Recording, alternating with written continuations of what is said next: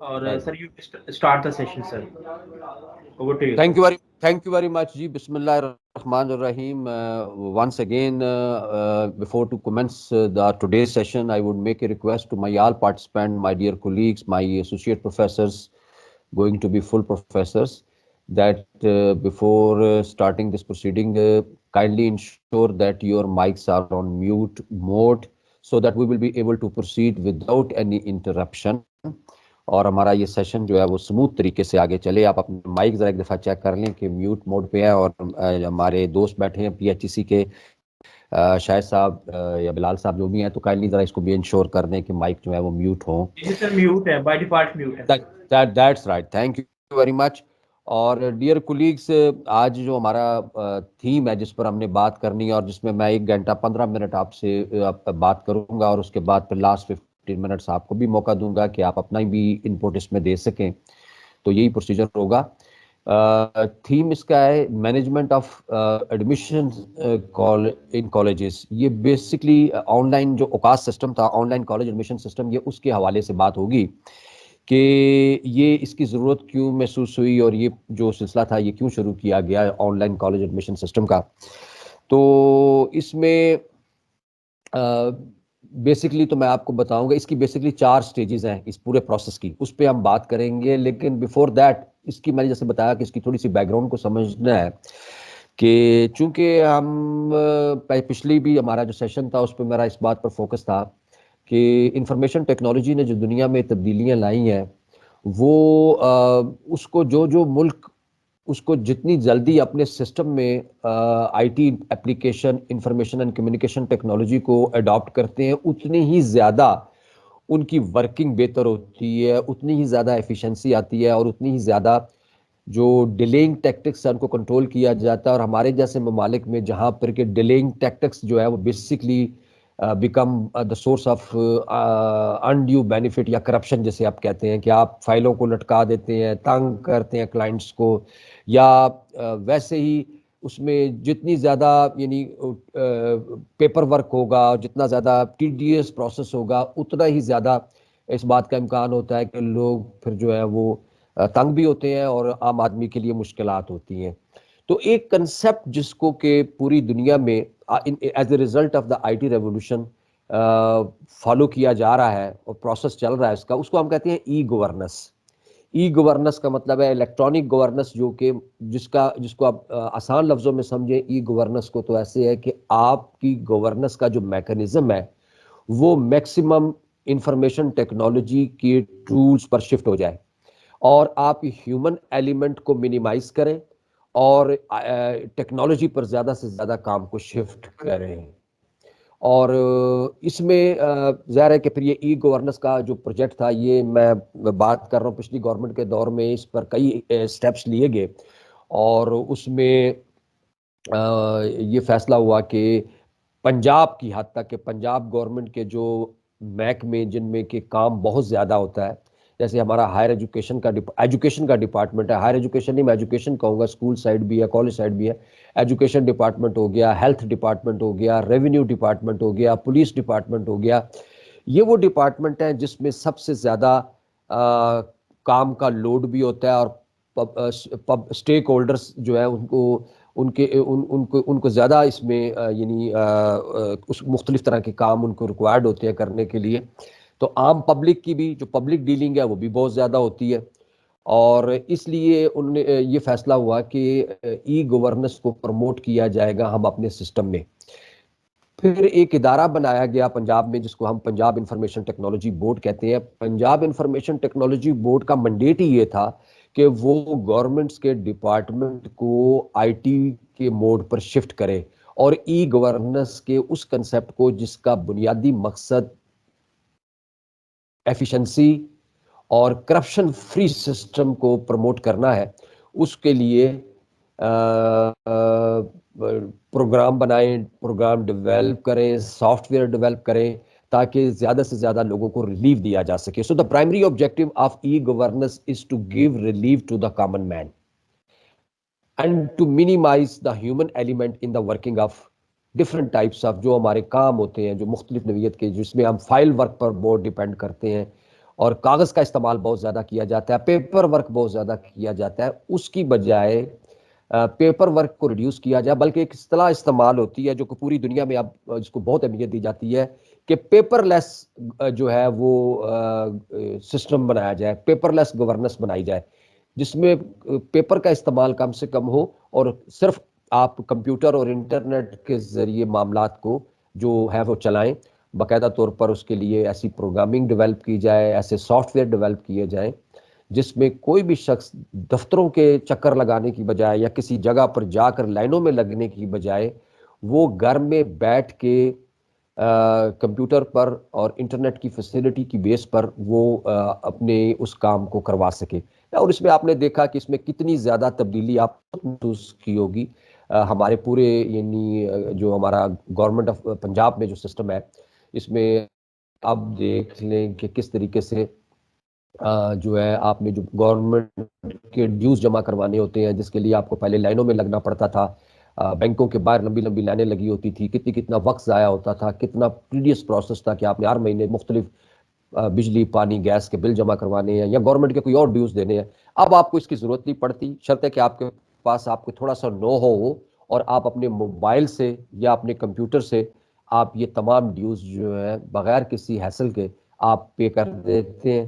اسی طریقے سے کئی اور ایسے کام ہیں جس کے لیے اب آپ کو کسی جگہ پر جانے کی ضرورت نہیں، کوئی جیسے فائن ہے، آپ نے کوئی ٹریفک وائلیشن کیا تو آپ کو فائن ہو گیا تو وہاں کھڑے کھڑے آپ فائن پے کریں اور اس مسئلے کو وہیں پر ختم کر دیں۔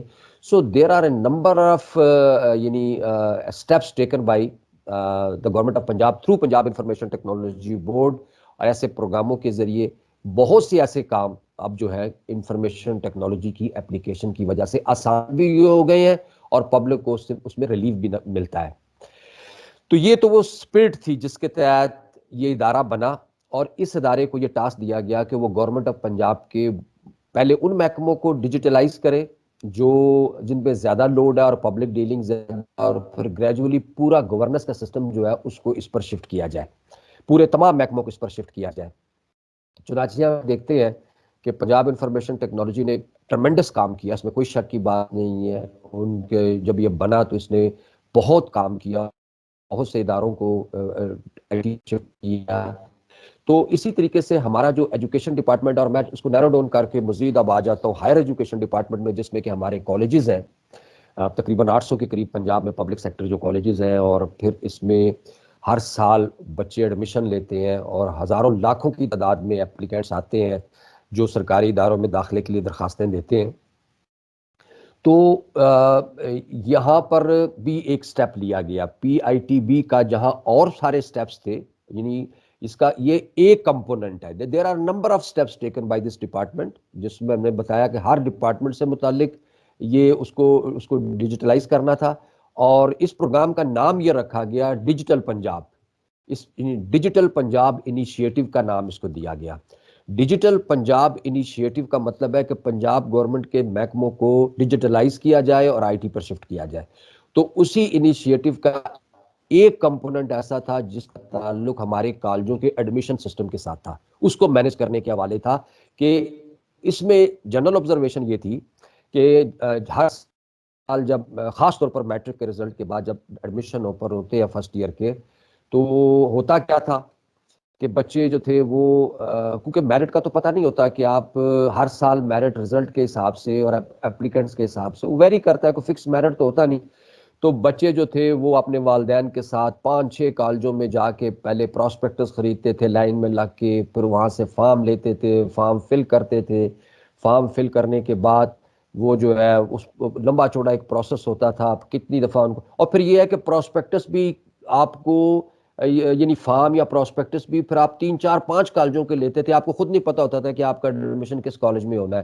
تو ایک اچھا خاصا مشکل کام ہے کہ آپ نے 4-5 جگہ پر اپلائی کیا ہوا ہے اور اس ہر جگہ کے اس پروسیس کو آپ فالو کر رہے ہیں، اور پھر کہیں جا کے آپ کا ایڈمیشن ہوتا ہے نہیں ہوتا، کس ادارے میں ہوتا ہے۔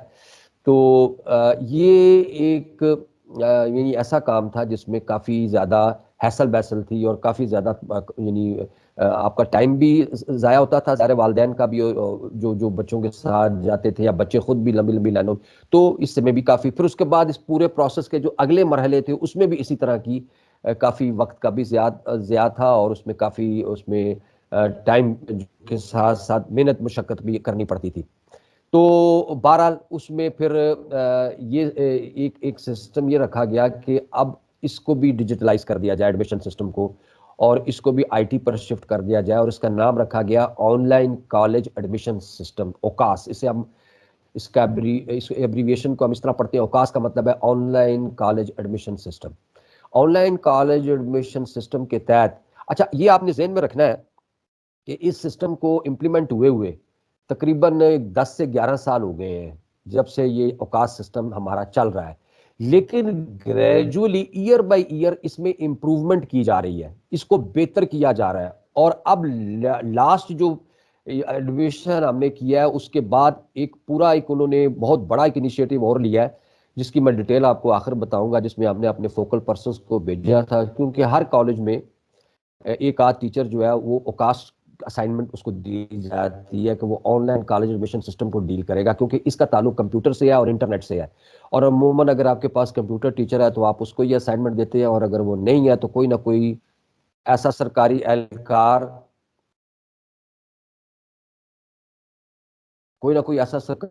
اہلکار جو ہے وہ یہ کام کرتا ہے، جو مطلب آفس کا کوئی نہ کوئی جو ملازم ہے جو کمپیوٹر کو سمجھتا ہے اور کمپیوٹر اور انٹرنیٹ کے معاملات کو، تو وہ اس کو آپ یہ اسائنمنٹ پرنسپل دے دیتے ہیں اوکاس مشن سسٹم کو. اچھا اب اس میں کچھ چیزیں بات آگے بڑھانے سے پہلے میں اس لیے کرنا چاہتا ہوں تاکہ کوئی کنسیپٹ، کیونکہ آپ کالجز میں موجود ہیں، آپ کو بہت سی چیزوں کا خود بھی پتہ ہے. ہمارے ہاں بعض کام ایک اچھی انٹینشن سے کیے جاتے ہیں، اس میں کوئی شک کی بات نہیں ہوتی ہے، گڈ فیتھ ہوتا ہے. اور گڈ فیتھ کا مطلب یہ ہے کہ بنیادی طور پر اوکاس سسٹم کو لانچ کرنے کا مقصد یہ تھا کہ اسٹیک ہولڈر کو ریلیف دیا جائے، پبلک کو ریلیف دیا جائے، ان لوگوں کو ریلیف دیا جائے جو کالجوں میں ایڈمیشن کے وقت جو ہے خاصی تکلیف اٹھاتے ہیں، اور خاصا ان کو پیسہ بھی خرچنے پڑتے ہیں اور کافی زیادہ وقت بھی دینا پڑتا ہے، تو وہ ان کو ریلیف ملے گا. ایک اسپیکٹ اس کا یہ ہوگا. دوسرا یہ ہوگا کہ اس کے ذریعے ایک سینٹرلائز ڈیٹا کلیکٹ ہوگا، یعنی پی آئی ٹی بی میں ایک آپ کے پاس یونٹ موجود ہے جو اس کو ڈیل کر رہا ہے کالج ایڈمیشنز کو، پبلک سیکٹر کالجز کے ایڈمیشن کو. وہ جب کینڈیڈیٹ اس کے تھرو اپلائی کریں گے تو تمام تر ڈیٹا ان کے پاس موجود ہوگا، اور وہ ڈیٹا آگے چل کے پالیسی میکنگ میں اور پلاننگ میں امپروومنٹ، ڈپارٹمنٹ کی امپروومنٹ کے لیے، کالجز کی مسنگ فیسلٹی کو پورا کرنے کے لیے، کالجز کی جو ورکنگ کو بہتر کرنے میں پلاننگ کے حوالے سے ہیلپ فل ہوگا. تو یہ، اور دوسرا یہ ہے کہ ٹوٹل آن لائن، اب اس میں پھر ظاہر ہے کہ ٹوٹل آن لائن ہمارے ہاں جس بھی ڈپارٹمنٹ میں یہ انیشیٹو لیا گیا ہے اس میں بہرحال ایک چیز جو ہم اس سے پورے، جسے کہتے ہیں نا اس کا پورا ڈیویڈنڈ لینا، وہ ہم نہیں لے پاتے. اس کی وجہ یہ ہوتی ہے کہ اس کے کاؤنٹر آرگومنٹ پھر یہ آ جاتا ہے کہ بھائی آپ یہ بتائیں کہ بڑے شہروں میں تو انٹرنیٹ کی فیسلٹی موجود ہے، بڑے شہروں میں تو یہ فیسلٹیز موجود ہیں، لوگوں کے پاس ایکسیس ہوتی ہے کمپیوٹر اور انٹرنیٹ کی. جو دور دراز کے علاقے ہیں وہاں پر نیٹ نہیں ہے، اگر نیٹ ہے تو اس کی کوالٹی وہ نہیں ہے، اور ہر بچے کے پاس انٹرنیٹ کی فیسلٹی جو ہے یہ کویسچنیبل ہے کہ یہ، تو کس طریقے سے آپ کہتے ہیں کہ آپ ٹوٹل جو ہے اس کو اس پہ شفٹ کر دیں. اور پھر اگر کالجوں میں بھی ہے تو کالجوں میں بھی بہت سے کالجز ایسے ہوں گے جن کے پاس ہیومن ریسورس نہیں ہوگا، کوئی ایسا بندہ جو کمپیوٹر کو ڈیل کر سکے، کوئی ٹیچر نہیں، کوئی نان ٹیچنگ میں بھی ایسا بندہ نہیں ہے، یا انٹرنیٹ کی فیسلٹی کا بھی مسئلہ ہو سکتا ہے اس کی تو بہت سی. تو اس کا نتیجہ پھر کیا ہوتا رہا، جب یہ شروع ہوا تو پھر پیرلل چلاتے رہے اس سسٹم کو، کہ ایک طرف آن لائن بھی ایڈمیشن ہو رہا ہے اس پروسیس کے تحت جو کہ پنجاب انفارمیشن ٹیکنالوجی بورڈ نے پرووائڈ کیا، جس کے لیے باقاعدہ انہوں نے ٹریننگ کروائی، ٹریننگ ورکشاپس کروائی، جس میں ہم نے اپنے فوکل پرسن کو بھیجا کہ اس کو آپریٹ کیسے کرنا ہے. اور ساتھ ہی کالجز اس کو پیرلل اپنے پرانے طریقے کے تحت بھی کرتے رہے. تو جب آپ پرانا طریقہ بھی ساتھ چلا رہے تھے کہ آپ مینول بھی ہر کام کر رہے ہیں کہ ایک بچہ آن لائن اپلائی بھی کرے اور ساتھ وہ مینول طریقے سے بھی فارم لے، فارم پراسپیکٹس خریدے، اپلائی کرے، کالج جائے، تو آپ نے وہ ریلیو پوری طرح لیا ہی نہیں جس ریلیو کے لیے یہ سسٹم آپریٹ کیا گیا تھا. تو وہ بھی ایک کوشچن ہے کہ بھائی وہ ریلیو تو تبھی لیا جا سکتا ہے جب آپ اس بات کو انشور کر دیں کہ 100% آپ کے جو عوام ہے یا آپ جو اسٹیک ہولڈرز ہیں، جو والدین ہیں یا بچے ہیں، ان تک کمپیوٹر اور انٹرنیٹ کی فیسلٹی موجود ہے، تب آپ اس کو 100% امپلیمنٹ کر سکتے ہیں. جب وہ ان کے پاس بھی نہیں ہے اور کالجوں کے پاس بھی اس طرح کی فیسلٹی کا گارنٹی نہیں ہے کہ ہر کالج میں موجود ہے، تو پھر اس میں کچھ اس طرح کا. اور ایک تو یہ وجہ ہے کہ جو جینون وجہ ہے، لیکن ہمارے ہاں بدقسمتی سے، میں پی آئی ٹی بی کی جنرل بات کروں گا، اور بھی ڈپارٹمنٹ میں یہ انیشیٹو لیا گیا کہ وہاں پہ بھی ہمارے ہاں ایکسیپٹیبلٹی اس کے لیے نہیں ہے. کوئی نہ کوئی ایکسکیوز ہم ضرور دیتے ہیں جس میں ہم مطلب ہوتا وہ گڈ فیتھ کے تحت کام ہے کہ اس کا مقصد تو گڈ گورننس کو لانا ہے، اس کا مقصد ای گورننس کے ذریعے گڈ گورننس کو لانا ہے، بہتری لانا ہے. لیکن اس بہتری میں بھی رکاوٹیں پیدا کر کے جان بوجھ کے اس طرح کا ماحول کریٹ کیا جائے کہ نہیں، وہ جو پرانا سسٹم ہے اس کے پیرالل آپ اس کو چلائیں، اس کو ختم نہ کریں، تاکہ وہ جو وہاں پر ایک ویسٹڈ انٹرسٹ بیٹھا ہوا ہے وہ نہیں چاہتا کہ ٹوٹلی اس کا جو ہے وہ ختم ہو جائے، مینول پریکٹس جو کی جاتی ہے. تو یہ بھی اسی طریقے سے چلتا رہا. اب تھوڑا سا یہ تو میں نے ایک ریویو آپ کو لیا، اب میں اس کی سٹیجز پہ آؤں گا اور اس کے بعد پھر اس کا فردر انالیسس کروں گا اس پورے سسٹم کا. کیونکہ میں ایک چیز کو جو سمجھنے کی ضرورت ہے کہ یہ e governance for good governance تھا، اور اس کا مقصد عام آدمی کو یا ان لوگوں کو جو اپنے بچوں کو کالجوں میں ایڈمیشن دلوانا چاہتے ہیں ان کو ریلیف دینا ہے، عوام کو ریلیف دینا ہے، پبلک کو ریلیف دینا ہے کہ ان کو ہیسل بیسل سے بچایا جائے اور کام بھی بہتر ہوگا، اور اس سے بہت سے اور بھی ایسے ڈیویڈنڈ سامنے آئیں گے جس سے کہ بہتر طریقے سے ڈپارٹمنٹ کے بارے میں پالیسی میکنگ ہو سکے گی. اچھا، اب ہم دیکھتے ہیں کہ یہ سسٹم آپریٹ کیسے کرتا ہے. اس کے لیے نمبر 1 سٹیج پہ کیا تھا کہ جو ہی میٹرک کا رزلٹ ڈکلیئر ہوتا ہے اور اس کے ساتھ ہی ایک میل ریسیو ہوتی ہے ہمیں، کیونکہ ہمارے بہت سی جو ہمیں پنجاب انفارمیشن ٹیکنالوجی بورڈ سے جو میلز آتی ہیں، کچھ ہم سے جو مانگنا چاہتے ہیں انفارمیشن یا جو بھی، وہ بعض اوقات اکثر صورتوں میں ہمارے ڈائریکٹریٹ کے تھرو آتی ہے کہ انفارمیشن ہم سے پی آئی ٹی بھی مانگ رہا ہوتا ہے لیکن وایا ڈائریکٹوریٹ آف کالجز. تو وہ پھر جناب ہم سے کہا جاتا ہے کہ تمام پبلک سیکٹر کالجز ہیں وہ اپنی پراسپیکٹس کی سافٹ کاپی جو ہے وہ اس ای میل ایڈریس پہ بھجوا دیں. چنانچہ اب ہر کالج کو پتا ہوتا ہے کہ اس نے اب اگلے 55 دنوں میں ایڈمیشن پروسیس شروع کرنا ہے، تو اس پر چھٹیوں میں، سمر ویکیشن میں ہم پراسپیکٹس اپنا تیار کرنا شروع کر دیتے ہیں. ظاہر ہے کہ اس کو اپ ڈیٹ کرنے کی ہر سال ضرورت پڑتی ہے، کچھ لوگ نئے کالج میں آتے ہیں، کچھ ریٹائر ہو جاتے ہیں، کچھ نئے سبجیکٹس انٹروڈیوس ہونے ہوتے ہیں، کچھ رول اینڈ ریگولیشن میں موڈیفکیشن ریکوائرڈ ہوتی ہے. تو پراسپیکٹس میں ہر سال کچھ نہ کچھ تبدیلیاں کی جاتی ہیں، اس کو اپ ڈیٹ کیا جاتا ہے فار دا نیو سیشن. تو پہلے تو سافٹ کاپی بنتی ہے، پھر اس کے بعد آپ نے اگر اس کو پرنٹ کروانا ہے تو پھر اسی سافٹ کاپی کو پرنٹ کرواتے ہیں. اس میں آپ نے بعض اوقات پکچرز بھی لگائی ہوتی ہیں. تو تمام کالجز سے کہا جاتا ہے کہ وہ اپنی پراسپیکٹس کی سافٹ کاپی جو ہے وہ پنجاب انفارمیشن ٹیکنالوجی بورڈ کے اوکاس سسٹم کے اس ای میلنگ ایڈریس پہ بھجوا دیں. اچھا، وہ ہم سے تمام لے لیتے ہیں، اور اس سے پہلے وہ ہم سے کہتے ہیں کہ یہ پراسپیکٹس آپ نے اپ ڈیٹڈ بھجوانی ہے. اگر آپ نے کہیں پر کوئی سبجیکٹ کمبینیشن چینج کیا ہے یا آپ نے کچھ نئے سبجیکٹ انٹروڈیوس کروائے ہیں تو ہر صورت ان کو اپ ڈیٹ کر کے ہمیں دیں. یعنی پراسپیکٹس وہ دیں جو آپ کی طرف سے فائنل پراسپیکٹس ہو، جس میں جو ریکوائرمنٹ جو آپ نے پچھلے سال کے مقابلے میں اس میں چینج کیا کرنی ہے وہ کر کے ہمیں بھجوائیں. تو ایک اپ ڈیٹڈ پراسپیکٹس جو ہے سافٹ شکل میں وہ ہم ان کو پی آئی ٹی بی کو تمام کالجز بھجوا دیتے ہیں. اچھا، پی آئی ٹی بی میں تمام کالجز کا ایک لاگ ان ہے، ایک پاس ورڈ ہے، اور ان کی ایک مخصوص اس کا مطلب آپ اس کا نام ڈالیں گے کالج کا پی آئی ٹی کی سائٹ پہ جا کے، تو اس کالج کے بارے میں وہ پورا پیج اوپن ہو جائے گا جس میں اس کی پراسپیکٹس بھی اویلیبل ہوگی. کیونکہ پراسپیکٹس میں عموماً ہر طرح کی انفارمیشن کالج نے دی ہوتی ہے اس کالج میں جو پروگرام چل رہے ہیں، اور اس میں فیکلٹی کے بارے میں، پروگراموں کے بارے میں، کالج کی بیک گراؤنڈ کے بارے میں، اور کالج کیا پروگرام آفر کر رہا ہے، اس میں ہر چیز every detail is provided in prospectus. تو ظاہر ہے اس کے علاوہ بھی کالج کے بارے میں ایچ ڈی کی طرف سے جو پرفارما سا بنا ہوا ہے کہ آپ فردر اس کے بارے میں جاننا چاہیں، اس کی لوکیشن کے بارے میں، تو وہ آپ کالج کلک کریں تو وہ ہر چیز اس کے بارے میں اوپن ہو جاتی ہے انکلوڈنگ یور پراسپیکٹس. تو پراسپیکٹس ہم دے دیتے ہیں. اچھا پھر اس کے بعد پراسپیکٹس چلا جاتا ہے تو پھر وہ ہم سے انفارمیشن مانگتے ہیں کہ اب آپ نمبر آف سیٹس ہمیں بتائیں کہ آپ کے پاس ٹوٹل سیٹس کس کس کیٹیگری میں کتنی ہے, پری انجینئرنگ میں کتنی ہے, پری میڈیکل میں کتنی ہے, آئی سی ایس فزکس میں کتنی ہے, آئی سی ایس اسٹیٹ میں کتنی ہے, یا جو کیٹیگریز میں آپ ایڈمیشن آفر کر رہے ہو اس میں آپ نے کتنا کتنا ایڈمیشن کرنا ہے, کتنی کتنی سیٹس آپ نے فل کرنی ہے, وہ بتا دیں. تو پراسپیکٹس کے ساتھ دوسری انفارمیشن ہمیں یہ دینی پڑتی ہے کہ ہم کس کس کیٹیگری میں ایڈمیشن کریں گے اور اس میں ہمارے پاس کتنی کتنی سیٹیں ہیں جن کو ہم نے فل کرنا ہے. یہ انفارمیشن بھی پی آئی ٹی بی کے اوقات سسٹم پہ چلی جاتی ہے اسی وقت جب یہ رزلٹ آتا ہے اور ہمارا ایڈمیشن پروسیس شروع ہونے لگتا ہے.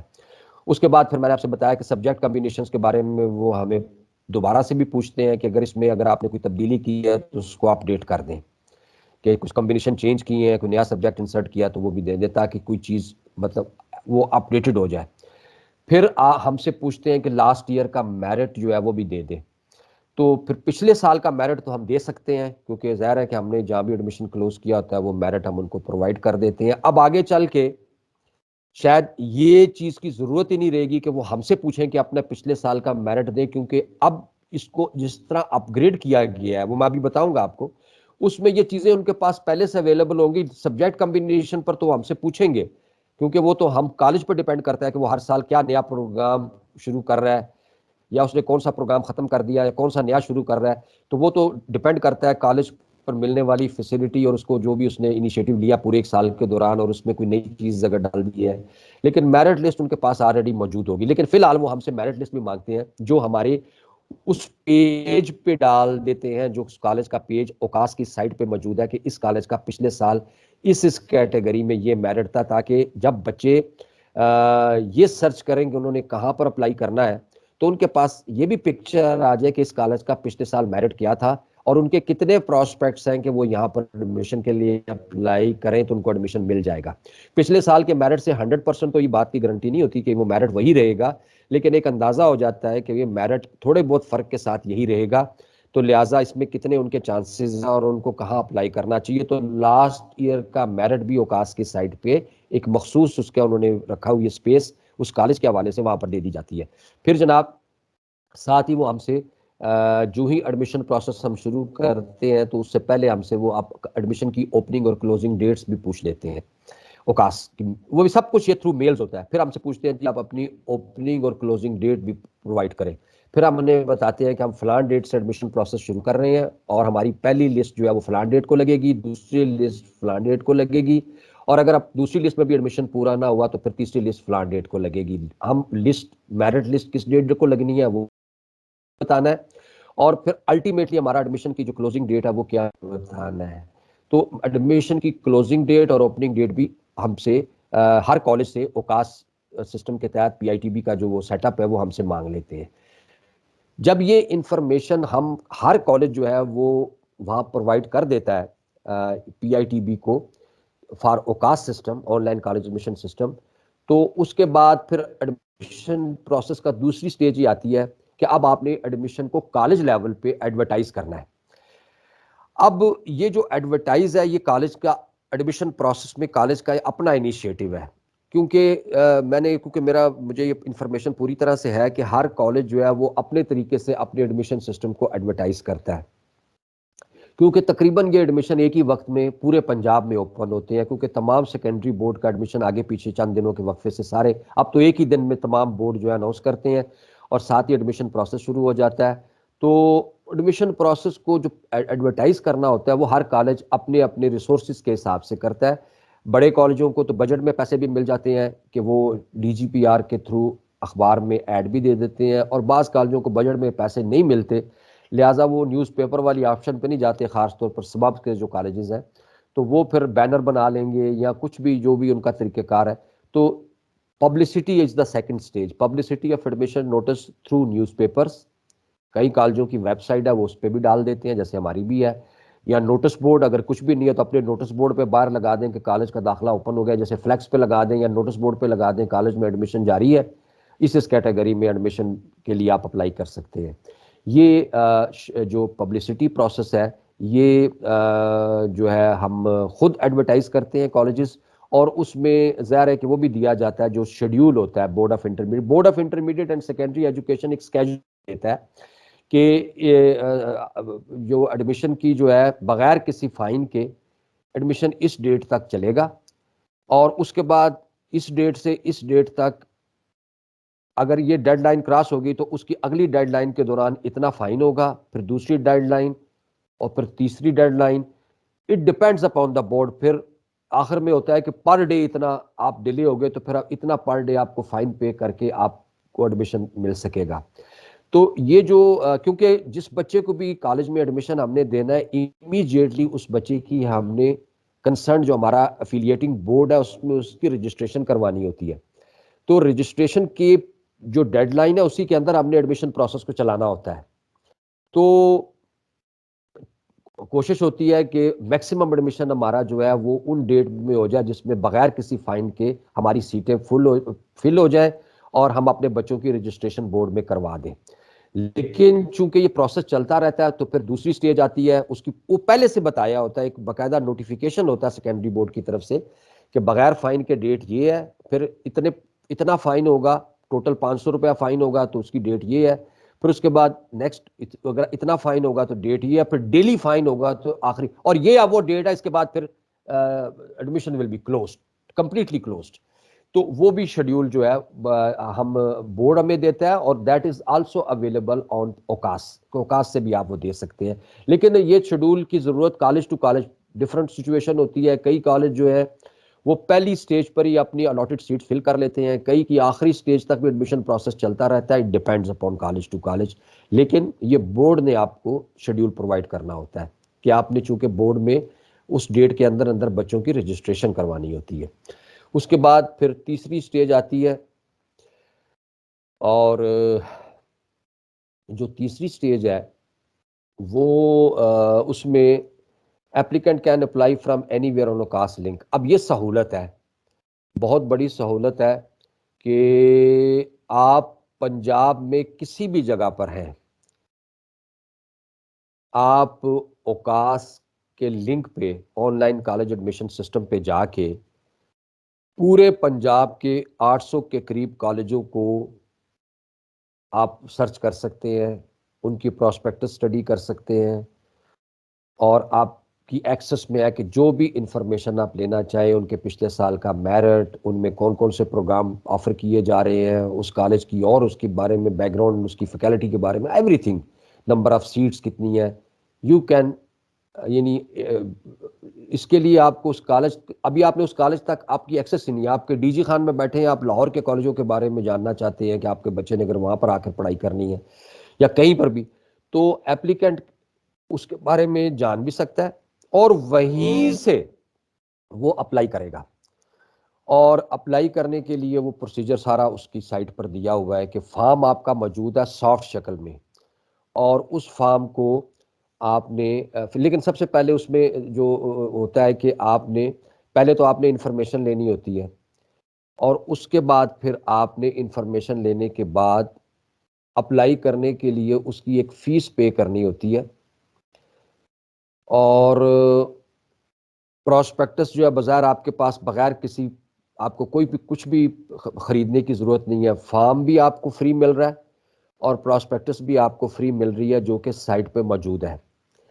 اور آپ نے 25 روپے اس کے لیے بینک میں ڈپازٹ کرانے ہیں. بینک آف پنجاب کی کسی بھی برانچ میں 25 روپیز آپ ان کے چلان فارم پہ جمع کروائیں گے، اور اس نمبر کا جو ڈپازٹ کروائے ہیں آپ نے وہاں پر انسرٹ کرنا ہوگا سائٹ پہ، جس کے بعد پھر اس کالج کے لیے ایڈمیشن کا پروسیس میں آپ شامل ہو سکیں گے.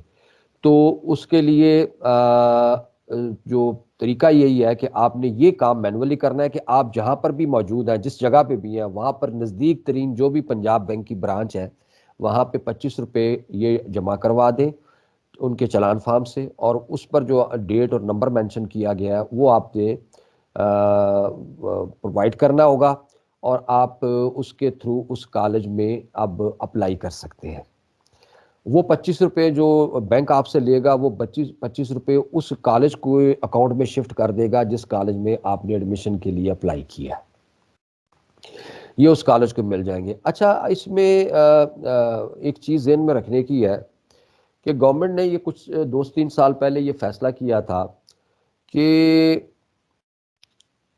پراسپیکٹس جو ہے یہ صرف ان بچوں کو ہارڈ شکل میں جو اس کی ہارڈ کاپی ہے دی جائے کالجوں میں، جو بچے اس کالج میں ایڈمیشن لے لیتے ہیں، جن کا ایڈمیشن ہو، کیونکہ پراسپیکٹس کی اہمیت یہ ہوتی ہے کہ اس میں ظاہر ہے کہ ویسے تو سافٹ شکل میں موجود ہے ہر وہ چیز جو اس ہارڈ کاپی میں موجود ہے وہ سافٹ میں بھی موجود ہے، تو لیکن پھر بھی اگر وہ کہتے ہیں آپ نے دینی ہی ہے، آپ نے پرنٹ کروانی ہے، تو آپ جب جو بچے ایڈمٹ ہو جائیں آپ کے پاس، ان سے کہیں کہ ایک پراسپیکٹس آپ نے لینی ہے اور اس کو جو بھی اس کی پرائز ہے اس پر دے دیں۔ لیکن آپ یہ نہیں ہے کہ ہر ایپلیکینٹ کو وہ پراسپیکٹس لینی ضروری ہو، ظاہر ہے پراسپیکٹس جو ہے اس کی جو پرائز ہے وہ ویری کرتی ہے، 100-150 سے شروع ہو کے 400-500 روپے تک، پرائیویٹ کالجوں کی تو بہت مہنگی ہوتی ہیں، لیکن سرکاری کالجوں میں بھی 300-400-500 روپے تک کی پراسپیکٹس سیل ہوتی ہے، اور ایک بچے نے اگر 4-5 جگہ پر اپلائی کرنا ہے تو اس کو کیا کاسٹ پڑے گی آپ خود اندازہ لگا لیں، فوٹو کاپیوں کے ساتھ ساتھ جو اس نے کروانی ہوتی ہے اپنے ٹیسٹیمونیلز کی یا ڈاکومنٹس کی۔ تو اصولی طور پر تو یہ ایک ریلیف تھا کہ پراسپیکٹس تو اس کی ہر کالج کی اوقاس کی سائٹ پہ پڑی ہے، آپ اس کو آرام سے ڈاؤن لوڈ کر لیں سافٹ شکل میں، آپ اس کو پڑھ بھی لیں، اس میں سب کچھ دیا ہوا ہے، رول ریگولیشن، کالج کے کوڈ آف ایتھکس، کالج کے سبجیکٹ کمبینیشن، کالج میں آفر کیے گئے پروگرام، کالج کی فیکلٹی، سب کچھ ہے۔ تو ریلیف تو ایکچوئل ریلیف تو یہی ہے کہ پھر آپ کو پھر اس کو، چلو پرنسپل انسسٹ کر رہے تھے کہ نہیں یہ بھی ساتھ ہونی چاہیے، تو یہ فیصلہ ہوا کہ صرف ان کو دی جائے جن کا ایڈمیشن ہو سکے، تو اگر ان کو دی جائے تو کسی کالج میں، میرے کالج میں اگر ٹوٹل 1100 بچہ ہم نے ایڈمٹ کیا تو پھر 1100 پراسپیکٹس ہم چھاپیں گے جو ان کو دے دیں گے جنہوں نے اپلائی کی، جو ایڈمٹ ہو گئے ہیں۔ لیکن پھر اس کے بعد پرنسپلز کا ایک اپنا ورژن ہوتا تھا، بعض پرنسپل نے پھر جو میٹنگ اس حوالے سے انہوں نے کہا جی کہ سر یہ پراسپیکٹس جو ہے یہ ہمارے پاس ایک سورس ہوتا ہے کالج کی، چونکہ اس میں حقیقت ہے، میں بینگ پرنسپل آپ سے کہہ رہا ہوں کہ جو گورنمنٹ کی طرف سے بجٹ ملتا ہے اس میں بہت سی چیزیں کور نہیں ہوتی، بہت سی چیزیں جو کالج کے اخراجات ہوتے ہیں وہ ان میں کور نہیں ہوتی، تو کالج انہی فنڈوں کو استعمال کرتا ہے اور ہر فنڈ کا ایک استعمال دیا بھی ہوا ہے، لیکن پراسپیکٹس فنڈ کے کوئی ایز سچ کلیئر کٹ کوئی اس کا لکھا بھی نہیں ہوا کہ اس کو کس پراسپیکٹس پبلش کرنے پہ چھاپیں آپ، بس یہی، لیکن اس کو آپ کالج میں مسلینیس پرپزز کے لیے بھی استعمال کر سکتے ہیں، آڈیٹیبل فنڈ ہے یہ۔ تو پرنسپل کا خیال تھا کہ یہ ہمارے لیے ایک ایسا سورس ہے جس سے ہم کالج کے مختلف طرح کے اخراجات اس سے پورے کرتے ہیں، تو اس کو جو ہے ریسٹرکٹ نہ کیا جائے بلکہ ہمیں اس کو چھاپنے دیا جائے۔ تو اس پر پھر ابھی تک کوئی واضح ڈیسیشن نہیں آیا۔ اب ہو کیا رہا ہے اس وقت، پریکٹس کیا ہو رہی ہے کہ آن لائن بھی ہم دے دیتے ہیں جو اوقاس کی سائٹ پہ پڑا ہوا ہے، اور ہر کالج اپنا پراسپیکٹس سیل بھی کر رہا ہوتا ہے، اور وہ 3-4 ہزار 5 ہزار پراسپیکٹس چھپ جاتے ہیں، اور وہ باقاعدہ بینکوں کے ذریعے بھی سیل ہو رہے ہوتے ہیں، چھوٹے کالجوں میں کالجوں کے ذریعے بھی شیئر ہو رہے ہوتے ہیں، تو مطلب وہ ہر اس کو بندے کو لینے پڑتے ہیں جو اپلائی کر رہا ہے۔ تو ایک یہ جو چیز ہے یہ اس اوقاس سسٹم کی اسپرٹ کے تھوڑا سا اگینسٹ میں سمجھوں گا کہ یہ اگینسٹ جا رہی ہے، کہ جب آپ نے ایک ریلیف دے دیا ہے کہ وہ آپ نے سافٹ شکل میں بچے کو لیے ایکسیسیبل ہے، تو پھر اس کی ہارڈ کاپی کو بیچنے کا کوئی جواز نہیں بنتا۔ لیکن پرنسپلز کا اس پر تھا کنٹینشن کہ ہمارے لیے کالج کو چلانے کے لیے یہ فنڈ بڑا اہم ہوتا ہے، لہٰذا ہمیں یہ اجازت دی جائے کہ ہم اس کو سیل آؤٹ کریں، تو وہ پھر وہ بھی ہو رہا ہے ساتھ ساتھ کہ پراسپیکٹس بھی ساتھ سیل ہوتے ہیں، ہارڈ شکل میں بھی ہر بچے کو لینے پڑتے ہیں، اور سافٹ شکل میں بھی ہم نے اوقاس کی سائٹ پہ دیا ہوتا ہے۔ تو یہ ایک انوملی ہے جس کا میں نے آپ کے ساتھ ذکر کیا، یہ انوملی ختم ہو جائے گی، ہو سکتا ہے آنے والے سالوں میں ختم ہو جائے، لیکن ابھی تک چل رہی ہے۔ It is because of the insist, جو ہمارا پرنسپلز نے جو اس پر اپنا موقف دیا تھا، تو محکمے نے اس پر اس طرح سختی سے عمل نہیں کیا ابھی تک۔ تو بہرحال کہیں سے بھی آپ اپلائی کر سکتے ہیں، آپ ابھی جو لیٹسٹ انہوں نے اس میں چیزیں ایڈ کی ہیں جو شاید آنے والے وقتوں میں فردر اس میں چیزیں نئی آ جائیں گی، کہ اب اوقاس سے آپ نے اپلائی کر لیا، اس کے لیے آپ کو صرف 25 روپے خرچنے پڑے کہ آپ نے فیس پے کر دی بینک آف پنجاب میں، اس کے بعد آپ نے فارم ڈاؤن لوڈ کیا، اس فارم کو فل کیا، اور اس فارم کو فل کر کے آپ نے ایڈمیشن کے لیے اپلائی کر دیا۔ اچھا، اس میں جب آپ نے اپلائی کر دیا تو اس میں پھر ہوتا یہ تھا کہ آپ کو بعض اوقات تو یہ ہوتا تھا کہ وہ تو ڈی جی خان والا اپلیکیشن تو اس کی آ گئی سسٹم میں، اور ہم نے نمبر آف سیٹ بھی بتا دی ہوئی ہیں اوکاس میں. اب اس سال تو اس میں کچھ کمی تھی، لیکن اب یہ جس طرح جو شکل اختیار کر رہا ہے میں اس پہ بات کر رہا ہوں. اب یہ ہونا ہے کہ اب چونکہ سیٹیں ہم نے بتائی ہوئی ہیں، اب ہماری میرٹ لسٹ کو جنریٹ کرنا ہے اوکاس نے. کیونکہ ہر بچہ، چاہے وہ ایک بچہ ہے جس کو کوئی مسئلہ نہیں ہے اور اس کو ایک ہی کالج میں اپلائی کر رہا ہے، اس کو 100% یقین ہے کہ میرا اسی کالج میں ایڈمیشن ہو جائے گا، وہ اس کی پہلی چوائس بھی وہ کالج ہے، اور اس نے ایک ہی کالج میں اپلائی کیا ہے. وہ آیا ہے، اس نے مینولی فارم خریدا ہے اور مینولی فارم فل کر کے اس نے سبمٹ کرا دیا ہے. ایسے بچے کو بھی ہر صورت آن لائن بھی اپلائی کرنی. کہنے کا مقصد یہ ہے کہ آپ نے ہر صورت آن لائن اپلائی کرنا ہے. ایک تو یہ سہولت ہے نا، سہولت اس کے لیے ہے جو کالج سے دور ہے، کالج پہنچنا اس کے لیے مشکل ہے، یا کسی دوسرے شہر میں بیٹھا ہے اور وہ کسی دوسرے شہر میں اپلائی کر رہا ہے، اس کے لیے بہت بڑی فیسلٹی ہے. لیکن ایک بچہ جس کو لیے یہ کوئی بڑا مسئلہ نہیں ہے کہ وہ کالج سے نزدیک ہی رہتا ہے اور اس کو پتا ہے میں ادھر ایڈمیشن میرا ہو بھی جائے گا، اور وہ مینولی آتا ہے، فارم لیتا ہے، فل کرتا ہے اور اپلائی کر دیتا ہے، اس بچے کو بھی اب پیرالل اوکاس پہ بھی اپلائی کرنا ہے. یعنی online college admission system پر each and every candidate will have to apply irrespective of this aspect, that whether he is directly going to the college, getting form, filling the form and then applying for admission. اس کو بھی اس پہ آنا ہے، اوکاس پہ apply کرنا ہے. اور یہ شروع میں جب یہ سسٹم چلتا رہا تو اس میں یہ تھا کہ ہم نے کچھ کالجوں میں بھی یہ فیسلٹی ہوتی ہے کہ وہاں پر وہ ایک ڈیسک کالج کے اندر بنا دیتے ہیں جہاں پہ بچوں کو جن کے پاس یہ فیسلٹی نہیں ہے. ہم نے شروع میں تو ایسے بھی کیا کہ بعض کالجوں نے 20 روپے یا 50 روپے لیے اور کسی بندے کو بٹھا دیا وہاں پہ کہ تمہیں ہم پیسے دیں گے، تم یہاں بیٹھ کے جو بچہ ریکویسٹ کرتا ہے، کیونکہ اس پہ تھوڑا سا ٹائم لگتا ہے، اس بچے کا فارم جو ہے اوکاس کی سائٹ پہ فل کر کے اپلوڈ کر دو.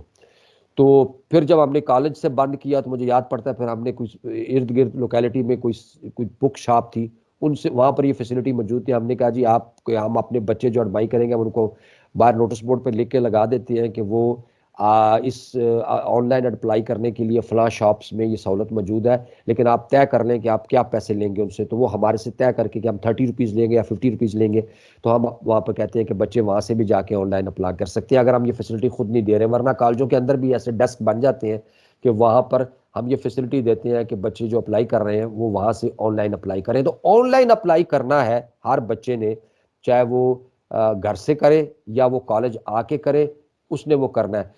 اب اس کا مطلب ہے کہ جتنے بھی اپلیکینٹس ہیں اس کالج کے لیے وہ تمام کے تمام کا ڈیٹا PITB کے اوکاس سسٹم میں ڈیٹا انٹر ہو رہا ہے. اس کے نمبر کتنے تھے، وہ کس ڈسپلن میں اپلائی کر رہا ہے، اس ڈسپلن میں ٹوٹل سیٹیں کتنی ہیں. اب جب آپ کی دی ہوئی پہلی ڈیٹ آئے گی فرسٹ میرٹ لسٹ کی تو اوکاس سسٹم وہ میرٹ لسٹ آٹومیٹکلی جنریٹ کرے گا اور اپنی سائٹ پہ ڈسپلے کر دے گا، اور ان بچوں کو جنہوں نے اپلائی کیا ہوا تھا ان کو گھر بیٹھے میسج چلا جائے گا ان کے موبائل پہ یا ان کے کانٹیکٹ نمبر پہ جو بھی انہوں نے دیا ہوا ہے فارم پہ کہ آپ کا اس کالج میں ایڈمیشن ہو گیا ہے، اب آپ کالج جا کے باقی کا پروسیس مکمل کر لیں.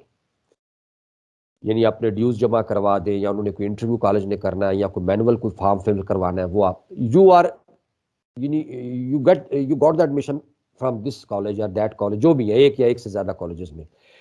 تو دیکھیں ایک بچے نے آن لائن اپلائی کیا، اب اس کے بعد جب پہلی میرٹ لسٹ لگی ہے تو آٹومیٹکلی میرٹ لسٹ اس پہ آ گئی اوکاس پہ. اس بچے نے وہاں یا خود دیکھ لے، اگر وہ خود نہیں دیکھ سکا تو اوکاس کے اندر ہی اس کی پروویژن ہے کہ اس بچے تک وہ میسج کنوے چلا جائے گا اس کے گھر میں ہی، اس کے موبائل پہ یا جو بھی، کہ اس کا ایڈمیشن ہو چکا ہے اور وہ کالج میں جا کے کالج باقی کا پروسیس مکمل کر لیں.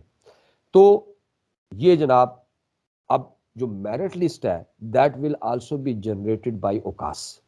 اچھا اس میں یہ ہوگا کہ ہمیں ساتھ ساتھ یہ انفارمیشن ہم سے مانگی جاتی رہے گی جب پہلی لسٹ جب پہلا لسٹ کی ڈیڈ لائن ختم ہو جائے گی ڈیوز جمع کرانے کی تو آٹومیٹکلی یہ پتہ چل جائے گا، اوکاس سسٹم میں بھی آ جائے گا اور ہمارے پاس بھی پتہ چل جاتا ہے کہ ہماری پہلی لسٹ جب لگی اس کی ڈیڈ لائن میں کتنے بچوں نے فیسیں جمع کروائی اور کتنی سیٹس ہماری ابھی تک ویکنٹ ہیں جو بچ گئی، اور کتنے بچے تھے جو ٹرن اپ نہیں ہوئے باوجود اس کے کہ ان کا ایڈمیشن ہو گیا ہے. تو جو سیٹیں بچ گئی ہیں اس کو دیکھتے ہوئے اب ہم دوسری میرٹ لسٹ کی طرف آ رہے ہیں. اب یہ دوسری میرٹ لسٹ بھی کیونکہ اوقاس کی سائٹ پہ موجود ہے کہ ان کے 100 سیٹیں تھیں، ان کی پہلی لسٹ میں 70 فل ہو گئی، 30 بچی ہیں، تو وہ اگلے 30 بچوں کی میرٹ لسٹ جنریٹ کر دے گا اوقاس سسٹم. اور جو میرٹ پہ ہے کیونکہ پورا میرٹ وائز وہ لسٹ بنی ہوئی ہے اوقاس میں، تو وہ دوسری میرٹ لسٹ بھی اوقاس پہ جنریٹ ہو گئی جو کہ ایکسیسیبل ہوگی ہر بندے کے لیے اپنے گھر میں بیٹھے ہوئے، اور ان کے گھروں میں میسج بھی بچوں کے چلا جائے گا کہ آپ کا ایڈمیشن ہو جائے. تو اس طریقے سے جب تک آپ کا ایڈمیشن کلوز نہیں ہو جاتا، آپ کو آپ کی جو لسٹ ہے میرٹ لسٹ پہلی، دوسری، تیسری، وہ آٹومیٹکلی جنریٹ ہو رہی ہے اوقاس کی سائٹ پہ، اور جو ہے وہ کینڈیڈیٹ کو پتا چل رہا ہے کہ اس کا ایڈمیشن ہوا ہے کہ نہیں ہوا. So it is a facility کہ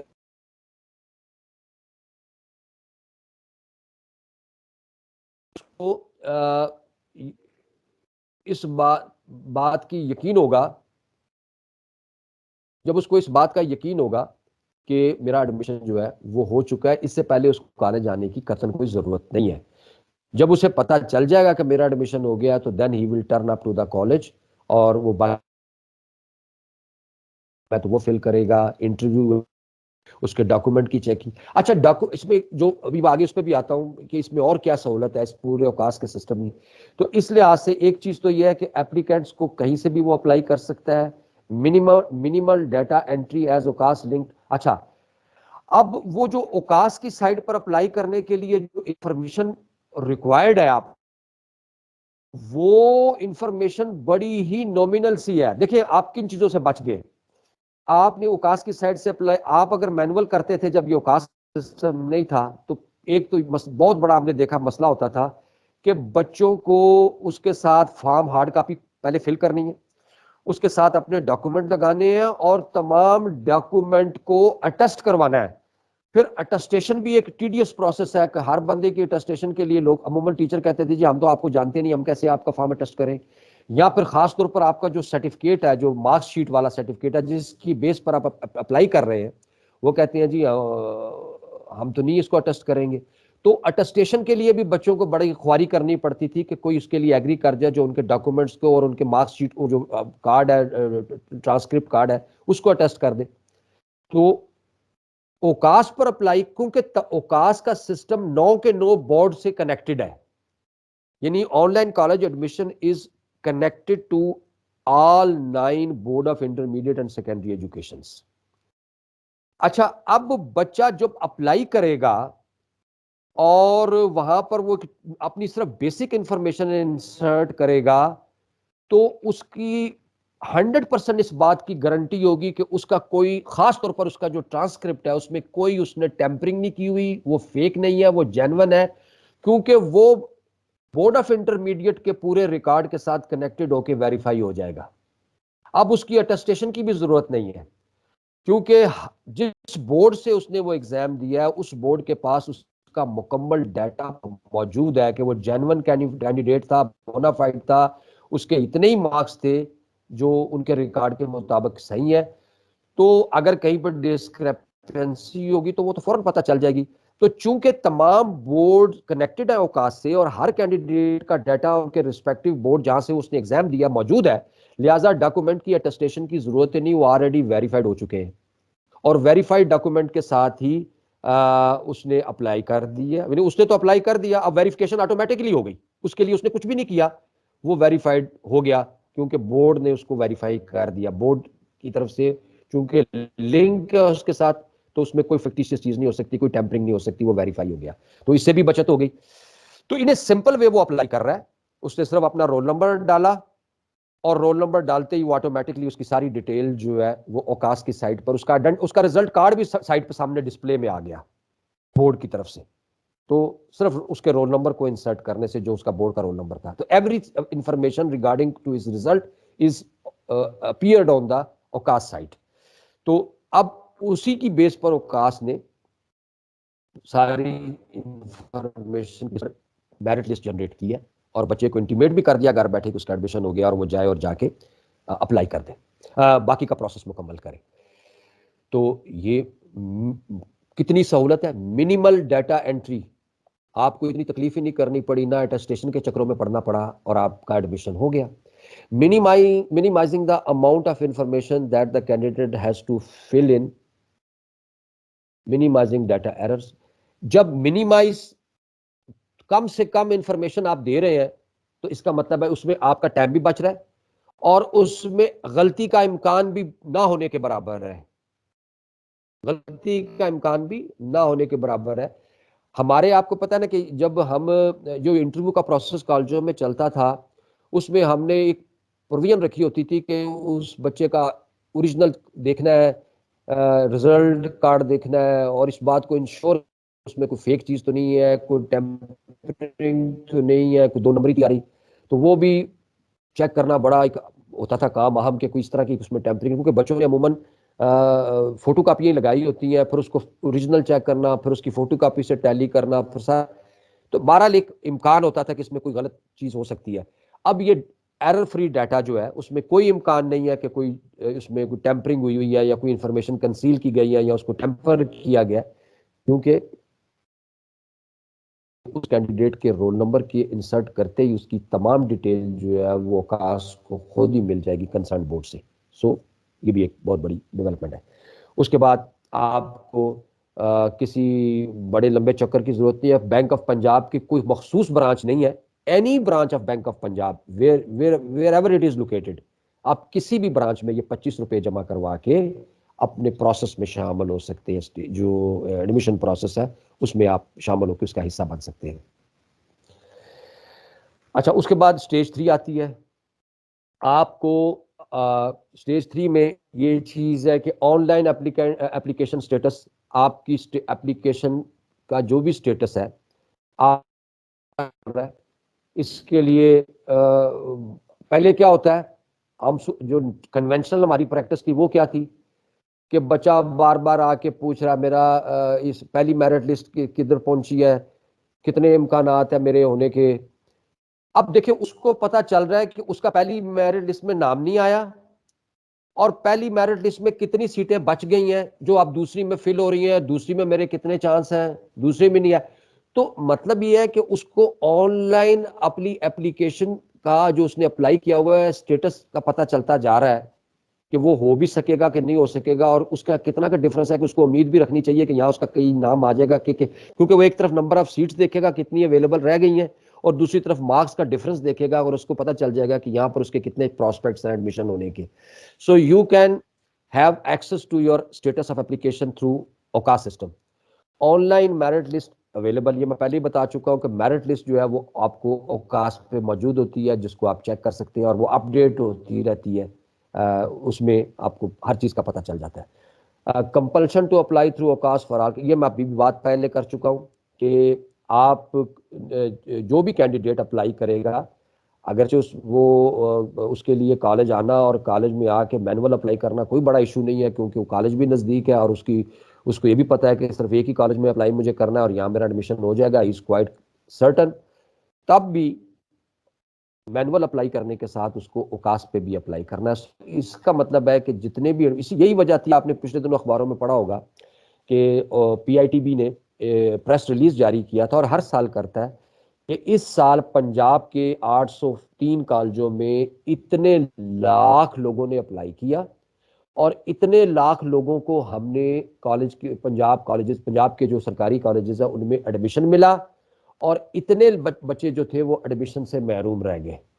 اور اسی ڈیٹے کی بیس پر پھر گورنمنٹ نے امیڈیٹ ڈیسیژن لیا کہ ہم کوشش کریں گے کہ فوری طور پر جن جن کالجوں میں سیکنڈ شفٹ شروع ہو سکتی ہے وہاں پہ سیکنڈ شفٹ، کئی کالجوں میں تو چل رہی ہے لیکن جن میں نہیں بھی چل رہی اس پہ بھی دیکھا جائے گا کہ وہاں شروع کی جا سکتی ہے تو وہاں شروع کی جائے، تاکہ کیونکہ یہ بہت بڑی سہولت ہے سرکاری کالجوں میں تعلیم، کیونکہ اس میں فائنینشیل لائبلٹی بہت کم ہوتی ہے اور ایک غریب کا بچہ بھی پڑھ سکتا ہے، اس پر اتنا بوجھ نہیں پڑتا کیونکہ گورنمنٹ اس کو سبسڈائز ایجوکیشن دیتی ہے، سارا برڈن گورنمنٹ پہ ہوتا ہے.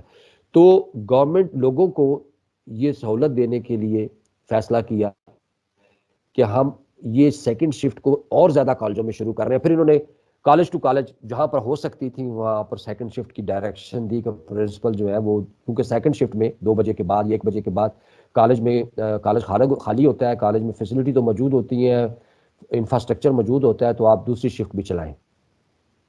تو پھر چلائی بہت سے کالج، ہم تو کئی سالوں سے چلا رہے ہیں.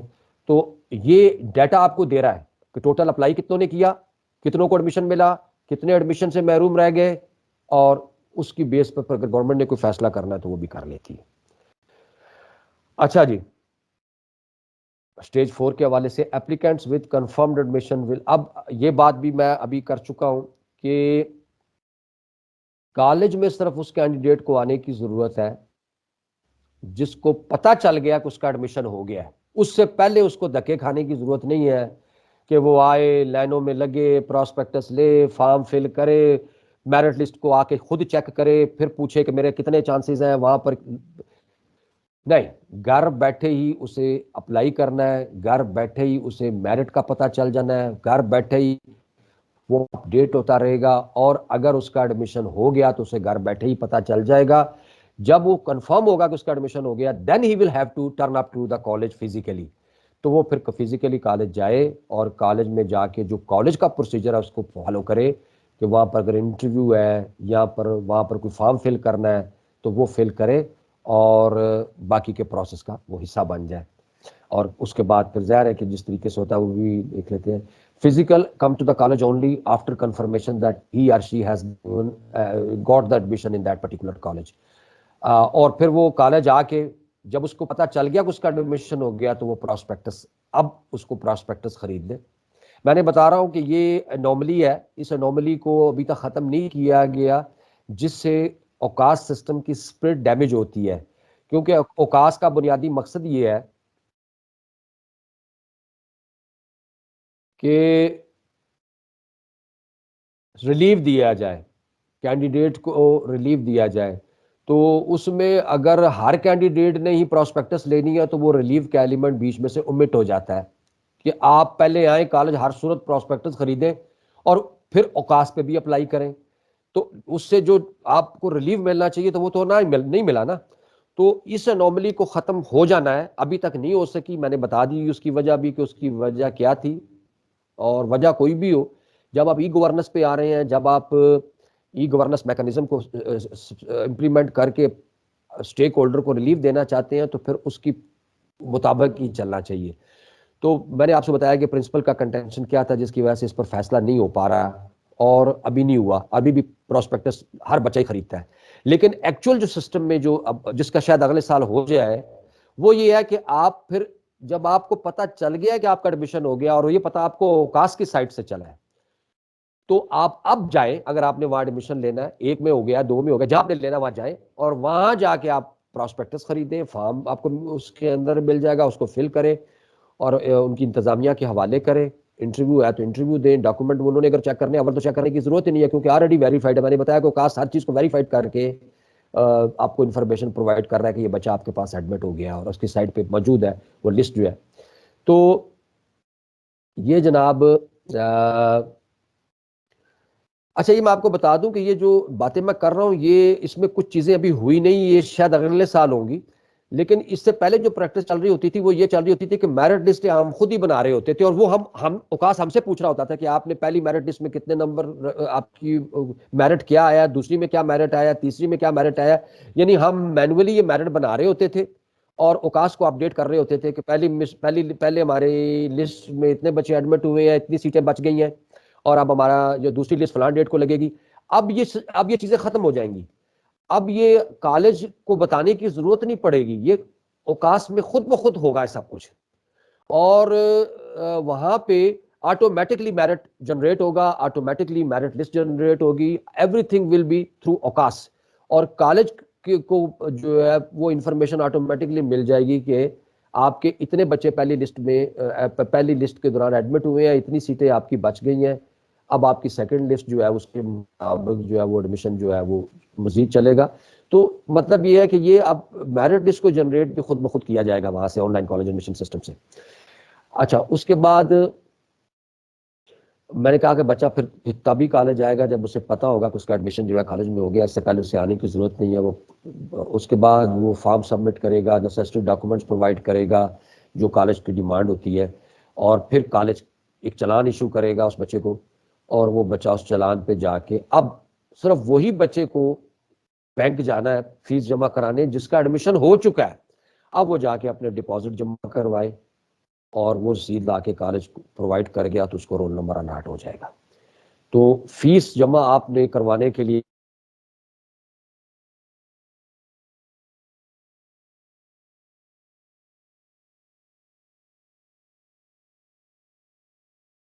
اچھا جی، اس کے بعد roll number and section of allocation, وہ بھی ظاہر ہے کہ فیس جمع جب ہوگی آپ کو رول نمبر مل گیا، آپ کو سیکشن الاٹ ہو گیا اور آپ کالج کے اسٹوڈنٹ بن گئے. اب آپ کا ایڈمیشن کالج میں ہو گیا، آپ کو کالج کا جو آئیڈینٹی کارڈ ہے وہ ایشو ہو جائے گا جس میں آپ کی پکچر ہوگی اور آپ کا پورا وہ ڈیٹیل ہوگی، آپ کی کس کس ڈسپلن میں آپ نے ایڈمیشن لیا، آپ کا رول نمبر کیا ہے، سب کچھ جو ہے.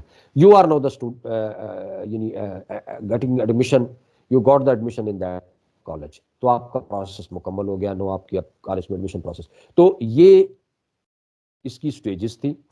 اور جیسے میں نے آپ سے کہا کہ اس سسٹم کے آنے سے اور اس کو اس کی ریئل اسپرٹ میں امپلیمنٹ ہونے میں ابھی تھوڑی سی اس میں چیزیں ایسی ہیں جو نہیں ہو سکی لیکن ہونی ہے، کیونکہ اوقاس کا بیسک اسپرٹ وہی ہے جس کی میں نے بات کی. ہاں اس سے جو فائدے ہوں گے وہ بہت ہیں. ایک تو میں نے آپ سے کہا کہ پورے کا پورا ڈیٹا جو ہے وہ اوقاس کے پاس کالج ٹو کالج موجود ہوگا. اچھا اس سے کیا ہوتا ہے، اس سے اوقاس سے ایک رپورٹ بناتا ہے، یعنی online college admission system کو جو پی آئی ٹی بھی ایک رپورٹ بناتا ہے، اور وہ رپورٹ بھی ایچ ای ڈی کو سبمٹ کی جاتی ہے. وہ رپورٹ اس طرح کی ہوتی ہے کہ یعنی اس سے ٹرینڈز پتہ چل رہے ہیں. اب یو دیکھ کہ آپ نے دیکھنا ہے ٹرینڈز کا پتہ چل رہا ہے. ایک ایڈمیشن پروسیس مکمل ہو گیا، پی آئی ٹی بی نے اوقاس سے ساری انفارمیشن لے کے وہ انفارمیشن شیئر کر دی کہ ٹوٹل اتنے کینڈیڈیٹ نے اپلائی کیا، اتنوں کو ایڈمیشن ملا، اتنے کینڈیڈیٹ کی نے یعنی اپلائی کیا اس فیلڈ میں، یعنی پری انجینئرنگ میں نمبر آف اپلیکینٹس کتنے تھے، پری میڈیکل میں نمبر آف اپلیکینٹس کتنے تھے، آئی سی ایس فزکس میں اپلیکینٹس کتنے تھے، آئی سی ایس اسٹیٹ میں کتنے تھے، آرٹس میں کتنے تھے، جنرل سائنس میں کتنے، ہر کیٹیگری میں کتنے بچوں نے اپلائی کیا. اس سے آپ کو یہ بھی پتا چلتا ہے کہ اس وقت ٹرینڈ کیا جا رہا ہے، بچے کس طرف زیادہ یعنی انٹرسٹ شو کر رہے ہیں. جیسے ہم نے دیکھا کہ ویریشن آئی کہ ایک دم جو ہے پری میل کالجوں میں پری انجینئرنگ اور پری میڈیکل سے اوپر computer I C S computer چلا گیا، یعنی آئی سی ایس اوپر چلا گیا، اور آئی سی ایس میں سب سے پہلی چوائس بچوں کی آئی سی ایس شروع ہو گئی، آئی سی ایس فزکس خاص طور پہ. اس کے بعد پھر پری انجینئرنگ اور پری میڈیکل، بچیوں کے کالجوں میں پری میڈیکل اوپر ہے، پھر آئی سی ایس فزکس ہے، پھر پری انجینئرنگ ہے، پھر فلاں. تو جو بچوں کا جو ٹرینڈ ہوتا ہے وہ بھی آپ صاحب ایک رپورٹ بنا دیتا ہے کہ اس وقت یہ ٹرینڈ چل رہا ہے. اور اس کا ٹرینڈ سے ایک فائدہ یہ ہوتا ہے کہ گورنمنٹ کو یہ ہیلپ مل جائے گی کہ وہ یہ اسیس کرے کہ کہاں پر جو جسے ہم ایس این ای کہتے ہیں، نیو سیٹس جو کریٹ کرنی ہوتی ہیں، کون سی سیٹ ایبولش کرنی ہے اور کون سی سیٹ نیو کریٹ کرنی ہے. یہ ڈیٹا بھی ایچ ای ڈی کو مل جائے گا کہ چونکہ اب یہ ٹرینڈ چینج ہو رہا ہے اور اس طرف بچوں کی انٹیک زیادہ ہے، لہٰذا ہمیں اس سبجیکٹ میں زیادہ ٹیچر ریکوائرڈ ہوں گے. اس سبجیکٹ میں جس میں پہلے ہم بچوں کا انٹیک زیادہ ہوتا تھا اور ٹرینڈ زیادہ تھا تو سیٹیں بھی زیادہ تھی، تو وہاں پر اب ہمیں ریڈیوس کرنی ہے اور وہاں پر جو خالی پڑی ہیں ان کو کنورٹ کر دینا فلاں سبجیکٹ میں. تو یہ بھی پلاننگ کے حوالے سے ایک بہتر سورس بن جائے گا کہ ایک سینٹرلائزڈ انفارمیشن، ایک ایسا ادارہ جو پورے پنجاب کا ڈیٹا ایچ ڈی کو پرووائڈ کر رہا ہے کہ اس وقت اس سبجیکٹ میں بچوں کا ٹرینڈ زیادہ ہے کہ اتنے بچوں نے اپلائی کیا یہاں پہ. اس کا مطلب ہے کہ بچے اس فیلڈ میں زیادہ انٹرسٹ شو کر رہے ہیں، تو محکمہ جو ہے اس فیلڈ سے متعلق سبجیکٹ سے زیادہ کریٹ کرے. جس میں ٹرینڈ کم ہوا ہے اس میں سیٹوں کو ریشنلائز کیا جائے، کم کیا جائے. تو کس سبجیکٹ میں سیٹ زیادہ کریٹ کرنی ہے، کس میں کم کرنی ہے، یہ in view of this provided by Punjab information technology board through their online admission system. یہ پالیسی پلاننگ میں ایچ ڈی کو ہیلپ فل ہوگا، ایک چیز۔ دوسرا یہ ہے کہ اب جو اس مرتبہ انہوں نے انفارمیشن ہمارے تک پہنچائی اور ہم نے اپنے فوکل پرسنس کو بھیجا، پی آئی ٹی بی کی ورکشاپس جو آن لائن ہوتی رہی، اس سے اندازہ ہوتا ہے، کیونکہ انہوں نے اب اتنا ایک الیبوریٹو قسم کا وہاں پہ ہر کالج کا وہ ایک پورٹل بنا دیا ہے، یا وہ ایک ایسا سافٹ ویئر ڈیولپ کر دیا ہے جس میں اب صرف یہی چیز نہیں ہے کہ آپ کے پاس کتنے بچوں نے اپلائی کیا اور کتنے بچوں نے ایڈمیشن لیا، بچوں کا ٹرینڈ کدھر کو جا رہا ہے، کہاں پر سیٹیں ہمیں کریٹ کرنی ہے، کہاں پہ منیمائز کرنی ہے، کہاں پر ابولش کرنی ہے، یہ تو ہے ہی ہے۔ اس کے ساتھ ساتھ اسی اوقات سسٹم میں کالج سے متعلق ایچ اینڈ ایوری انفارمیشن جو ہے وہ ہم نے پرووائڈ کی ہے ان کو، اس کے لیے وہاں پر انہوں نے اس پرفارمے میں وہ جو ایک سافٹ ویئر ہے اس کے اندر جو آئیکنز بنے ہوئے ہیں اس میں وہ انسرٹ کی گئی ہے، جس میں ہر کالج نے بتایا ہے کہ اس کے جو ٹیچر ہیں ان کا سبجیکٹ، ان کا پورا پروفائل ٹیچر کا بھی دینا ہے، ٹیچر سے لے کے، اور ساتھ ہی ساتھ ان کی فرسٹ پوسٹنگ کب ہوئی، ان کی جو ہے ڈیٹ آف برتھ کیا ہے، کہاں کہاں پوسٹڈ رہے، یہ ساری انفارمیشن ٹیچروں کے حوالے سے بھی اس میں موجود ہے، اور کالج کے انفراسٹرکچر کے حوالے سے، کالج میں کتنے بینچ ہیں، کتنا اسٹوڈنٹ چیئرز ہیں، کالج میں کتنی لیبز ہیں، لیبز میں کون سے اکوپمنٹس پڑے ہیں، کالج کے اندر نان ٹیچنگ سٹاف کتنا ہے، یعنی کالج کے اندر جو جو بھی چیزیں موجود ہیں اس کی تعداد، کمپیوٹر ٹوٹل کتنے ہیں، کیا انٹرنیٹ کی فیسلٹی ہے کہ نہیں ہے، کالج کی اپنی ویب سائٹ ہے کہ نہیں ہے، کالج کی مطلب اور بھی کالج کے اندر جو چیزیں ہوتی ہیں ضرورت کی، جو کالجوں میں ویری کرتا ہے نا، کالج ٹو کالج ویری کرتا ہے، so you will have to provide each and every detail to P I T B, اور آپ نے پی آئی ٹی بی کو کیا پرووائڈ کرنی ہے، آپ نے وہ دینی ہے، وہ آپ کے اس کالج کے اس پورٹل پہ جو ڈیولپ ہوا ہے ہر کالج کا سیپریٹ، اس پہ آ جائے گی، وہ آپ نے کلک کرتے جانا ہے اور اس کو ویریفائی کرتے جانا ہے۔ اور یہ اچھی خاصا لینتھی کام تھا جو ہم نے ہمارے فوکل پرسن کی ٹیم نے 2-3 دن لگا کے، کیونکہ پورے کالج کے تمام سٹاف کے بارے میں اور تمام انفراسٹرکچر کے بارے میں وہ ڈیٹا دینا تھا، ہم نے وہ کام مکمل کیا، اور جن جن کالجوں کا جب تک نہیں ہوا تھا وہ ڈیفالٹر شو ہوتے رہے، تا وقت ہے کہ وہ تمام کالجز کا وہ ڈیٹا مکمل ہوا، اور اس پہ کافی ٹائم لگا کیونکہ ہر کالج کے پاس اتنی فیسلٹیز نہیں ہوتی، تو کچھ کالجوں نے اس پہ تاخیر کی، جس پر بار بار پھر محکمے کی طرف سے وارننگ آتی تھی کہ آپ جلد از جلد اپنا یہ مکمل کریں۔ تو میرا خیال ہے وہ سارا مکمل اب یہ جب سب کچھ مکمل ہو گیا ہے تو اب یہ پی آئی ٹی میں سارا ڈیٹا موجود ہے، اور پی آئی ٹی کا یہ ڈیٹا جو ہے وہ ہائر ایجوکیشن ڈپارٹمنٹ کو اب ہیلپ فل کر رہا ہے، نہ صرف یہ کہ ٹیچرز کی ایڈجسٹمنٹ کے حوالے سے اور ٹیچرز کی پوسٹیں کریٹ کرنا، ان کے بارے میں جاننا کہ کہاں پر کس، ساتھ ہی ساتھ کالج کو جو ادر فیسلٹیز ہیں کہ کس کالج میں کمپیوٹرز ہے نہیں ہے، کس کالج میں انٹرنیٹ کی فیسلٹی ہے نہیں ہے، کس کالج میں لیبز فلاں ہے نہیں ہے، کس کالج میں فرنیچر ہے نہیں ہے تو کتنا ہے، کتنی ریکوائرمنٹ ہے، یہ بھی آٹومیٹکلی پتہ چل جائے گا، اور that will facilitate to H D for policy planning کے جو بجٹ آیا اس میں کس کالج کو وہ سہولت، انہوں نے کتنی سہولت دینی ہے، کس کی کتنی ضرورتیں ہیں، تو یہ، اور پھر کہہ رہے ہیں کہ اب تو بہت سی چیزیں جس کو ٹیچرز کی پوسٹنگ ٹرانسفر، یہ آلریڈی ہو چکا ہے، پوسٹنگ ٹرانسفر ریٹائرمنٹ کے نوٹیفیکیشن، یہ ساری چیزیں اب آہستہ آہستہ اسی سسٹم کے ساتھ لنک ہو جائیں گی جو پی آئی ٹی بی ڈیولپ کر رہا ہے، اور پی آئی ٹی بی کی ڈیولپ کر کے وہ ایچ ڈی کے ساتھ لنک اپ ہے۔ تو اب یہ خالی اوقاس ہی نہیں رہ گیا، اس میں آپ کی پورا سروس جسے آپ ای گورننس کہیں گے اس کا میکانزم کا حصہ بن رہا ہے کہ آپ کی پورے کے پورے کالجوں کی ورکنگ میکانزم جو ہے وہ یہیں سے پی آئی ٹی بی کنٹرول کرے گا، جو جہاں پر ایڈمیشن بھی ایک اس کا حصہ ہوگا، ایک چیز تو یہ ہے۔ تو بہرحال اوقاس کا سسٹم جو ہے یہ بھی ایئر ٹو ایئر اس میں بہتری آ رہی ہے، اور بیسک اس کا مقصد یہ ہے، اور ایک بہت بڑی جو اہم بات ہے جو میں آپ سے کرنا چاہوں گا کہ جو بینگ پرنسپل میں آپ سے کر رہا ہوں کہ ہمیں ایک اور بھی ریلیو ملا، ریلیو کہہ لیں یا اس کو جس طرح جو بھی نام آپ دے دیں، وہ یہ تھی کہ عموماً ہوتا کیا ہے جو ہمارا ایک قسم کا انوائرمنٹ ہے یا کلچر ہے، ہمیں اس کا پتہ ہے کہ جب داخلے کھلتے ہیں تو سفارشیں آتی ہیں، اور ہمارے ہاں ایک بات کی جاتی ہے جی اگر آپ نے کرنا ہے پرنسپل کر سکتا ہے، جی یہ میرٹ مورٹ کیا چیز ہوتی ہے، پرنسپل کے پاس ہوتے ہیں ایسے طریقے کہ وہ ایڈمیشن کر سکتے ہیں، سر یہ بچہ آپ نے کرنا ہے، جی نمبر اس کے کم ہے تو آپ نے بس اس کو کرنا ہے، تو پرنسپل کہے جی بھائی نمبر کم ہے تو میں کیسے کروں، کیونکہ گورنمنٹ نے تو ایک پالیسی بنائی ہوئی ہے کہ 100% ایڈمیشن جو ہے وہ میرٹ پہ کرنا ہے، اور وہاں پر نہ کوئی سیٹ ریزرو ہے، اگر ریزرو ہے تو وہ منورٹیز کے کوٹے میں ہے یا ڈسیبل کے کوٹے میں ہے، یا پھر آرٹس میں کچھ سیٹیں کو کریکولر، اس کا بھی ایک پروسیجر ہے. تو مجھے بتائیں کہ میں بینگ پرنسپل کیسے اس کو اکوموڈیٹ کر سکتا ہوں کہ اس کا میرٹ پہ نام نہیں آپ کہتے اس کا ایڈمیشن کر لیں، اور نہیں جی نہیں ہمیں پتہ ہے پرنسپل صاحب آپ جانے دیں، ہمیں پتہ آپ کر سکتے ہیں. تو پھر سفارشیں آ رہی ہیں، پریشر آ رہا ہے آپ پر.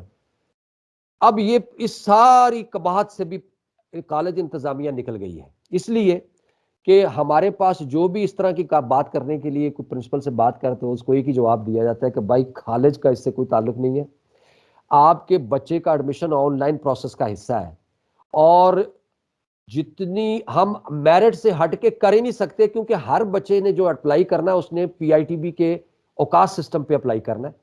تو جب میرٹ لسٹ وہاں پہ بننی ہے، ہر چیز کا ڈیٹا ریکارڈ وہاں پہ آ رہا ہے، تو پھر اس میں کالج کہاں سے اور پھر اسی ڈیٹے کی بیس پر بچوں کی رجسٹریشن بھی ہو رہی ہے، کیونکہ یہ اب ہر چیزیں لنک اپ ہو گئی ہوئی ہیں. جیسے میں نے کہا نا کہ اوقاس لنک ہے بورڈز کے ساتھ، بورڈز لنک ہے کالجوں کے ساتھ، تو ہر چیز اب اس کا حصہ ہے. تو آپ بتائیں کہ آپ کے بچے کو جب میں میرٹ سے ہٹ کے کروں گا تو وہ کیسے کروں گا؟ مجھے اس کا آپ مجھے سمجھا دیں تو میں اس کو کر لیتا ہوں. تو کیا جواب ہے؟ ان کے پاس کوئی جواب نہیں. لہٰذا یہ بھی سہولت ہے کہ you can not accommodate any candidate which is out of merit, کہ اس کو آپ سمجھیں کہ آپ کو یار اس کو بعد میں کر لیں گے یا اس کو لیٹ کر لیں گے یا اس کے لیے کچھ مینج کر لیں گے. اب آپ کے پاس یہ اختیار نہیں، اور جب یہ اختیار نہیں آپ کے پاس سسٹم کی وجہ سے، تو اس کا آپ کو فائدہ ہے کہ آپ پر کوئی پریشر بھی نہیں آئے گا، کیونکہ آپ نے بتا دیا، اور ہم بتا دیتے ہیں کہ بھائی یہ اب سسٹم سارا آن لائن ہے، سب کچھ اوقاس پہ ہو رہا ہے، on line college admission system پہ میرٹ وہاں پہ بن رہا ہے، جو بچہ بھی ہم نے ایڈمٹ کرنا ہے اس کو رجسٹر تو کرنا ہے ہم نے بورڈ کی سائٹ. تو یہ چیزیں لنکڈ ہیں، آپ آؤٹ آف میرٹ کسی کو نہیں کر سکتے. تو اس سے میرٹ کا جو پریشر تھا کہ ہٹ کے کرنے کا جو ہوتا تھا کالج پہ، وہ بھی ختم ہو گیا. دوسری چیز، ایک بورڈ کا بچہ جو ایک بورڈ سے ایگزام دیتا تھا، جب وہ کسی ایسے کالج میں ایڈمیشن لیتا تھا، یعنی جہاں سے اس نے میٹرک کیا، مثلا میٹرک اس نے کیا سرگودا بورڈ سے، اور پھر اس کے بعد وہ لاہور میں ایڈمیشن لینا چاہتا ہے، یا اس کے والد کا ٹرانسفر لاہور ہو گیا تو وہ لاہور آ گیا، اب اس نے فرسٹ ایئر میں ایڈمیشن لینا ہے لاہور کے کسی کالج میں. تو جب وہ لاہور کے کسی کالج میں اپلائی کرتا تھا تو کہا جاتا تھا کہ بھائی آپ نے چونکہ میٹرک سرگودا بورڈ سے کیا ہے، لہٰذا آپ جب تک سرگودا بورڈ سے این او سی نہیں لائیں گے آپ یہاں پر ایڈمیشن کے لیے اپلائی نہیں کر سکتے. اب وہ بچہ جائے وہاں سے سرگودا بورڈ سے ایک این او سی لے، اس این او سی کو ساتھ لگا کر اپلائی کرے گا، تو پھر اس کے بعد اس کا جو ہے وہاں پر اس کا وہ کینسل ہو جائے گا رجسٹریشن وغیرہ، تو وہ اس کی یہاں رجسٹر لاہور بورڈ میں رجسٹریشن اس کی ہو جائے گی. تو ادر دین یور اس دیٹ بورڈ جہاں سے آپ نے میٹرک کیا ہے، if you want to get admission in any college جو دوسرے بورڈ میں ہے سے افیلیٹڈ ہے، تو آپ کے لیے این او سی ایک ریکوائرمنٹ تھی کہ اس بورڈ سے این او سی لائیں، وہاں سے رجسٹریشن ختم کرائیں، نئے بورڈ میں اپنی رجسٹریشن کروائیں. اب یہ سارا آن لائن ہونے سے اس کی این او سی کی بھی ضرورت نہیں پڑے گی. اب 9 کے 9 بورڈ جو ہے وہ اس کا حصہ ہے. آپ کسی بھی بورڈ سے میٹرک کر کے کسی دوسرے بورڈ کسی ایفیلیٹڈ کالج میں ایڈمیشن لیں گے، you don't need to get N O C, وہ آٹومیٹکلی آپ کا وہ سارا کچھ ہو چکا ہے، کیونکہ ہر چیز جو ہے وہ ویریفائڈ ہے اور سسٹم کا حصہ ہے، انفارمیشن ہر بورڈ کے پاس موجود ہے. تو no N O C required from getting admission in any other college board college, ایک چیز. اور پھر میرٹ جو ہے آپ اس سے ڈیویٹ نہیں کر سکتے، میرٹ کو 100% انشور کیا جائے گا کیونکہ ہر چیز کا ریکارڈ اوقاس کے پاس موجود ہے. تو یہ ساری چیزیں ہیں. بیسکلی تو اس کا مقصد جو ہے وہ یہی تھا، جیسے میں نے بتایا اس پورے پروسیس کا، کہ گڈ گورننس کو انشور کیا جائے، ایفیشنسی لائی جائے، پیپر ورک کو ریڈیوس کیا جائے، پیپر لیس گورننس پہ آیا جائے، پیپر لیس سوسائٹی پہ آیا جائے، پیپر لیس کلچر پہ آیا جائے. لیکن جیسے میں نے آپ سے کہا نا کہ ہمارے ہاں گڈ فیتھ سے بہت سے کام کیے جاتے ہیں، لیکن ہم ذہنی طور پر اس کے وہ ایکسیپٹ نہیں کرتے اور اس میں ہرڈل کریٹ کرتے ہیں. یہ ہمارا مائنڈ سیٹ بن چکا ہے بحیثیت قوم. یا سوری ٹو سے میں یہ انالیسز آخر پہ کر رہا ہوں کہ بہت اچھے انٹینشن سے بعض اوقات گورنمنٹ نے کوئی انیشیٹو لیے ہوتے ہیں، لیکن ہم اس کے لیے کوئی نہ کوئی ایسا ایکسکیوز لے آتے ہیں جس کی وجہ سے اس کا وہ ڈیویڈنڈ نہیں مل پاتا. جیسے میں مثال دیتا ہوں، اب ہمارا کالج سسٹم جو ہے اس میں ہر طرح کی جو انفارمیشن ہے وہ ہمیں میلز آتی ہیں کالجوں میں، محکمے کی طرف سے، ایچ ڈی کی طرف سے، through directorate, through D P I colleges, mails آتی ہیں ہم سے ہر طرح کی انفارمیشن، جس میں ویکینسی پوزیشن ہے، ویکینسی سٹیٹس ہے، کالج کے بارے میں ہر طرح کا رزلٹ ہے، ہر چیز ڈیلی بیسس پر ہم سے انفارمیشن مانگی جاتی ہے اور ڈیلی بیسس پر ہم وہ انفارمیشن ان کو دیتے ہیں، لیکن ساتھ ہوتا ہے کہ ہر انفارمیشن کی ہارڈ کاپی بھی بھجوائیں. یعنی بات یہ ہے کہ اگر آپ نے ہر چیز کی ہارڈ کاپی بھی مانگنی ہے اور اس کی کہنا ہے جی 6 کاپیاں بھی بھجوائیں ہر چیز کی، تو وہ جو اسپرٹ ہے ای گورننس کی اور جس کو ہم پیپر لیس کلچر کہتے ہیں وہ کہاں سے آئے گا؟ تو ہم نے اب خود ہی اپنے لیے اس طرح کا سسٹم بنایا ہوا ہے کہ ہم جو اب دیکھنا کاغذ جو ہے یہ بھی ہمارے امپورٹڈ آئٹم ہے. ہم کاغذ باہر سے امپورٹ کرتے ہیں. ہمارے یہاں کاغذ جو ہے یہ جو استعمال ہم کرتے ہیں دفتروں میں، یہ بیشتر صورتوں میں باہر سے امپورٹ ہوتا ہے. تو ہم اپنے ایک امپورٹ بل کو ریڈیوس کریں، اس کو ختم کریں. جب ایک انفارمیشن تھرو میل چلی گئی ہے اور آپ آئی ٹی کلچر کو پروموٹ کر رہے ہیں، ای گورننس کو لا رہے ہیں، تو پھر پیپر کے استعمال کو ریڈیوس کریں. پرائیویٹ سیکٹر میں بہت حد تک یہ ہو چکا ہے. پرائیویٹ سیکٹر میں ایسی بہت سی آرگنائزیشنز ہیں، ایون ان کے کالجز کو بھی اگر آپ دیکھ لیں تو وہاں پر پیپر لیس کلچر کو انہوں نے پروموٹ کیا ہے اور ان کو امپلیمنٹ کیا ہے. ہمارے گورنمنٹ سٹرکچر میں ہم کوئی نہ کوئی ایکسکیوز، جیسے میں نے ابھی پراسپیکٹس کی بات کی کہ پراسپیکٹس اگر آن لائن موجود ہے تو پھر اس کو بیل تمام بچوں کو کیوں لینی پڑتی ہے جو ایڈمیشن لینا چاہتے ہیں؟ تو آپ تو اس کی اسپرٹ کو ڈیمیج کر رہے ہیں. لیکن اس کے لیے جی وہ پرنسپلز نے کہا جی کہ چونکہ اس سے ہمیں ریونیو ملتا ہے اور ہم اس کو یوز کر سکتے ہیں تو یہ سہولت ہے، تو اس کو ختم نہ کیا جائے. ایک ایکسکیوز آ گیا. اسی طریقے سے آپ ایک انفارمیشن ہم سے مانگ رہے ہیں، ہم آپ نے ای میل کی، ہم نے آپ کو ای میل میں اس انفارمیشن پرووائڈ کر دی. پھر آپ کہیں جی ہر انفارمیشن جو آپ ای میل کر کے دے رہے ہیں اس کے ساتھ 2-3 ہارڈ کاپیاں بھی بھجوائیں.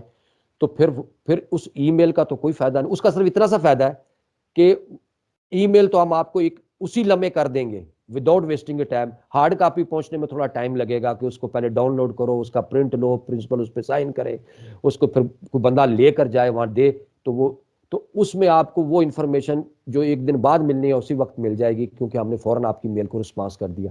لیکن کہنے کا مقصد ہے جب وہ انفارمیشن آپ تک پہنچ گئی ہے تو پھر وہ ہارڈ کاپی کی ضرورت کیا رہ جاتی ہے؟ It is a question mark. تو بہرحال یہ اس میں میں کیا کہوں، آپ بہتر سمجھتے ہیں کہ یہ چیز جو ہے یہ اس سے کیا اس سے ظاہر ہے کہ ہمارے اپنے ریسورسز پر برڈن آتا ہے، ہمارے اپنے ریسورسز پر، گورنمنٹ کے ریسورسز پر. پیپر کا استعمال اسی طرح چلے گا، بجٹ آپ کا اس پہ آئے گا، خرچہ ہوگا، تو اس کو کم کر کے آپ ٹوٹل اپنے پروسیس کو جو اس کی اسپرٹ ہے اس کو ای گورننس پہ لائیں اور پیپر لیس پہ جائیں. تو یہ میری گزارشات تھیں. اب آخری 15 منٹ میں آپ اس پہ کوئی انپٹ دینا چاہیں، اپنا کوئی بات کرنا چاہیں تو you can participate in it please.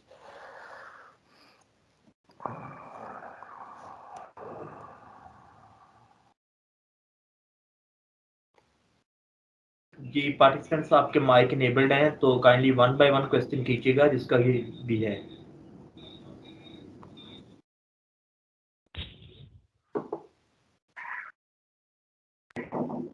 جی السلام علیکم ڈاکٹر. جی وعلیکم السلام. خالد سر راول پنڈی سے. جی خالد صاحب جناب. تو اچھا سر، یہ ایک آپ کا بڑا اچھا یعنی سارا سسٹم تھا. تو پہلے وہ فوکل پرسن تو کرتے ہی ہیں جو ہم نے ڈپیوٹ کیے ہوئے ہیں. تو آج مجھے بھی اس کے بارے میں کافی ساری جو ہے وہ کلیریفائی ہو گیا ہے.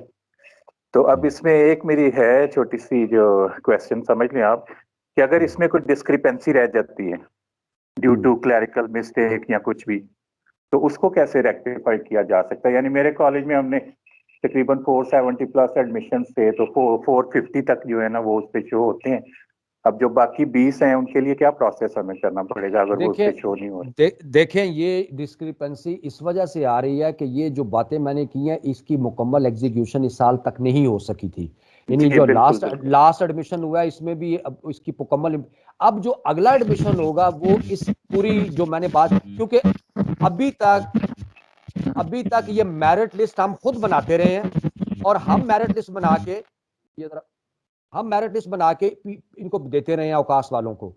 اب جو نیکسٹ ایڈمیشن میں ہونا ہے وہ اس میں ہمارے میرٹ لسٹ بنانے کی ضرورت ہی نہیں پڑے گی، کیونکہ اب میرٹ لسٹ بھی اوقاس جنریٹ کرے گا اور ہمیں اپڈیٹ کر دے گا کہ آپ کے اتنے بچے پہلی میرٹ لسٹ میں ہو گئے ہیں اور اتنی سیٹیں آپ کی بچ گئی ہیں اور آپ کی سیکنڈ لسٹ کی یہ ڈیٹ جو ہے اب یہاں اب دوسری سیکنڈ لسٹ کے لیے بچے اپلائی کریں گے.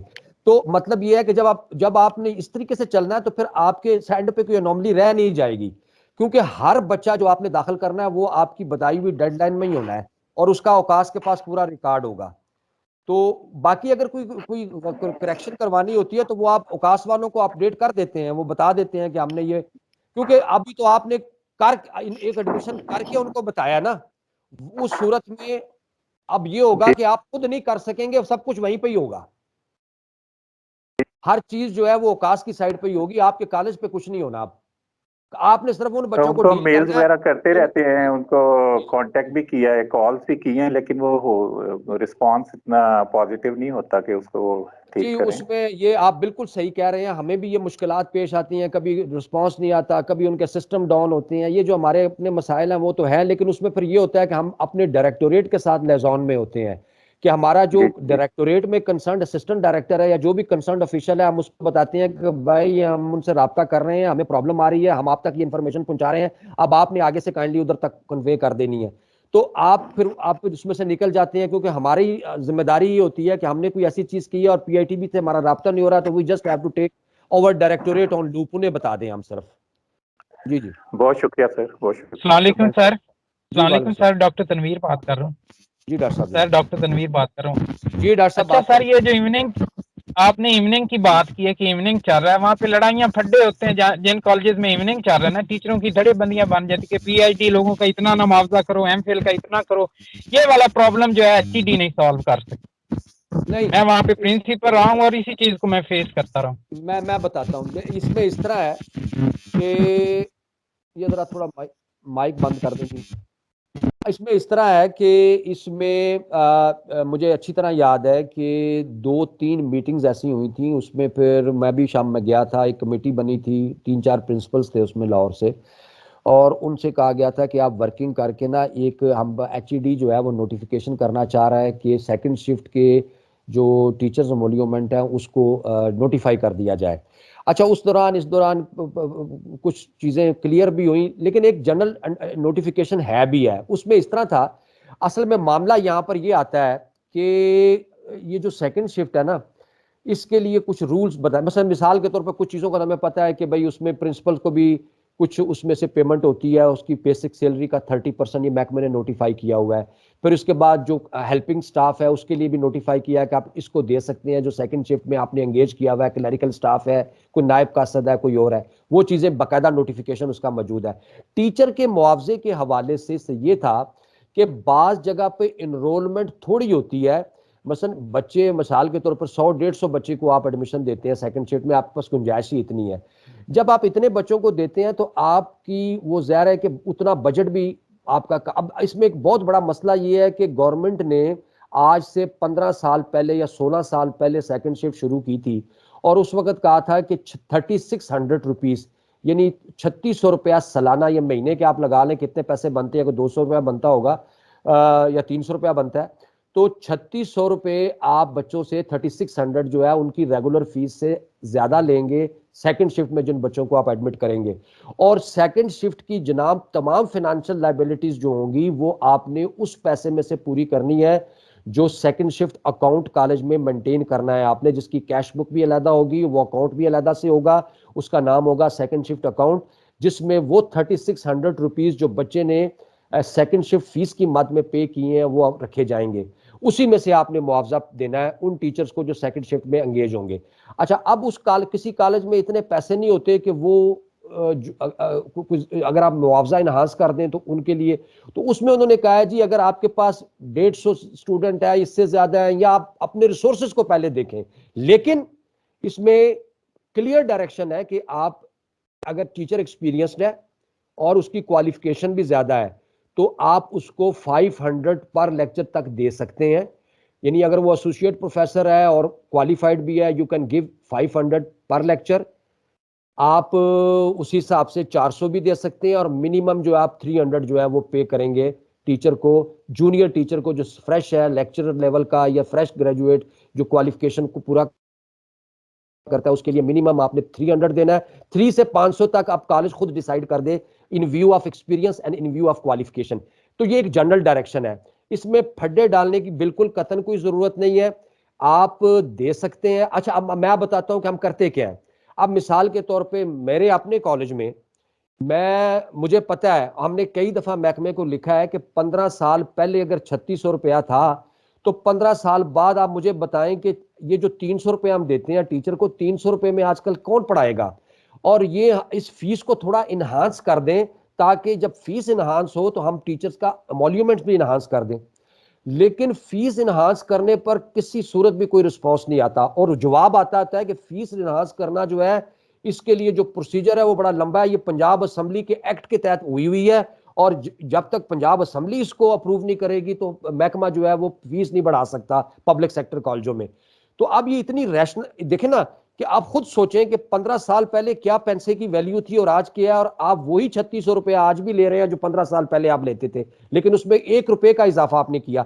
تو اب آپ نے جو پیسہ لینا ہے اسی حساب سے آپ نے اس کے فائنینشیل ایکسپینڈیچر بھی کرنے ہیں. تو آپ ہمیں کوئی اعتراض نہیں ہے، ہم ٹیچر کو چاہتے ہیں کہ 800 روپیہ بھی دیں، 700 بھی دیں، 6 ان ویو آف کوالیفیکیشن، اور منیمم 400 دیں، 500 دیں، لیکن پہلے یہ دیکھنا ہے کہ ہمارے پاس اس فنڈ میں پیسے اتنے ہیں کہ ہم اس کو افورڈ کر سکتے ہیں. تو اس لیے وہ محکمے نے ایک جنرل ڈائریکشن دی ہوئی ہے کہ ان ویو آف اپنے فنڈ کے آپ اس کو 300 سے 500 تک کا معاوضہ جو ہے فکس کر سکتا ہے principal, in view of qualification and in view of experience. تو میں نے آپ کو بتایا کہ ہمارے کالج میں یہ ہے کہ ہم زیادہ تر فریش لوگوں کو انگیج کرتے ہیں، اور اس معاوضے میں ویسے سینئر ٹیچر ویسے بھی ایگری نہیں کرتا کہ یار میں 300-400 روپے پر میں نہیں آ سکتا شام کے وقت، تو لیکن اگر کوئی آئے تو ہم اس کو دے سکتے ہیں. تو اس میں اس طرح سر سے ایک باتیں وہ جی جی جی ایک کوالیفکیشن بیس ہوا ہے 1500 پی ایچ ڈی کا، ایم فل کا 1000 اور 700 M A M S C teacher کا، وہ ایک نوٹیفکیشن ہوا میں ہے ابھی منٹ میں. سنیں میری ایک بات سن لیں، میں جو ابھی آپ سے بات کر رہا ہوں یہ it is only for intermediate, یہ میں صرف آپ سے انٹرمیڈیٹ سیکنڈ شفٹ کی بات کر رہا ہوں. اگر اس سے اوپر کا پروگرام ہے، اگر وہ پروگرام ہاں B S B S, program ہے تو بی ایس کے لیے وہی ہاں بات ہے فل کہ چل رہا ہے کئی جی کالجوں جی وہ وہی ہے جو آپ نے کہی ہے، وہ فل. نوٹیفائڈ ہے، وہ نوٹیفائڈ ہے. ہاں بی ایس ہاں کا تو جو اس سے ڈیویٹ السلام علیکم. جو نان. جی جی السلام جو علیکم. جی میڈم بات کریں پلیز. ہاں سر، میں شاہدہ قاسم، فیصلہ آباد گورنمنٹ گریجویٹ کالج کارخانہ بازار سے. اس جی دن آپ میڈم نے کریئر کاؤنسلنگ کی بات بھی کی، ہمارے یہاں بھی بہت اچھا چل رہا ہے. تو جی ایڈمیشن کے لیے میں یہ کہنا چاہ رہی تھی کہ ہمارے یہاں جو اس دفعہ ایڈمیشن ہوا ہے، مجھے نہیں لگتا کہ بچوں نے 25 روپے وہ بی او پی میں جمع کروائے ہوں، کیونکہ ہم لوگوں نے اپنا سسٹم بنایا تھا آن لائن کا. ہم مینوئل لے کے اس کو آن لائن کروا کے پھر اس کو آگے پروسیس کرتے تھے. تو کیا یہ کمپلسری تھا 25 روپیز جمع کروانے، یا اس کو کیسے پھر مینج کیا جائے؟ میرے خیال کے مطابق تو ظاہر ہے کہ اس کا مطلب ہے کہ اگر وہ بچہ اوکاس سسٹم پہ آیا ہی نہیں ہے جس نے 25 روپے جمع نہیں کروائے، وہ بچہ اوکاس پہ انٹر ہی نہیں ہوا جس نے 25 روپے جمع نہیں کروائے. اوکاس کے سسٹم پہ آپ کا ایڈمیشن آئے گا ہی تب جب آپ یہ 25 روپے والی ریکوائرمنٹ پورا کر دیں گے. تو اس لیے یہ دیکھیں میں آپ کو بتا رہا ہوں کہ یہ ابھی تو تھوڑی سی اس میں کمی کوتاہی ہے جس پر اس مرتبہ جو ہے نا بڑا لمبا چوڑا ورک اس پہ کام ہوا ہے، اور وہ اس کو انشور کر رہے ہیں کہ اب جو طریقہ میں نے بتایا اس پر عمل ہوگا. تو آپ کے کیس میں پہلے یہ شروع میں یہ ہوتا رہتا تھا کہ ہم بچوں سے سارا کچھ لے، ابھی 25 روپے کی میں بات نہیں کر رہا کیونکہ اس پر میرا ابھی تک کوئی ایسی میرے نوٹس میں چیز نہیں آئی کہ بغیر 25 روپے دیے آپ اوکاس کے سسٹم پہ اپلائی کر سکتے ہیں. وہ ان کی ریکوائرمنٹ جی ہے، وہ تھینک ابھی پوری ہوگی جب آپ دیں گے. جی جی جی تھینک یو. السلام علیکم سر. السلام علیکم. سر. جی بات کریں. وعلیکم السلام. بات کریں پلیز.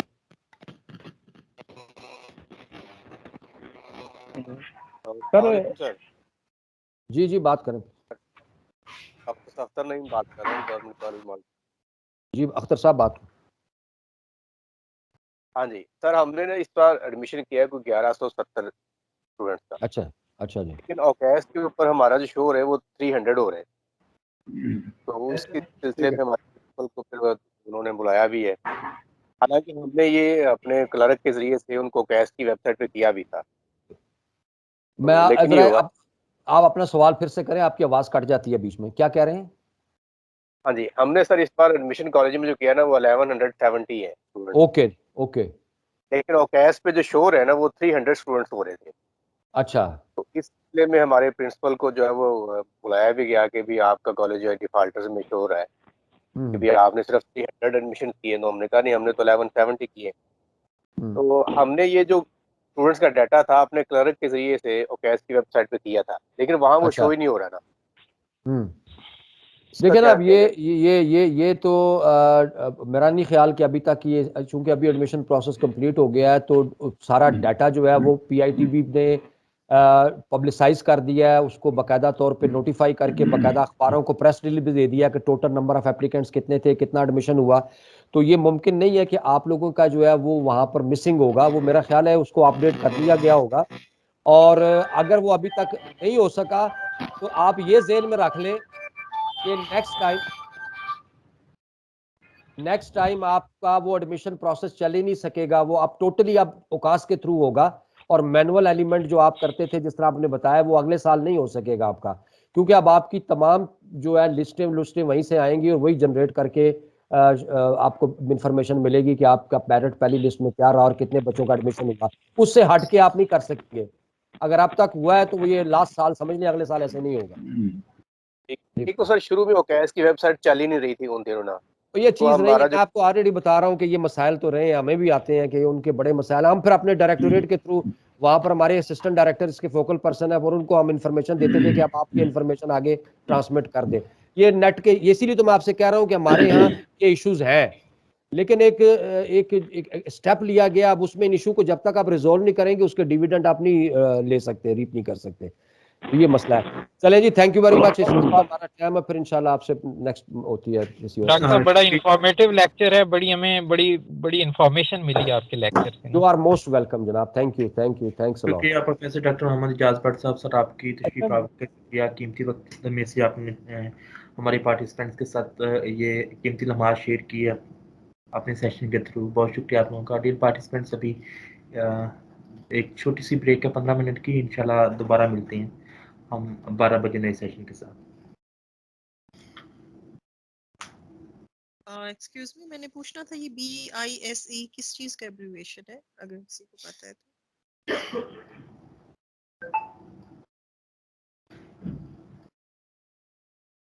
ایکسکیوز می شاہد صاحب. جی سر. ISE سوری، PISE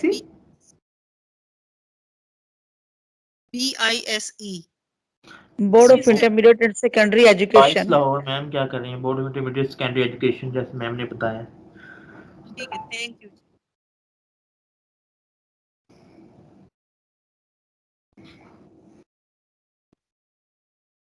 السلام علیکم شاہد صاحب.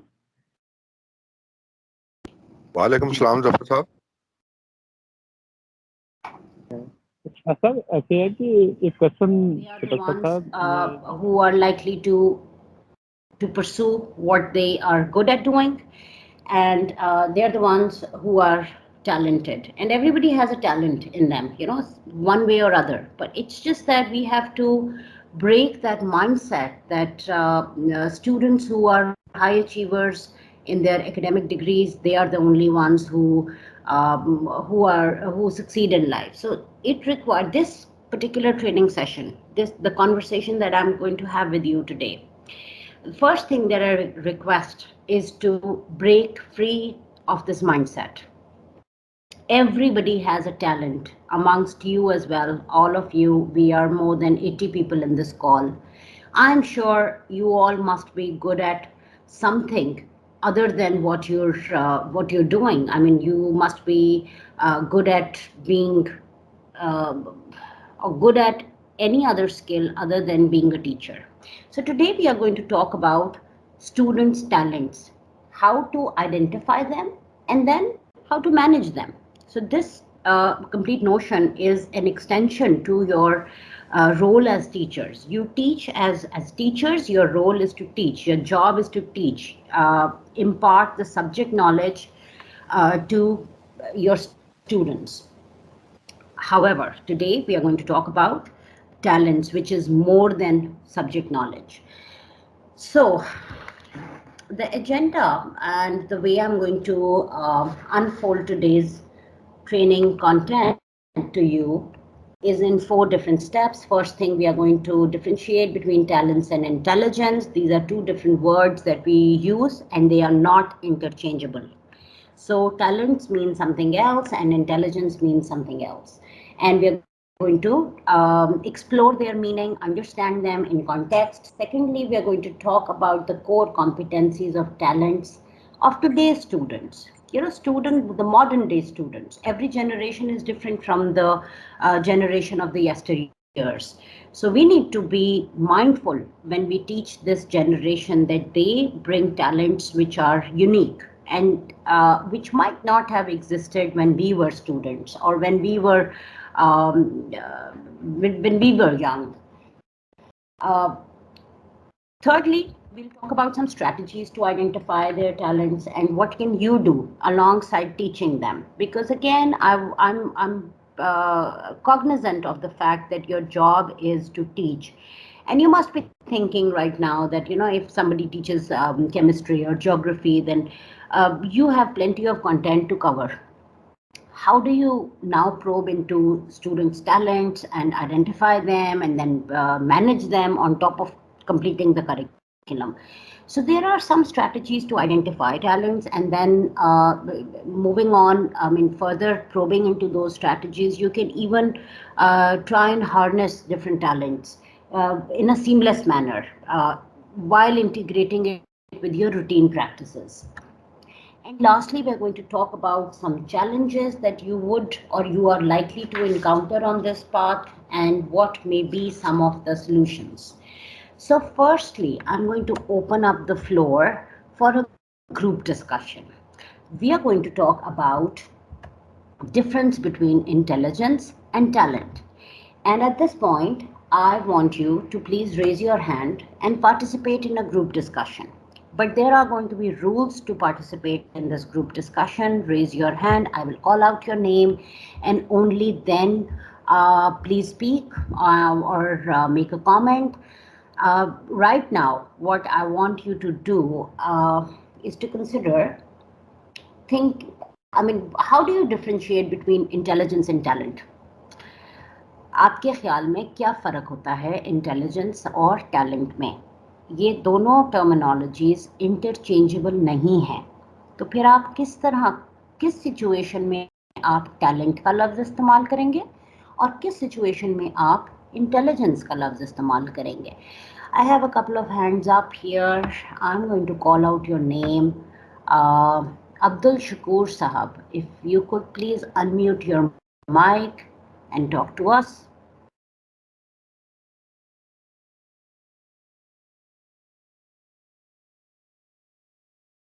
मैडम, अस्सलाम वालेकुम जी।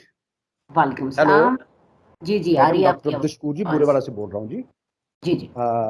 इंटेलिजेंस होता है जनरली बंदा जो है जहानत मामले में, और टैलेंट जो होता है वो किसी पर्टिकुलर फील्ड में बंदा जो है इंटरेस्ट और कॉम्पिटेंसी और ठीक है किसी खास काम के लिए जो बंदे में जो नेचुरल क्वालिटीज या अक्वायर्ड क्वालिटीज हैं इसको हम टैलेंट कह सकते हैं। बिल्कुल ठीक, thank you so much. Shahida Kausar ji, अस्सलाम वालेकुम ma'am, government graduate college Faisalabad. Intelligence में भी बाय बर्थ होता है जबकि टैलेंट को क्रिएट करना पड़ता है। ओके ठीक है, थैंक यू। आपका भी नोशन रिकॉर्ड कर लिया मैंने। Nadia Masood.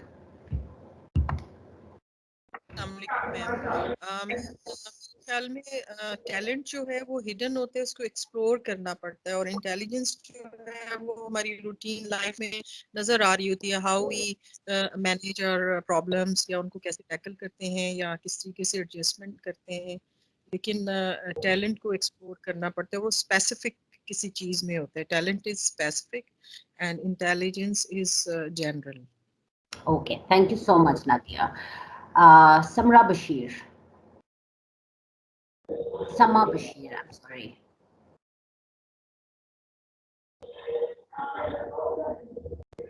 Mrs. Sama Bashir, are you hearing us? We'll move on to the next candidate, Mohammad Imran Anwar. Assalamu alaikum, madam. Walaikum salam. Both of these are, I think, natural phenomena, but talent is polishable, जिसको हम explore कर सकते हैं later on vision. Okay, thank you so much, sir. Anwar Hussain Sab.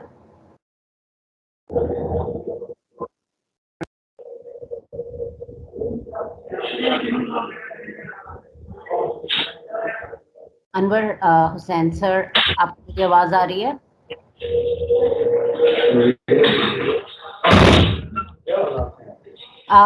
ठीक है। हाँ जी sir, आपने भी अपना you have your hand up. हैं? मैं आया था बाल दफा दे कैमरे ऑन करे कैमरे meeting His mic is unmuted. If you could please keep your mics on the muted mode and wait for me to call out your name. So we are going to take the last response from Mukhtar Harg. Mukhtar Sahab, I hope I'm pronouncing your name correctly. आपने अपना हाथ raise किया है, आप क्या comment देना चाहते हैं? जी, अस्सलाम वालेकुम मैम। वालेकुम सलाम। जी खालिद साहब।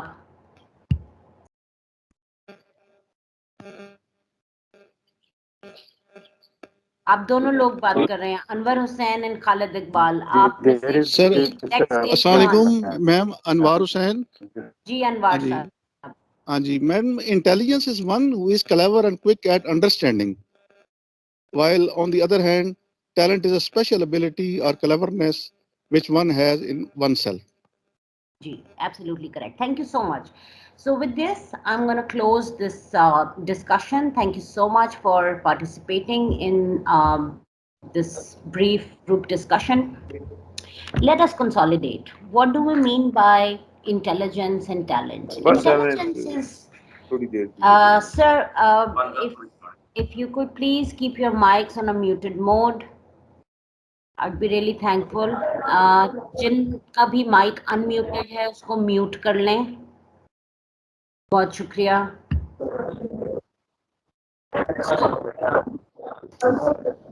Differentiating between talents and intelligence, आपने अपने पर्सपेक्टिव्स दिए। ये जो पर्सपेक्टिव्स हैं इनमें से आई वुडंट से कि कोई गलत है या कोई सही है। सर, किसी का माइक अनम्यूट है, आप प्लीज अपना माइक म्यूट कर लें ताकि बैकग्राउंड में आवाज ना क्रिएट हो, अदरवाइज डिस्टॉर्शन बहुत ज्यादा है कॉल में। डॉक्टर तनवीर, आपका माइक अनम्यूटेड है, अगर आप प्लीज इसको म्यूट कर लें। Thank you so much. So let's consolidate. What is the difference between talent and intelligence? Intelligence is concentrated in academic achievement. This is the ability to apply knowledge. It can be measured through IQ tests. There are some tests, some specific tests which can measure the level of intelligence in a student, which means that intelligence is measurable. Number one, that's the core difference between maybe intelligence and talent, that we have the world has agreed on certain standardized assessments through which IQ level or intelligence quotient can be measured, whereas talent is a much wider scope than just the academic achievement. It is more than what students can do in an exam. It is an ability that is innate, that is inherent, that is by birth. Talents are somebody's aptitude towards something from a very young age. Now, I'm sure you all must have heard of Gardner's concept of multiple intelligence, and this sets the foundation of the modern day talent that as we know it. Now, there's nothing wrong about having a talent that is unique. In yesteryears, especially in societies which were not so much developed, students or individuals who had a unique set of talent had to combat with social acceptance. in order to pursue their talent. And then, of course, availability of resources to nurture that talent was also a huge challenge. So it's okay to have a futuristic approach towards identification of talents. Talents nurtures students' abilities to thrive in future. You may be किसी student का talent आज के ज़माने के साथ align ना कर रहा हो, but that is how we progress.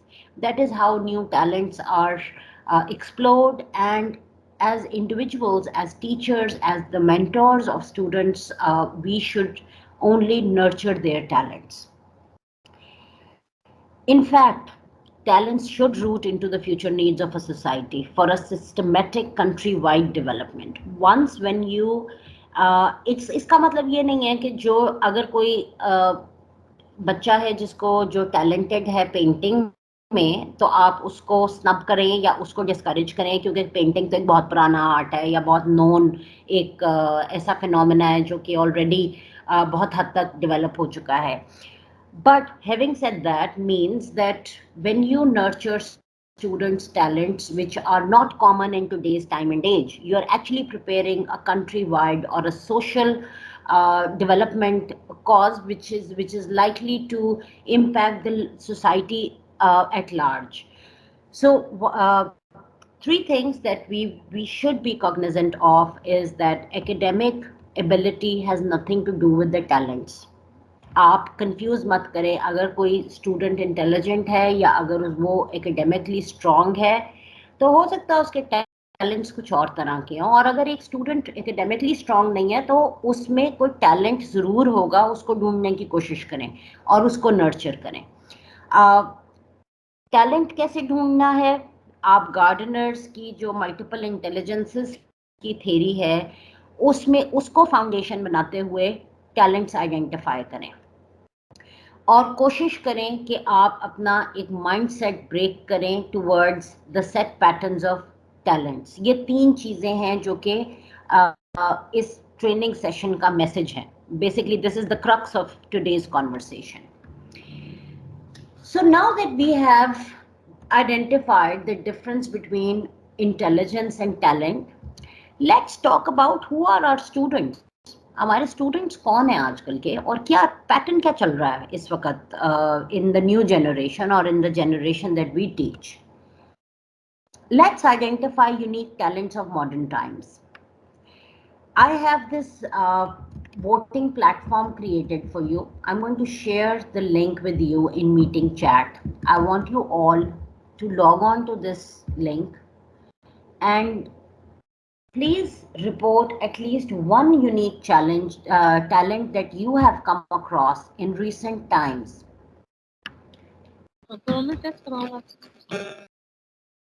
Please see if you have received the link. You can either copy this link from the meeting chat and paste it in the new browser window.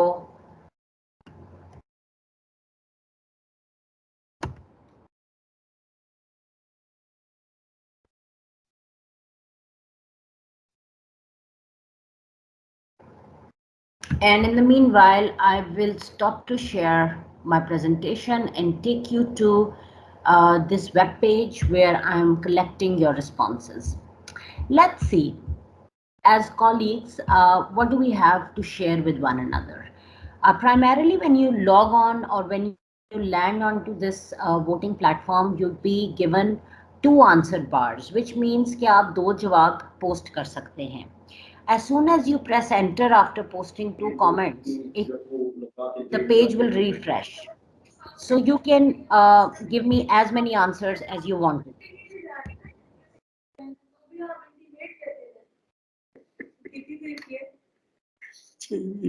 तीसरा चल रहा नहीं पहले नहीं आ रहा जब उन्होंने ना वो क्वेश्चनर भेजते हैं लेक्चर के एंड पे. तो अच्छा अटेंडेंस जो है ना वो सिर्फ आधे घंटे के लिए आती है ग्रुप में, आधे उठा लेते हैं. आपने कर दी तो कर दी. Sir, somebody's mic is unmuted. कोई कहें प्रिंसिपल साहब को लोगों की क्लासेस ऑफ कर दें. चलें वो लोग कॉलेज आए और अपने ऑफिस में बैठ कर सुनते रहे. यदि पीरियड के साथ पढ़ाएं और जेब में उसको डाले रखें तो ये फिर कौन धमाका होगा? म्यूट कर लें, किसी का माइक अनम्यूट है। आई थिंक अफजल साहब आपका माइक, डॉक्टर मोहम्मद अफजल आबिद, आप प्लीज अपना माइक म्यूट कर लें। मेरी तो पिछले में थी, मेरी हाजिरियां कुछ थोड़ी सी कम थी। Dr. Afzal, we can actually hear you talk about your attendance. If you could please mute your mic.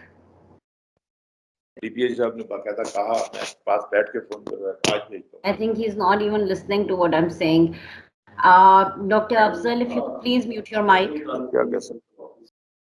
और दूसरी बात ये कि औरंगजेब से जो दुश्मन था वो if we have any of his colleagues present in this meeting, please tell him, send him a message to please mute his mic because we can hear him. Thank you so much. Great. So far 16 of you have answered this question. Those of you who are traveling or driving can just take a look at your colleagues' responses to understand that what are the unique talents that they have come across. Now, जिस तरह आप ये talents report कर रहे हैं, इससे भी बहुत हद तक अंदाजा होता है कि what do we understand about talents? How do we perceive the word talent? So let's see हमारे पास क्या responses हैं. 20 of you have responded to it.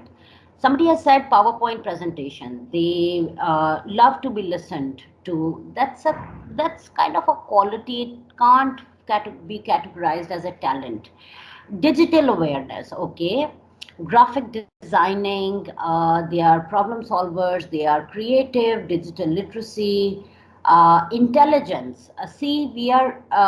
Please don't confuse the word intelligence with talents. What are the unique talents that you have come across? Recycling of used item, that's excellent example of a talent. Dramatics or stage activities, okay. Entrepreneurship, that is also a talent. Excellent response. Flexibility is a personal quality. It is not really a talent. Group work or collaboration is also a quality to be able to work with people, but it cannot be categorized as a talent. Talent होता है कि आप जब किसी चीज को देखें तो आपको उसमें एक अपॉर्चुनिटी नजर आए. आप किसी सिचुएशन में हो तो अपने टैलेंट के हिसाब से आप उस सिचुएशन को मैक्सिमाइज कर सकें. कोई अपॉर्चुनिटी जो आपके पास लैंड हो, आप उसको उस पर बिल्ड ऑन कर सकें, उसको मैक्सिमाइज कर सकें. टैलेंट्स बहुत मुख्तलिफ तरह के हो सकते हैं. पूरा वाइड स्पेक्ट्रम है टैलेंट्स का जो कि हमारे पास जो कि इंसान जिनसे वाकिफ है. और अभी बहुत सारे ऐसे टैलेंट्स हैं जो कि यूनिक टू डिफरेंट सोसाइटीज़ हैं. They are not common. For example यही recycling or upcycling, जिसको हम, which is a new phenomena where you're recycling, you're using the recycled items to create a new product. This is a talent. And the concept of recycling had been there for many years now, but the way it is being upcycled in certain societies is very different from many other societies. So we can say that talents are also defined, and the extent to which the talent is nurtured is also defined by the society. And that is why it is very important for the teachers to be open to new challenges, to identify those, and to understand कि जो talent होता है वो academic qualities का नहीं होता. कोई अपनी बात सुनवाना चाहता है, listening is not a talent, it is an ability. अगर आपको अल्लाह ने कान दिए हैं और आप सुन सकते हैं और आपके पास सुनने की सलाहियत है, so the ability to listen and to comprehend is just an ability. It is not a talent.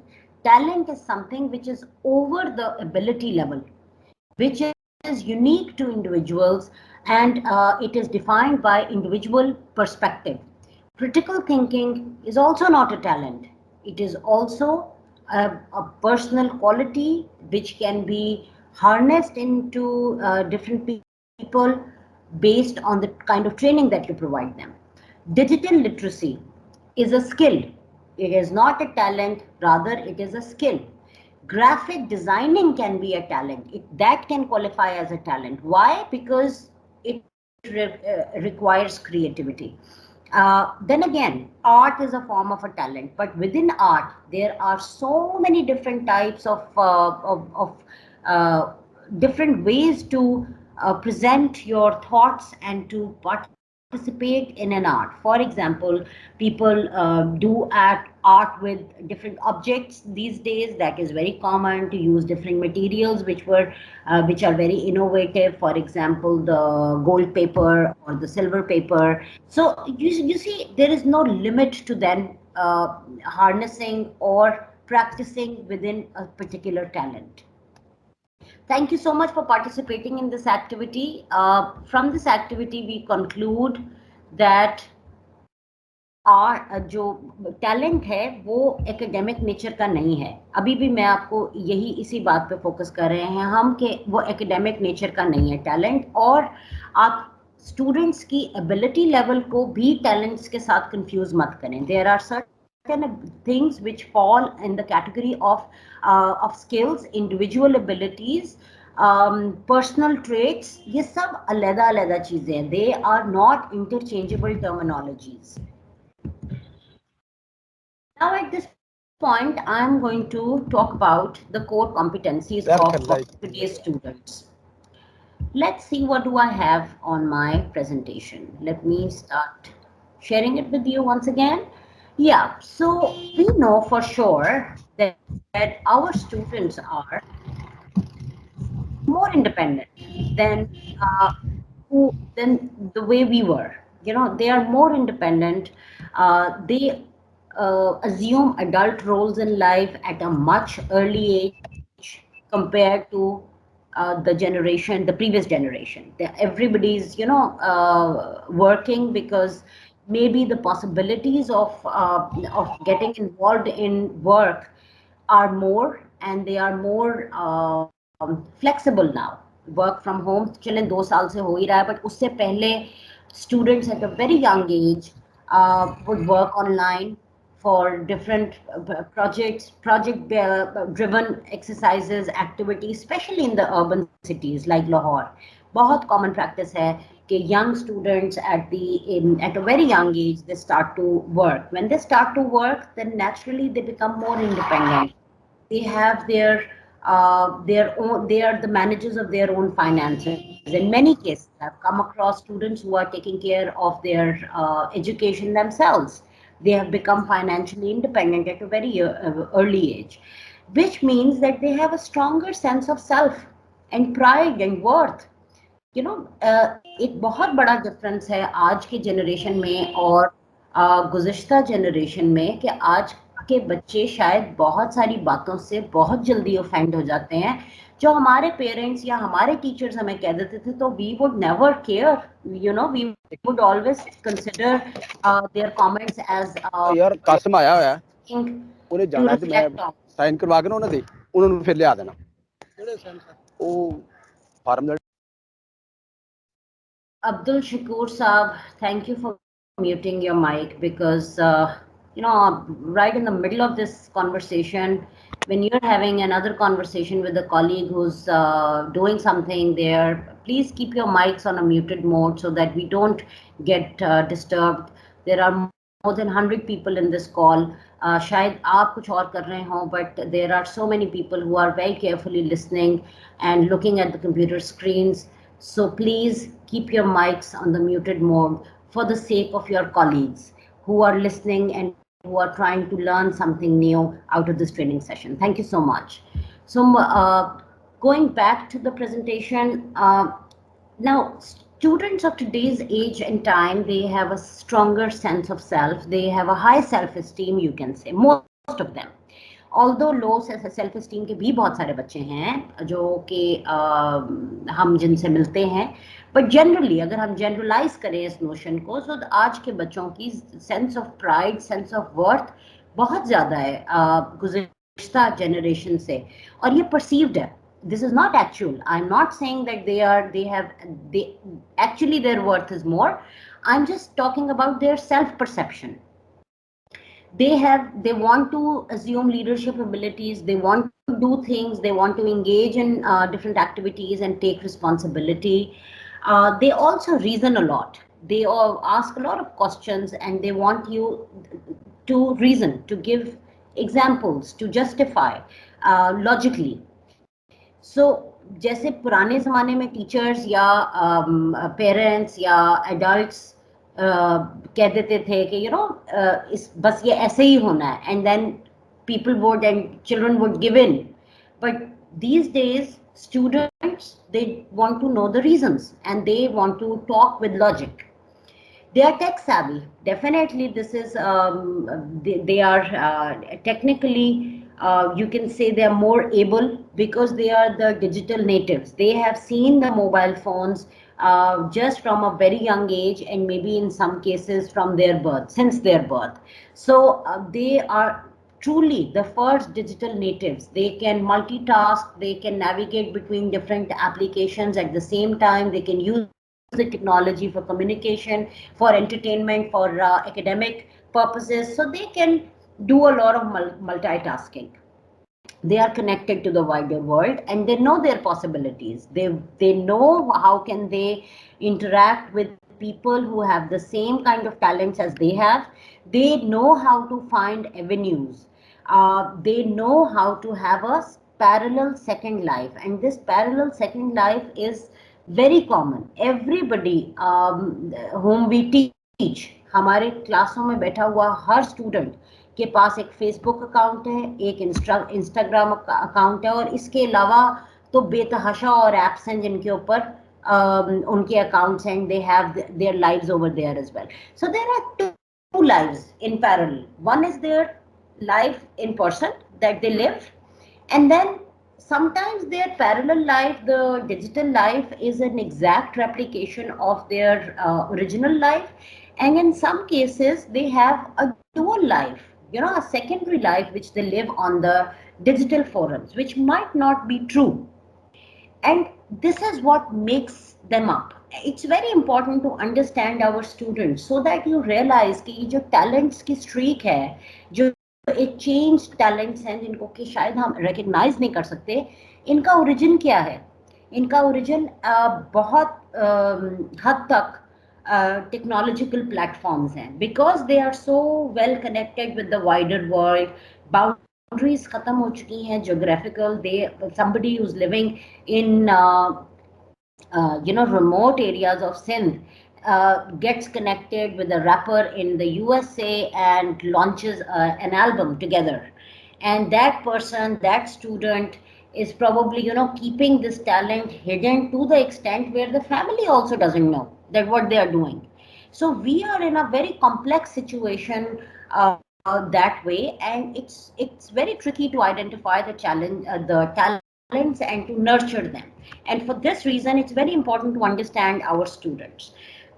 They are driven by logic. They have a very strong reasoning sense. They have a very, you can say, an open multi-perspectives. बहुत सारी चीजें जिनको हम taboo समझते हैं, आज की generation उनको कोई टैबू नहीं समझती.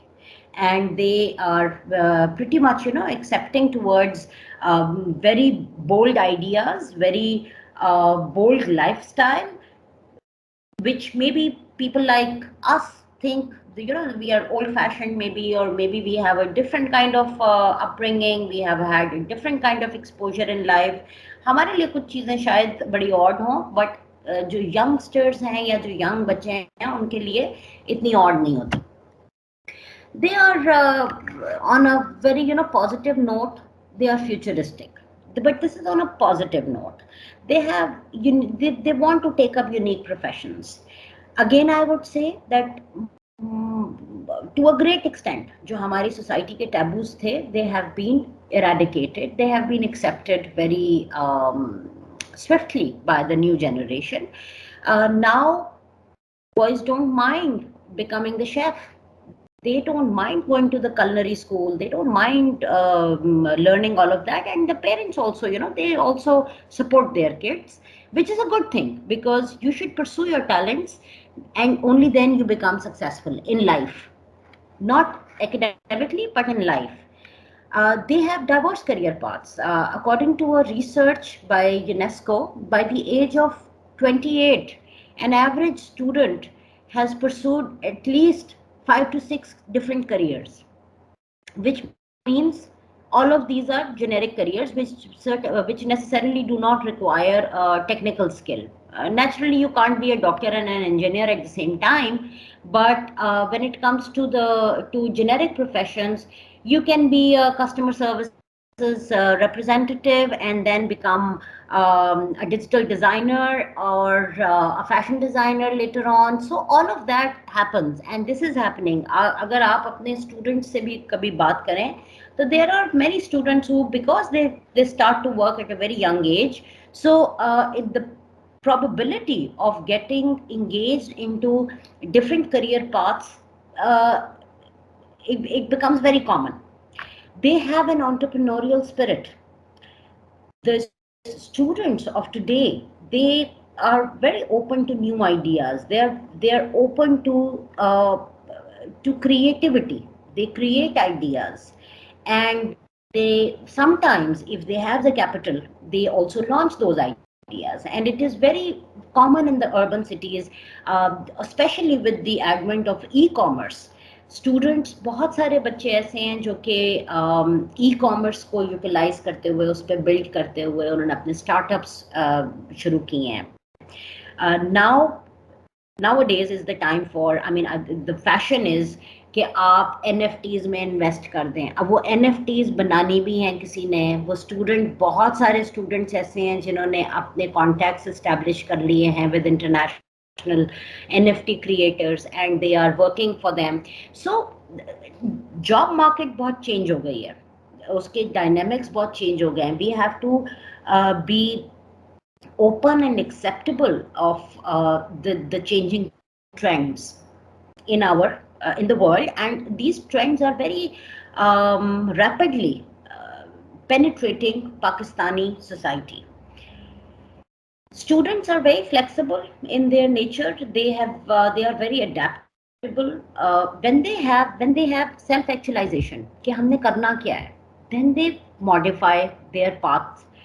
उनको कोई फर्क नहीं पड़ता इस बात से अगर वो अपनी डिग्री को बीच में छोड़ देंगे और कोई प्रैक्टिकल काम शुरू कर देंगे जिसमें उनको खुशी मिल रही है और जिसके अंदर उनकी प्रोग्रेशन भी है, या एक शॉर्ट टर्म अप्रोच में पैसे भी आ रहे हैं.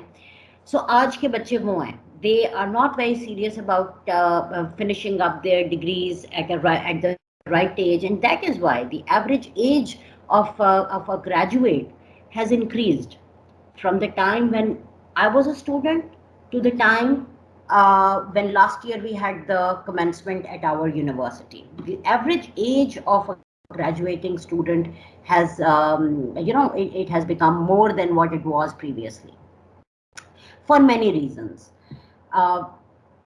They also seek technological sophistication. They have this new sense of privacy. They have this new sense of living a parallel life, and that parallel life is as important as their real life. Things and the stories and the pictures that they upload on Instagram and Facebook mean a lot. Who's following them means a lot for them. How much are they being followed is also a matter of privilege for them.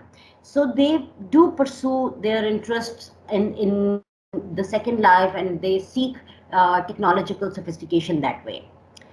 They believe in doing smart work compared to working hard work. Hard work करने वाले बच्चे अब आपको बहुत कम मिलेंगे. They are smart enough to do a lot of work in lesser time, which naturally has an impact over the overall quality of the work.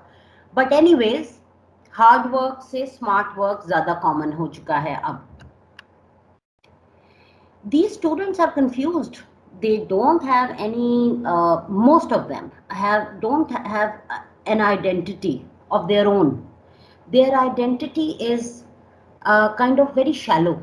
You know, they're confused between the cultural norms. They are confused between their religious values, their societal values, because the society in itself has become so many, you can say, different sorts of people make up the society, and nowadays the acceptance towards diversity has become so much that people have come out of their closets. So the society is quite diverse. Even in Pakistan, it has become very diverse, and the students who meet with these diverse people, if they do not have yet achieved self-actualization, it is very much likely that they will be influenced by everybody that they meet. हाँ, जिनको तो self actualization हो चुकी है कि हम कौन हैं, हमने क्या करना है, हमारा मकसद क्या है जिंदगी में, हमने क्या अचीव करना है, हमारे गोल्स क्या हैं, ये सब सवाल हैं जो कि सेल्फ एक्चुअलाइजेशन के लिए स्टूडेंट्स ने समझने हैं. सो जिन बच्चों के अंदर तो सेल्फ एक्चुअलाइजेशन डेवलप हो चुकी है, उनकी पर्सनैलिटीज बहुत डिफाइंड होती हैं, यानी कि वो ईजीली ना किसी से किसी के इन्फ्लुएंस में आते हैं. वो सुनते सब कुछ है, बट वो करते वही हैं जो उन्होंने करना होता है अपने एम्स और अपने गोल्स को अचीव करने के लिए. बट एक लार्ज मेजॉरिटी हमारे स्टूडेंट्स की वो है जो कि कंफ्यूज्ड है, जिनके घरों का माहौल कुछ और है और यूनिवर्सिटी का माहौल कुछ और है, जिनके दोस्त बहुत मुख्तलिफ तरीके का लाइफ स्टाइल फॉलो करते हैं और उनका लाइफ स्टाइल कुछ और है. And then to fit in, they also adapt to a great extent, and then they have to they adapt, yet they cannot announce. So there are too many confusions जो शायद yesteryears या 20 years ago या 30 years ago इतनी confused lifestyle नहीं था जितना कि अब हो गया, because of the openness and diversity, and also openness, generally the acceptance levels of the society have increased. So ये हमारे students की एक पर्सनल स्केच है जो कि आपने as teachers, and I am sure आपको पहले ही पता होगा ये, बट आपने हर वक्त इसको माइंडफुल रखना है. You have to be mindful about this, that who are your students, who are you teaching.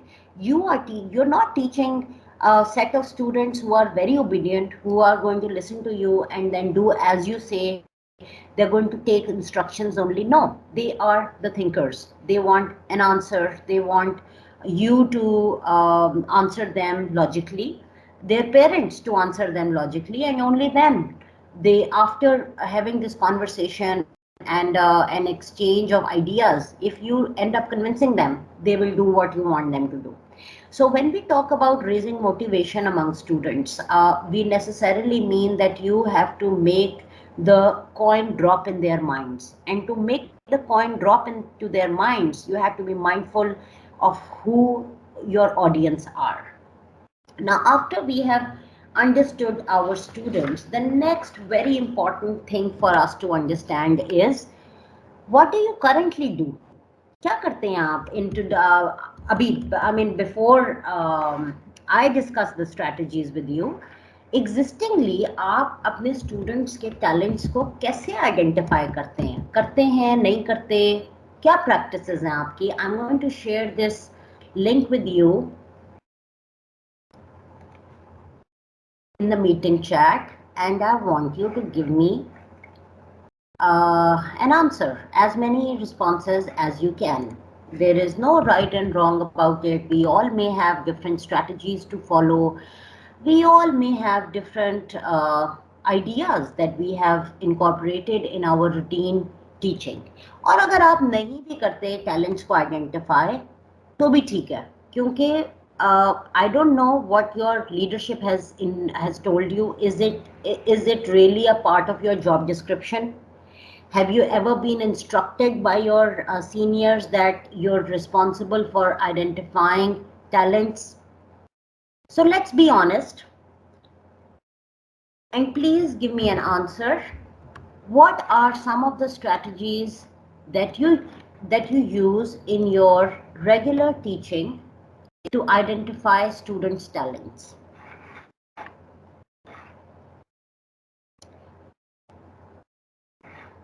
You can answer me in a single word. I mean, you can just type the name of the strategy or the method that you use,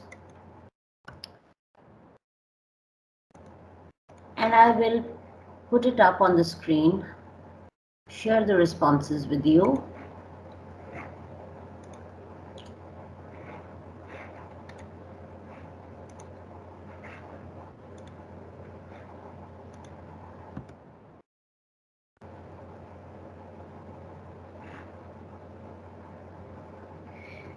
strategies कौन सी इस्तेमाल करते हैं students के talents को identify करने के लिए? आपके पास एक नया सेट कोहॉर्ट आया है स्टूडेंट्स का, एक नया बैच आया है. अब आपको उन स्टूडेंट्स के बारे में कुछ नहीं पता. ये एक नए स्टूडेंट्स का बैच है जो आपके पास इन द ईयर 2022 आया. आपकी क्या सेट प्रैक्टिस है? आप कैसे स्टूडेंट्स के टैलेंट्स को आइडेंटिफाई करते हैं एज अ टीचर? करते हैं, नहीं करते? अगर नहीं करते तो आप लिख सकते हैं कि I do not do it. It's okay. Let's see हमारे ट्रेंड्स क्या हैं, पैटर्न्स क्या हैं. There is no right and wrong. आपका नाम कहीं इस प्लेटफॉर्म पे नहीं आ रहा. Let's be honest. Let's think about it कि हम क्या करते हैं, हमारी करंट प्रैक्टिसेस क्या हैं. ये जो सब कुछ आप बता रहे हैं, surprise tests, assignments, class discussions, ये आप उनकी एकेडमिक अचीवमेंट को चेक कर रहे हैं. ये आप उनकी इंटेलिजेंस एस्पेक्ट में जा रहे हैं. आप उनकी एकेडमिक एबिलिटी को चेक कर रहे हैं. आप उनके टैलेंट्स को कैसे आइडेंटिफाई करते हैं कि किसी स्टूडेंट के अंदर लेट्स से वो एक बहुत अच्छा सिंगर है, उसको गाने का बहुत शौक है और बहुत अच्छी आवाज़ है उसकी, और ज़रा सी किसी फोकस से या मेंटोरिंग से can be the next big thing of Pakistan. Talents which are not rooted in academics, आप टैलेंट्स कैसे आइडेंटिफाई करते हैं या नहीं करते? Okay, just by giving any task. आप कोई टास्क देते हैं स्टूडेंट्स को, उसके बाद आप उनकी एबिलिटी चेक करते हैं. Actually this is a very good strategy because sometimes जब हम उनको पढ़ाई से रिलेटेड को काम करा रहे होते हैं तो we come across different talents. जैसे कि किसी के अंदर बहुत अच्छा ये टैलेंट है कि वो प्रेजेंटेशंस को जिस तरीके से बनाता है उससे पता चलता है कि उसके एस्थेटिक्स बड़े स्ट्रॉन्ग हैं. कलर कॉम्बिनेशंस जिस तरह बच्चे सेट करते हैं उससे पता चलता है कि they have a good sense of colour palette. Classroom या लेक्चर हॉल को जिस तरीके से ऑर्गेनाइज करते हैं उससे कई दफ़ा आप ये आइडेंटिफाई कर सकते हैं that they are good at arranging और organising living spaces. And then we assign different tasks to students who have demonstrated a certain talent in the past. ऐसा भी होता है कि कोई इवेंट आ रहा है तो आप अपनी जो टीम बनाते हैं इवेंट ऑर्गेनाइजिंग, उसमें आप स्टूडेंट्स को वही टास्क देते हैं जो कि वो अच्छे तरीके से कर सकें. I'm going to refresh my screen once again. Okay, thank you so much. So basically, if I have to sum it up, I would say that the practice of identification of talents is not very common within this cohort of participants that is currently, online with me. And I'm not saying this in a bad way. I've just consolidated it because by looking at your responses, I really don't see any particular strategies except for a couple of you who have stated good responses in a way. When you say co-curricular activities, yes, that is one way of identifying talents. That is a very strong way of identifying talents. Observation is another way of identifying talents. You can also have, I'm going to now switch back to move my presentation because I'm talking about the strategies, so it's better if I have something for your reference on the screen. Thank you so much for participating in this activity. Helps me in understanding that what is the current trend in your institution. Some strategies, as I was just talking about, observation, structured observation. You have this, जैसे आप students को observe करते हैं for their academic performance, उसी तरह आपने सिर्फ अपना लेंस चेंज करना है, फोकस चेंज करना है. अब आप उनके टैलेंट्स के ऊपर को ऑब्जर्व कर रहे हैं. Once a week you can do that. Once a month you can probably do that. You can organize a lecture where you integrate observation with maybe portfolios. You have ask the students that today is a day when we are not going to study and we're just going to be creative, and tell me something about yourselves which you want to share, some passion, some talent that you want to pursue in life. You can then make a record and integrate these findings within the co-curricular activities that you plan for the students. There are, you can set up clubs, societies, you can, the different platforms that are, I'm sure, already in existence in your university or college. These are all non-academic engagement platforms for the students to harness their life skills, to strengthen themselves as individuals. जब हम clubs and societies की बात करते हैं तो हम सिर्फ intelligent बच्चों को मौका नहीं देते और देना भी नहीं चाहिए. So it should be open for everybody, irrespective of what CGPA do they carry with them. Usually हम हायर एजुकेशन इंस्टीट्यूशंस में CGPA को स्टूडेंट्स की आइडेंटिटी बना देते हैं, और जिनका तो CGPA जरा कॉम्प्रोमाइज्ड होता है वो बेचारे वैसे ही बैकग्राउंड में चले जाते हैं, ओवरशैडो हो जाते हैं. But as teachers you have to break this barrier, and this is where innovation comes in. हम बात करते हैं that teachers have to be innovative, they have to be creative. How actually, how can you be creative and innovative in your practice? You have to live by it. You have to enable the students to look beyond the academic achievement as well. So engage them into co-curricular activities and encourage all students to participate, because everybody has some ability or other. It's just that we turn a blind eye towards their abilities. But anyways, आप अपने subject matter से related उसी की extension में different को curricular activities plan कर सकते हैं. वहाँ से आप स्टूडेंट्स के डिफरेंट टैलेंट्स को आइडेंटिफाई कर सकते हैं, आप स्टूडेंट्स के पोर्टफोलियोज मेंटेन कर सकते हैं, एक टाइमलाइन डिफाइन कर सकते हैं कि कैसे एक पर्टिकुलर टैलेंट जो है वो नर्चर हो रहा है या स्टैग्नेंट है. This is the most powerful strategy, and myself, I have been doing this for quite many years now. I always create a self-evaluation sheet for the students, and this is what I conduct in the beginning of the semester. When I receive a new cohort of students, new batch of students, first thing I do is I ask them to evaluate themselves, to tell me more about themselves. This is a part of the contextual understanding of the students. I always open up my semesters by understanding the new group of students, their digital access, their, anything that I should know which is likely to impact their performance, their family dynamics. It's very important for me as a teacher to connect with my students and to understand who am I teaching. This is something that I take help from. I basically give them a checklist.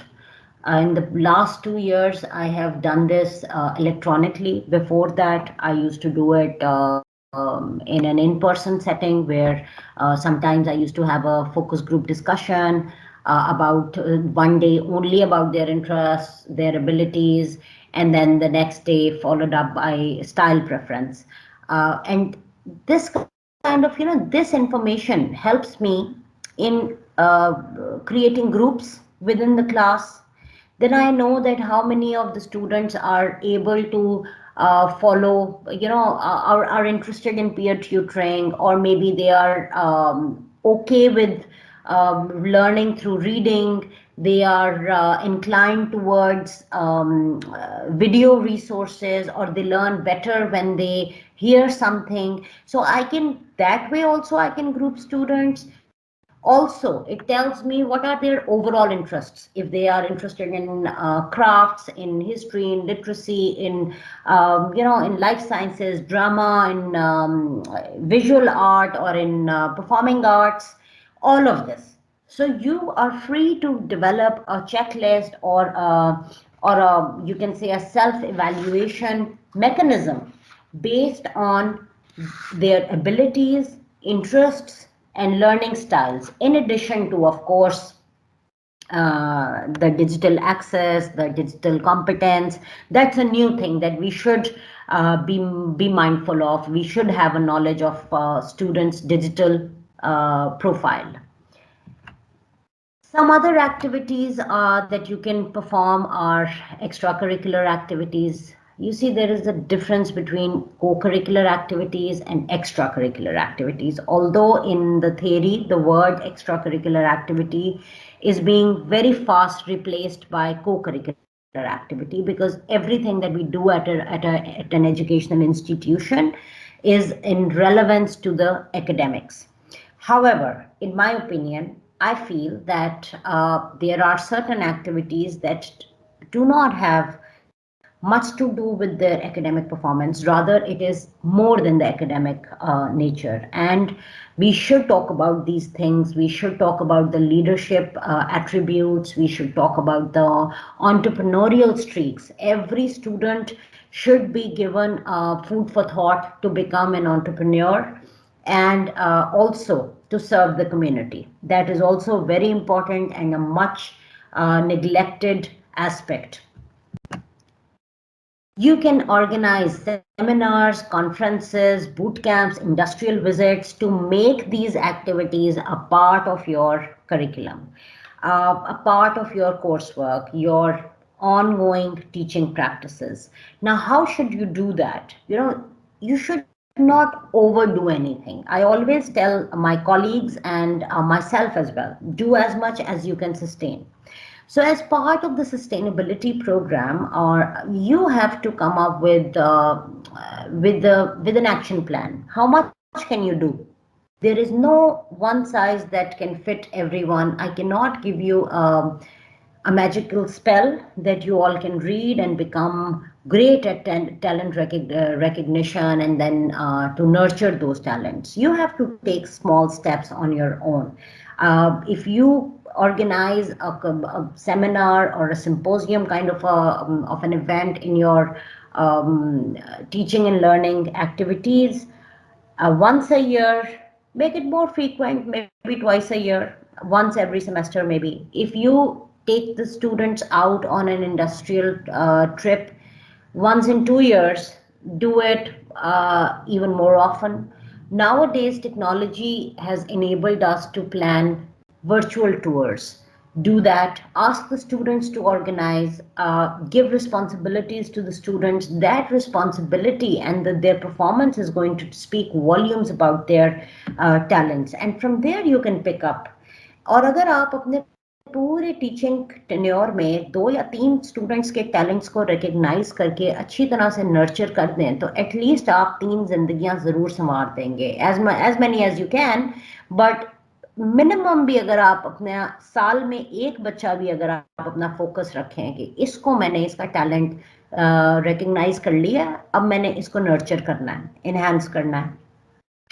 Believe me, talents are more lasting, more promising than the academic achievement. I've seen people who have had 3.98 CGPA fail in practical life just because they are not able to handle life. They are excellent students.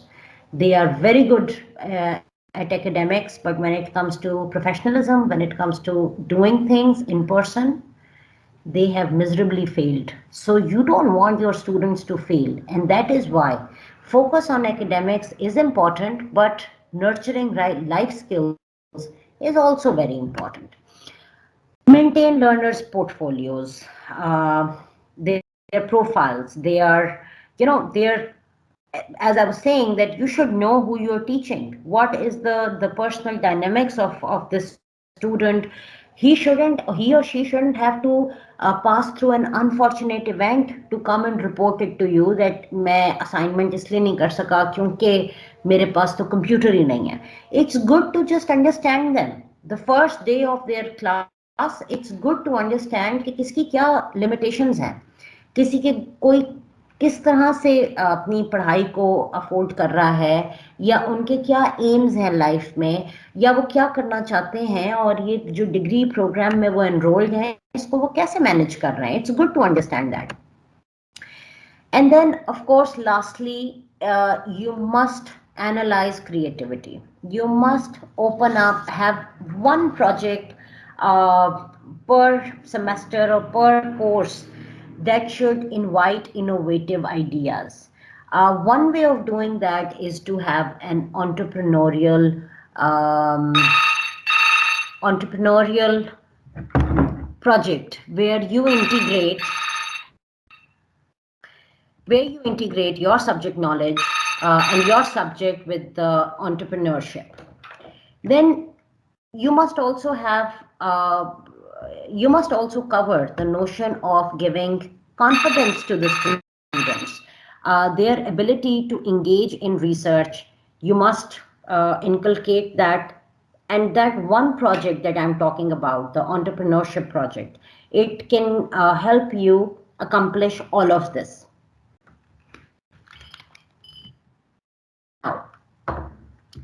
This is something that I wanted to share with you. I'm sure that most of you or many of you would, you already know about Renzulli's 3 rings. Now, this is giftedness that we are talking about. ये जो centre में बिल्कुल आपके पास एक dot है, this is gifted behavior. Not everybody has a gifted behavior. One thing that we must understand by looking at this picture, कि हर student से ये एक्सपेक्ट करना कि वो एक गिफ्टेड बिहेवियर एग्जिबिट करेगा, that's not a fair expectation. Some students are creative, some are very good at task commitment, and they focus, they have the confidence, they have the ability to pull the strings to make anything happen, or you give them the instructions, they execute very efficiently. Some of the students have an above average ability in more than one aspect, but the gifted behavior is this is not very common. So if we identify students with the gifted behavior, and that is why I quoted such a low number, like अगर आप अपने पूरे career में 2 या 3 बच्चों को भी nurture कर देते हैं उनके टैलेंट्स को, ये वो बच्चे हैं जिनका जो गिफ्टेड है, because their talent is going to stand out and you will not be able to ignore that. You will, every day when you meet them, it will speak out for itself that I exist, and those students require your attention, they require mentorship, and if you offer mentoring to such students, you are likely to make them reach somewhere in life. With this, I'm going to talk about the challenges. This journey is not so easy and not so straightforward, simple. जिस तरह हमने बात की कि आप बस आप को करिकुलर एक्टिविटीज करा लें, आप स्टूडेंट्स के साथ एक चेकलिस्ट उनसे फिल करा लें, उसके बाद क्या करना है आपने, once when you identify the talent, तो असल तो आपका काम वहां से शुरू होता है. Once when you recognise the talent, what is the next stage? सबसे पहले तो आपके पास आएंगे करिकुलर चैलेंजेस जो कि बेइंतहा होंगे. You would be penalised with of course with your you'd have to finish up the curriculum, and you wouldn't have time to spend hours after hours mentoring students away from the curricular concepts. But this requires your mindfulness. your preparedness. One simple question per day, or one, a brief conversation with the student every day with some ambition in your mind, with a targeted approach, can help the student nurture the talents on their own. So one thing, आपने students को self driven track पे लेके आना है. उसके लिए आपने mindful रहना है, आपकी अपनी preparation होनी चाहिए. You must engage students in co and extracurricular activities that help you accomplish your curricular objectives. क्योंकि जब आपका करिकुलम कॉम्प्रोमाइज नहीं होगा तो फिर आपका focus on other things sustainable होगा. बट अगर आप सस्टेन नहीं कर सकते seamless integration, so then your curriculum is likely to be ignored, and that is going to build up a sense of tension in you. Second very important thing that we all must follow is teamwork. Without each other's help, we cannot do this. अगर एक teacher ने एक talent recognise कर लिया एक student में, please communicate it with your colleagues. आपके department में कोई मीटिंग्स होती होंगी, कोई अपने लीडरशिप के को इन्फॉर्म करें, so that a proper platform can be given to those students.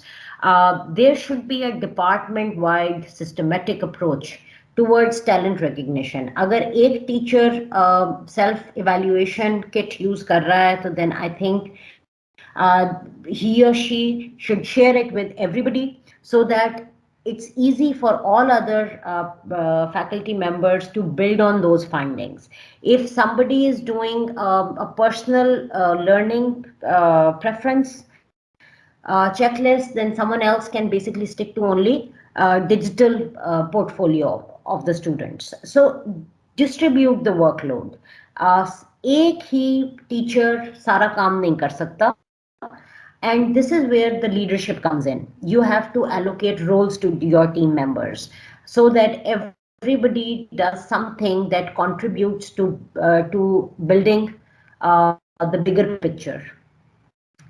And this brings me to the end of this training session, to the end of our conversation. Thank you so much for your time, and now the floor is open for a discussion. For discussion, we are going to follow the same model. Please raise your hand. I will call your name. And take your responses. Okay, participants, mics are enabled, so you all are requested to follow the. So, Dr. Tanveer Ahmad Abbas, I see your hand up. Do you want to say something, sir? वालेकुम सलाम. जी madam, वो ना मतलब intelligence का के साथ कोई example Edison जो है वो बड़ा पुअर स्टूडेंट था. उसकी माँ ने उसको उठा लिया, कर दिया, और उसकी माँ कहता था कि my mother help me. Hello sir, मैं सुन रही हूँ. मैंने अपना माइक म्यूट किया है ताकि मेरे एंड से कोई डिस्टॉर्शन ना आए कॉल में. I am listening, I am all ears.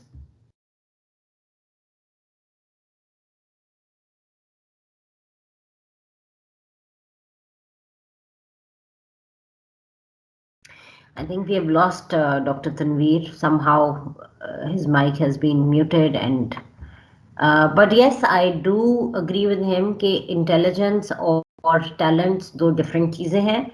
Sometimes talented लोग ज़्यादा progressive होते हैं, ज़्यादा successful होते हैं, but it also all depends on the kind of opportunities that you get.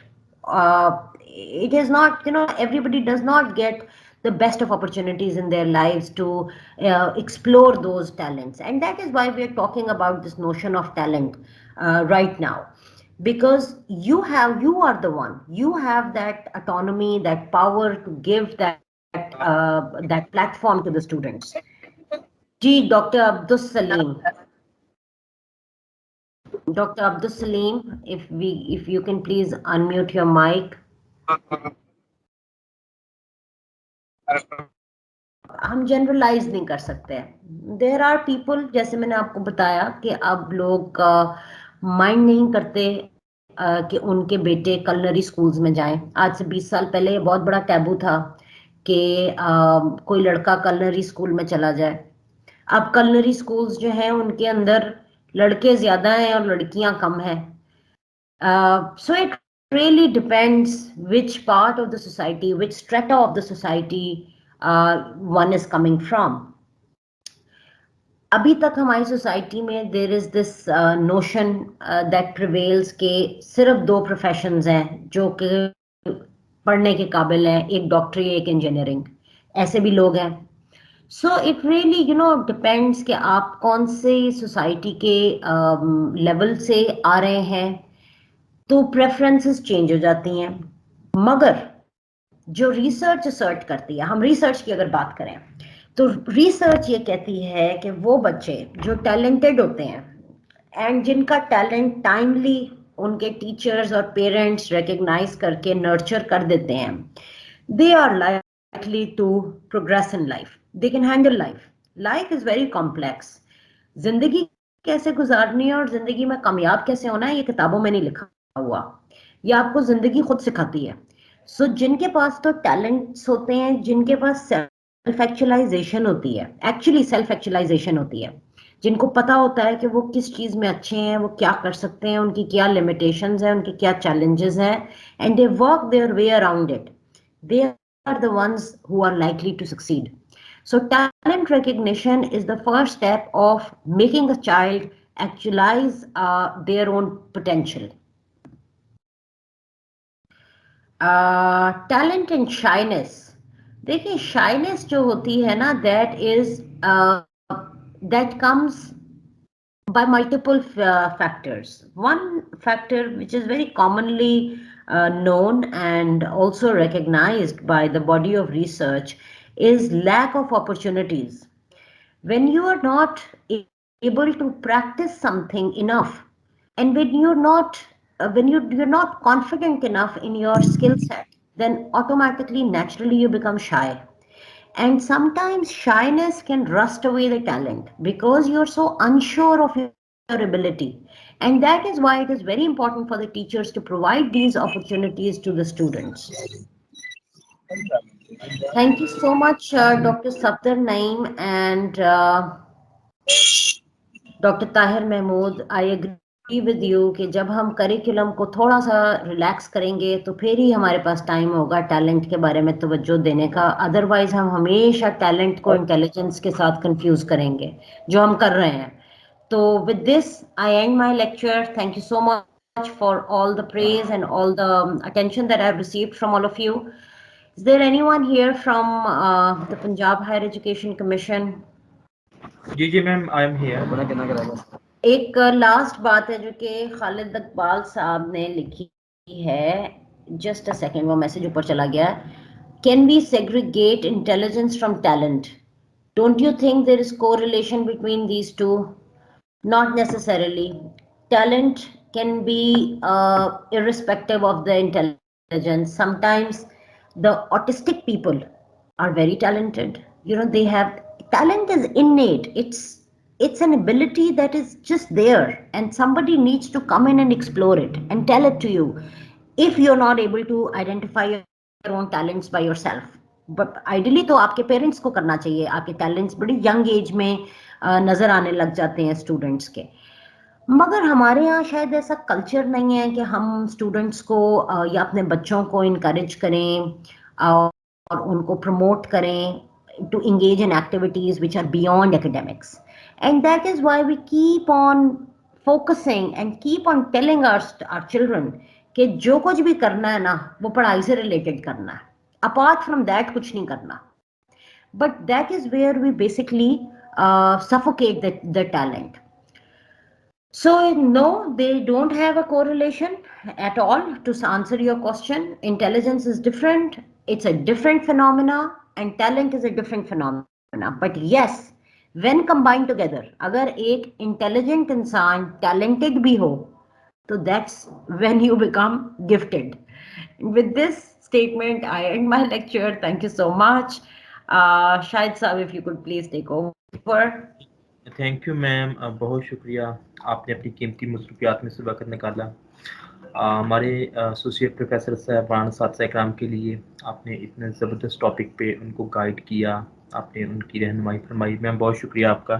और चूँकि मैम असेसमेंट भी होना है हमारे पार्टिसिपेंट्स की, तो मैं अगेन आई एम रिक्वेस्टिंग कि आप हमें इसके जो असेसमेंट क्वेश्चंस हैं पहले आपके हमें रिसीव हो गए हैं, बहुत शुक्रिया मैम। और हमें इस टॉपिक के भी जो असेसमेंट क्वेश्चंस हैं और आज की जो प्रेजेंटेशंस है वो भी हमें ईमेल कर दीजिएगा ताकि हम फ्रेंड्स को शेयर कर सकें।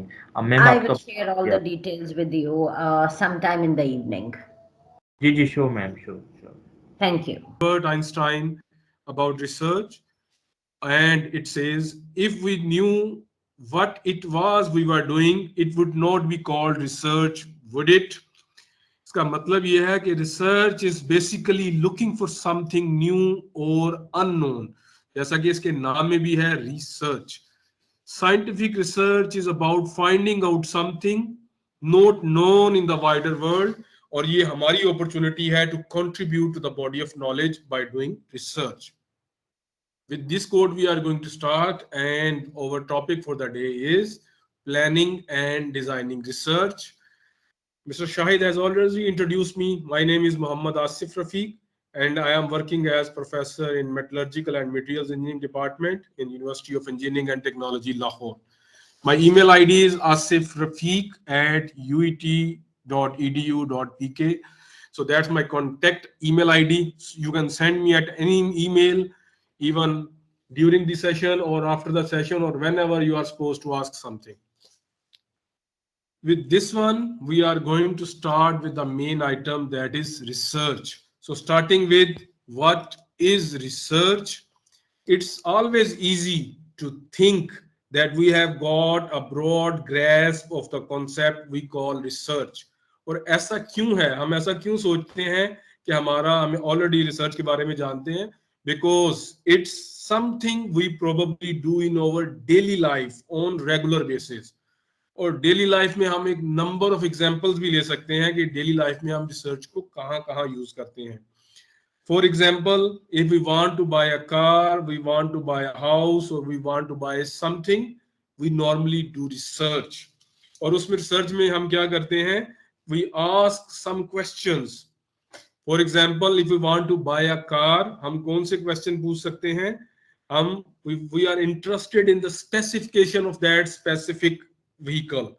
We are interested in the fuel economy of that specific vehicle. Some of us are more interested toward the comfort level, जबकि हम में से कुछ का ख्याल ये होता है कि comfort is not that important, rather fuel economy is more important. And some of us may be worried about the number of seats.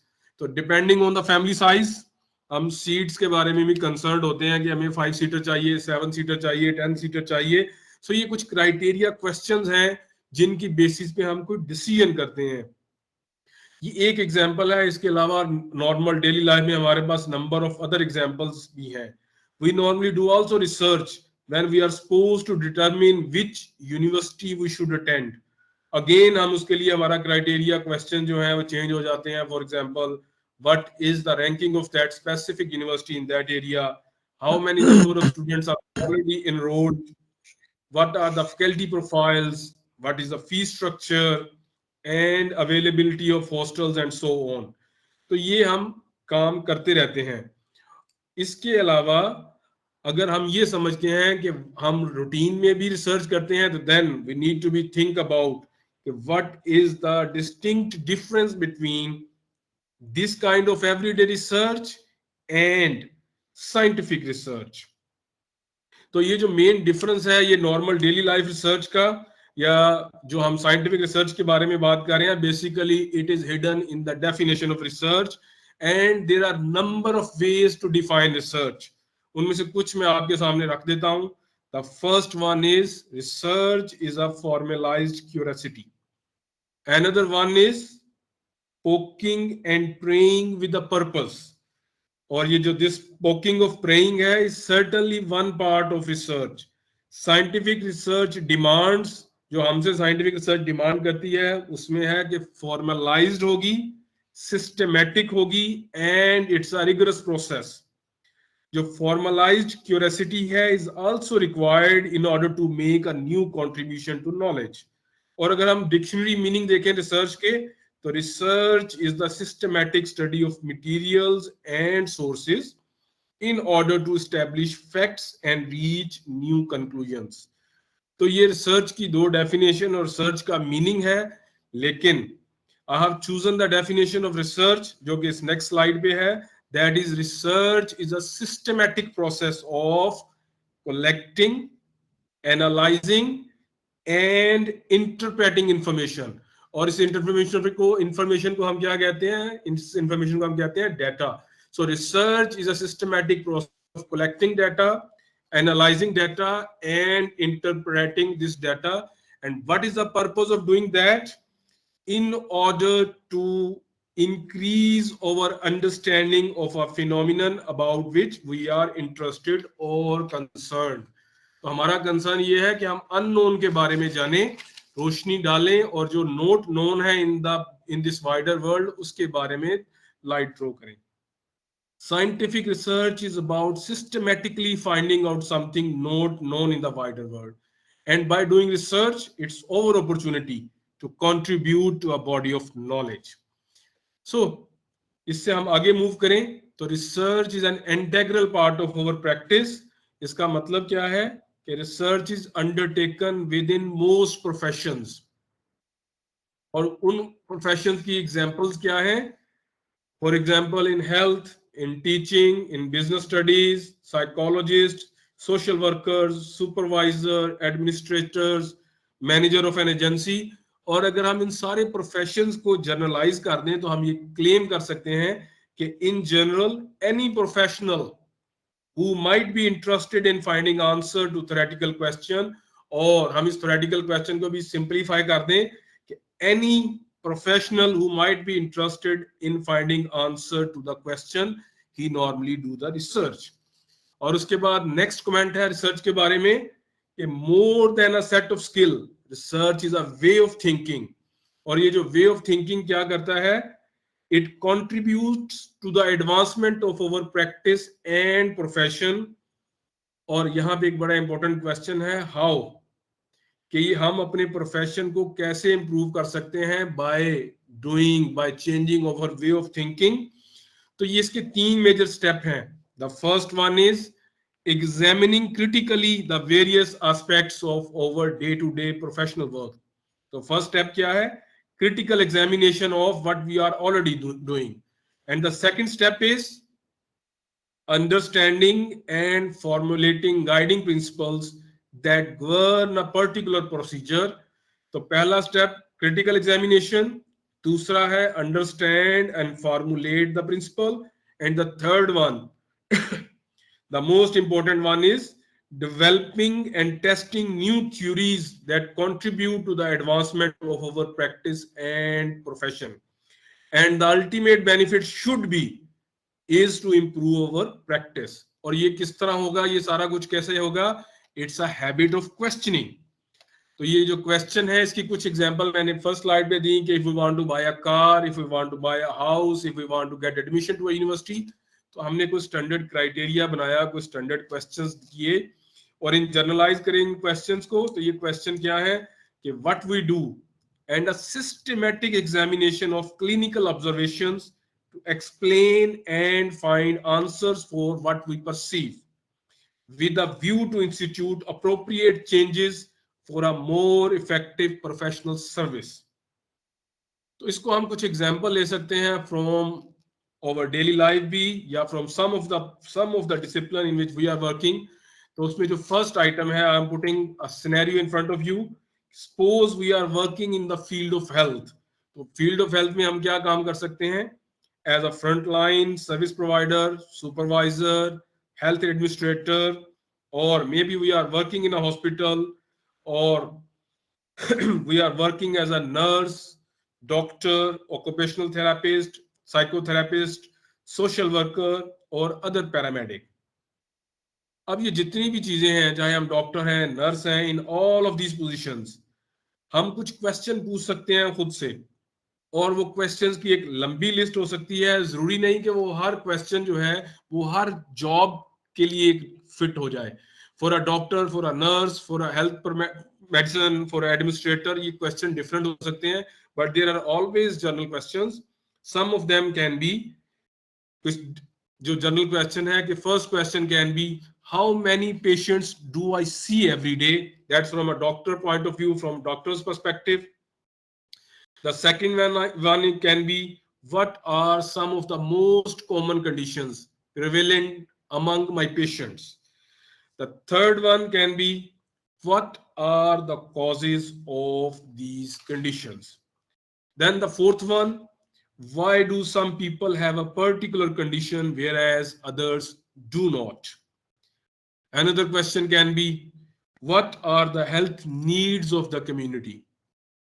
Then the number 6 can be what are the benefits of this program to the community. Then how do I demonstrate the effectiveness of my service. Then another can be why do some of the people use the service while others do not. अब ये criteria change हो गया, ये अब doctor के बजाय administrator का question भी हो सकता है. What do people think about the service? How satisfied are the patients with the service? How effective is the service? And final question, the most important one, how can the service be improved? तो ये जितने भी question हैं, हम इनमें कुछ और question भी ऐड कर सकते हैं to this that list. At times it may be possible to ignore these questions because of the level at which we work. At other times, we may make an effort to find answers on our own initiative, or sometimes we may be required to obtain answers for effective administration and planning.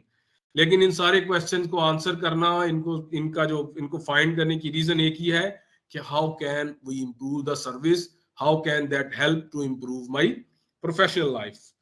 इसकी एक और example देख लेते हैं हम कि in this age of consumerism we cannot afford to ignore the consumers of a service. Consumers have the right to ask questions about the quality and effectiveness of the service they are received, and we as a service provider have an obligation to answer their questions. Some of the questions that a consumer may ask, तो यहाँ पे मैंने सिर्फ question mark लिखा है, हम यहाँ पे अपनी तरफ से आप क्वेश्चन ऐड कर सकते हैं, तो ये आप प्रैक्टिस भी कर सकते हैं. और some of the question can be how effective is the service that I am receiving, the first logical question. Second one is am I getting value for money.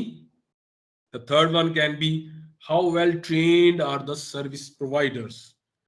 And most professions that are in the human service industry would lend themselves to the questions, and as a service provider we should be well prepared to answer them, and research is one of the ways to help us answer such questions objectively. तो यहाँ तक research daily life थी, but now we are going to discuss about the research cycle. So research is basically, जैसे कि नाम से indicate है, it moves in the form of cycle, and the first step in that cycle is the researcher begins with a problem. और ये what is this problem is? Basically the problem is an unanswered question. तो यहाँ पे हम question पूछ सकते हैं कि from where this question comes. This question can be from our daily life. Everywhere we look, we see things that cause us to wonder, to speculate, to ask questions. And by asking questions, we strike a spark that ignites a chain reaction leading to this research process. और आमतौर पे scientific studies में आमतौर पे जो हम question करते हैं, that is by reading articles, by reading manuscripts, by reading books, by reading review papers. तो जो साइंटिफिक स्टडी में आमतौर पे हम करते हैं, तो ये, लेकिन in any case it starts from a problem, and problem is an unanswered questions. और ये जो अनआंसर्ड क्वेश्चन है या अनरिजॉल्व्ड सिचुएशंस हैं दैट इवोक द क्वेश्चंस. और इस क्वेश्चन जब स्टार्ट हो गया तो हम first step of research cycle पे हैं. उसके बाद जब क्वेश्चन आ गया, then we move to the second step of this research cycle and the second step is the researcher clearly and specifically articulates the goal of the research Endeavour. और इसके बारे में कमेंट है का clear unambiguous statement of the problem one will address is very critical. The statement normally is an exercise in intellectual honesty. The ultimate goal of the research must be set forth in a grammatically complete sentence that specifically and precisely answer the question. What problem do you intend to solve? When you describe your objective in a clear term, you have a good idea of what you need to accomplish and can direct your efforts accordingly. तो जब तक आपके पास question नहीं है, आप अपनी direction, अपनी boundaries set नहीं कर सकते. After moving this second step, then we move from the third step of this research cycle, and the third step is the researcher often divides the principal problem into more manageable sub problems. तो ये बड़ा common है, और from a design standpoint and from the daily life से भी हमें अंदाजा है कि it is often very helpful to break a main problem into several sub problems that when solved can resolve the main problem. ये जो principal problem को break down करना है into smaller easily solvable sub problem is a basically a strategy, और ये strategy आमतौर पे हम अपनी डेली लाइफ में भी यूज करते हैं. For example, we want to drive from over home town to a town many kilometres away, then our principal goal is to get from one location to other. और अगर हम इसको break down करें into smaller problems, तो हम इसकी smaller problems में इसको कर सकते हैं. तो हमारी मेन प्रॉब्लम क्या है? How do we get from town A to town B और from one place to another one. इसको हम सब प्रॉब्लम्स में कैसे डिवाइड कर सकते हैं कि what route appears to be most direct one, कि बिल्कुल स्ट्रेट पाथ कौन सा है between the from my starting point and my ending point. The second sub problem can be is the most direct one also the quickest one? If not, what route might take the least amount of time? तो यहाँ पे हमने फिर इसको second sub problem में divide किया. अब हम इसकी थर्ड सब प्रॉब्लम पे भी जा सकते हैं कि which is more important to us, minimizing travel time or minimizing energy consumption. तो जब इन सवालों के जवाब आएंगे तो we can keep on moving to the next one.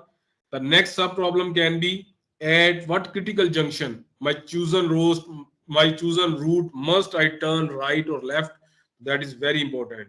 So basically the idea is what seems like a single question can be divided into several smaller questions that must be addressed before the principal question can be resolved. So with most of the research problem, by closely inspecting the principal problem, the researcher often uncover important sub-problems. By addressing each of the sub-problem, the researcher can more easily address the main problem. तो ये routine life में भी है, और अगर हम इसको apply करें in the research, तो हमारे लिए अपने goal तक पहुंचना आसान हो जाता है. If a researcher does not take the time or trouble to isolate the lesser problems within the major problem, the overall research projects can become cumbersome and difficult to manage. Identifying and clearly articulating the problem and its sub-problems are the essential starting points for formal research. तो जब हमने ये काम कर लिया कि हमने divide कर लिया बड़ी प्रॉब्लम के into smaller problems, then we can move from this step number 3 to step number 4, or step number 4 basically is the researcher identifies hypotheses and assumptions that underlies the research effort. जब हमने state कर लिया problem को और उसके साथ attended सब problems को, the researcher sometimes forms one or more hypotheses about what they may discover. So basically, what is a hypothesis? A hypothesis is a logical supposition, a reasonable guess, and educated conjecture. اور اس کا benefit کیا ہے hypothesis کا کہ it provides a tentative explanation for a phenomenon under investigation, اور یہ ہمیں direct کر سکتا ہے ہماری تھنکنگ کو to possible sources of information that will aid in resolving one or more sub problems, and as a result may also help to resolve the principal research problem. Hypotheses are not unique to research. In our everyday life, if something happens, we immediately try to account for its causes by making some reasonable conjectures. For example, daily life میں سے ایک آسان سی example ہے کہ ہم گھر واپس آئیں، اپنا ڈور اوپن کریں، we try to switch on the light, and اگر بلب نہ جلے تو اس کے لیے ہم ڈفرنٹ ہائپوتھیسز سوچ سکتے ہیں اس کے بارے میں. تو ڈفرنٹ ہائپوتھیسز میں the first one can be کہ recent storm has disrupted over access to electrical power. The second hypothesis can be the bulb has burned out. The third one can be the lamp is not securely plugged into the wall outlet. The fourth one can be the wire from the lamp to the wall outlet is defective. Then another hypothesis can be, جو کہ most commonly ہو بھی سکتا ہے، کہ we forget to pay our electricity bill.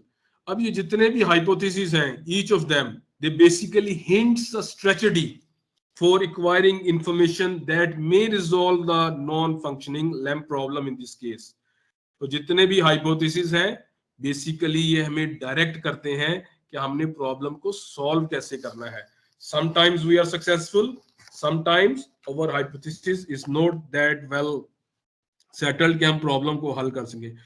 For example, اگر ہمارا پہلا جو ہائپوتھیسس تھا وہ تھا کہ recent storm has disrupted access to the electrical power, تو ہم اس کو آسانی سے اس کے بارے میں جو اس نے ہمیں ڈائریکشن دی ہے، تھنکنگ ڈائریکشن، کہ we might look outside to see whether ہمارے جو نیبرہڈ میں ہیں لائٹس ہیں وہ آن ہے یا نہیں ہے، تو ہمیں اس کا آنسر مل جائے گا. اور جو ہمارا سیکنڈ ہائپوتھیسس تھا کہ بلب ہیز برنڈ آؤٹ، تو ہم اس کو ریپلیس کر سکتے ہیں، replace the bulb and see if the light is coming اور ناٹ. تو یہ ہمارا ہائپوتھیسس ہمیں ایک سولوشن کی طرف لے گیا. Hypotheses in research projects are as tentative as those for a non-functioning table lamp. تو ہم اس میں مختلف طرح کی ہائپوتھیسز دیکھتے ہیں، ان کو ٹیسٹ کرتے ہیں اینڈ ٹرائی کرتے ہیں. تو hypotheses basically they are the predictions and they are essential ingredient in certain kind of research, especially experimental research. تو اس کے لیے ہمیں ہائپوتھیسس بنانے ہیں، اس سے آگے چلنا ہے، وہ ہمیں ایک ڈائریکشن دیں گے، اور اس ڈائریکشن کے بعد ان کو ٹیسٹ کرنے کے بعد ہم موو کریں گے to the next step. Next step is the step number 5، that is the researcher develops a specific plan for addressing the problem and its sub problem. The researcher develops a specific plan for addressing the problem and its sub-problem. That is step number 5 in research cycle. So basically research jo hai, that is not a blind exertion into the unknown with the hope that the data necessary to address the research problem will magically emerge. تو ہم نے اس کو definition میں بھی دیکھا کہ یہ ایک سسٹمیٹک میتھڈ ہے. ان نون ہم نے صرف اندازے سے کام نہیں کرنا. So research is basically a carefully planned itinerary of the route we intend to take in order to reach our final destination. اور وہ final destination کیا ہے؟ Our research goal, the step number 2. Then اور اس کام کے لیے سب سے جو important item ہے that is planning and designing. یہ بڑا امپورٹنٹ ہے. Researchers plan their overall research design and specific research method in a purposeful way so that they can acquire data relevant to their research problem and sub-problem. اور یہ depend کرے گا data جو collection ہے that depends on the research question. تو different design and different methods are sometimes more or less appropriate depending on the research question. تو جو early stages ہے research کی، much can be decided during those early stages. और वो decide कैसे कर सकते हैं हम कि हम ये फाइंड कर सकते हैं कि are any existing data relevant directly to our research problem exists. अगर वो एग्जिस्ट करता है then the next question is where are they and are we likely to have access to them? Second option क्या हो सकती है, if the needed data don't currently exist, how might we generate them? And later, after we have acquired the data, what we will do with that data? Such question merely hint at the fact that planning and design cannot be postponed. Each of the question and many more must have an answer clearly in the research process, और वो सारे के सारे हम carefully planning और designing research के जरिए आएंगे। तो जब हमने रिसर्च प्लान कर लिया, रिसर्च को डिजाइन कर लिया या डिजाइनिंग ऑफ अ रिसर्च कर ली, then the next step is the step number 6। और स्टेप नंबर 6 में है कि researcher collects, organises and analyses data related to the problem and its sub problem. जब रिसर्चर ने आइसोलेट कर लिया प्रॉब्लम को, डिवाइड कर लिया into appropriate sub problems, hypothesis को आइडेंटिफाई कर लिया, assumptions बना ली और एक suitable डिजाइन और मेथोडोलॉजी बना ली, the next step is to collect whatever data might be relevant to the problem and to organize and analyze them in a meaningful way. Normally there are two types of data, one is called quantitative and second one is called qualitative. और qualitative data हो या quantitative data हो, depending on those different research methods and data analysis strategies को हम device करते हैं। It's always better not to think the qualitative or quantitative distinction as a mutually exclusive. It has to be one thing or the other dichotomy. Many researchers collect both quantitative and qualitative data in a single research project, और इस approach को हम sometime कहते हैं mixed method research. तो जब हमने step 6 कर लिया, डाटा को कलेक्ट कर लिया, ऑर्गेनाइज कर लिया, एनालाइज कर लिया, then comes the step number 7। तो स्टेप नंबर 7 में क्या है, the researcher interprets the meaning of the data as they relate to the problem and its sub problem. तो डाटा चाहे क्वालिटेटिव है या क्वांटिटेटिव है, that is only data, nothing more. और ये डाटा की सिग्निफिकेंस है, that depends on how the researcher extracts meaning from them. Otherwise they are, it's only the data, it's only worthless if we are unable to extract meaning from them. In research, uninterpreted data are worthless. They can never help us answer the questions we have posed. So researchers must recognize and come to the terms with the subjective and dynamic nature of interpretation.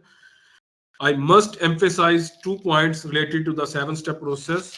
ये जो यहाँ पे हमने किए हैं, this process is iterative. That's the first point which I am going to highlight here. The research process is iterative. A researcher sometimes needs to move back and forth between 2 or more steps along the way.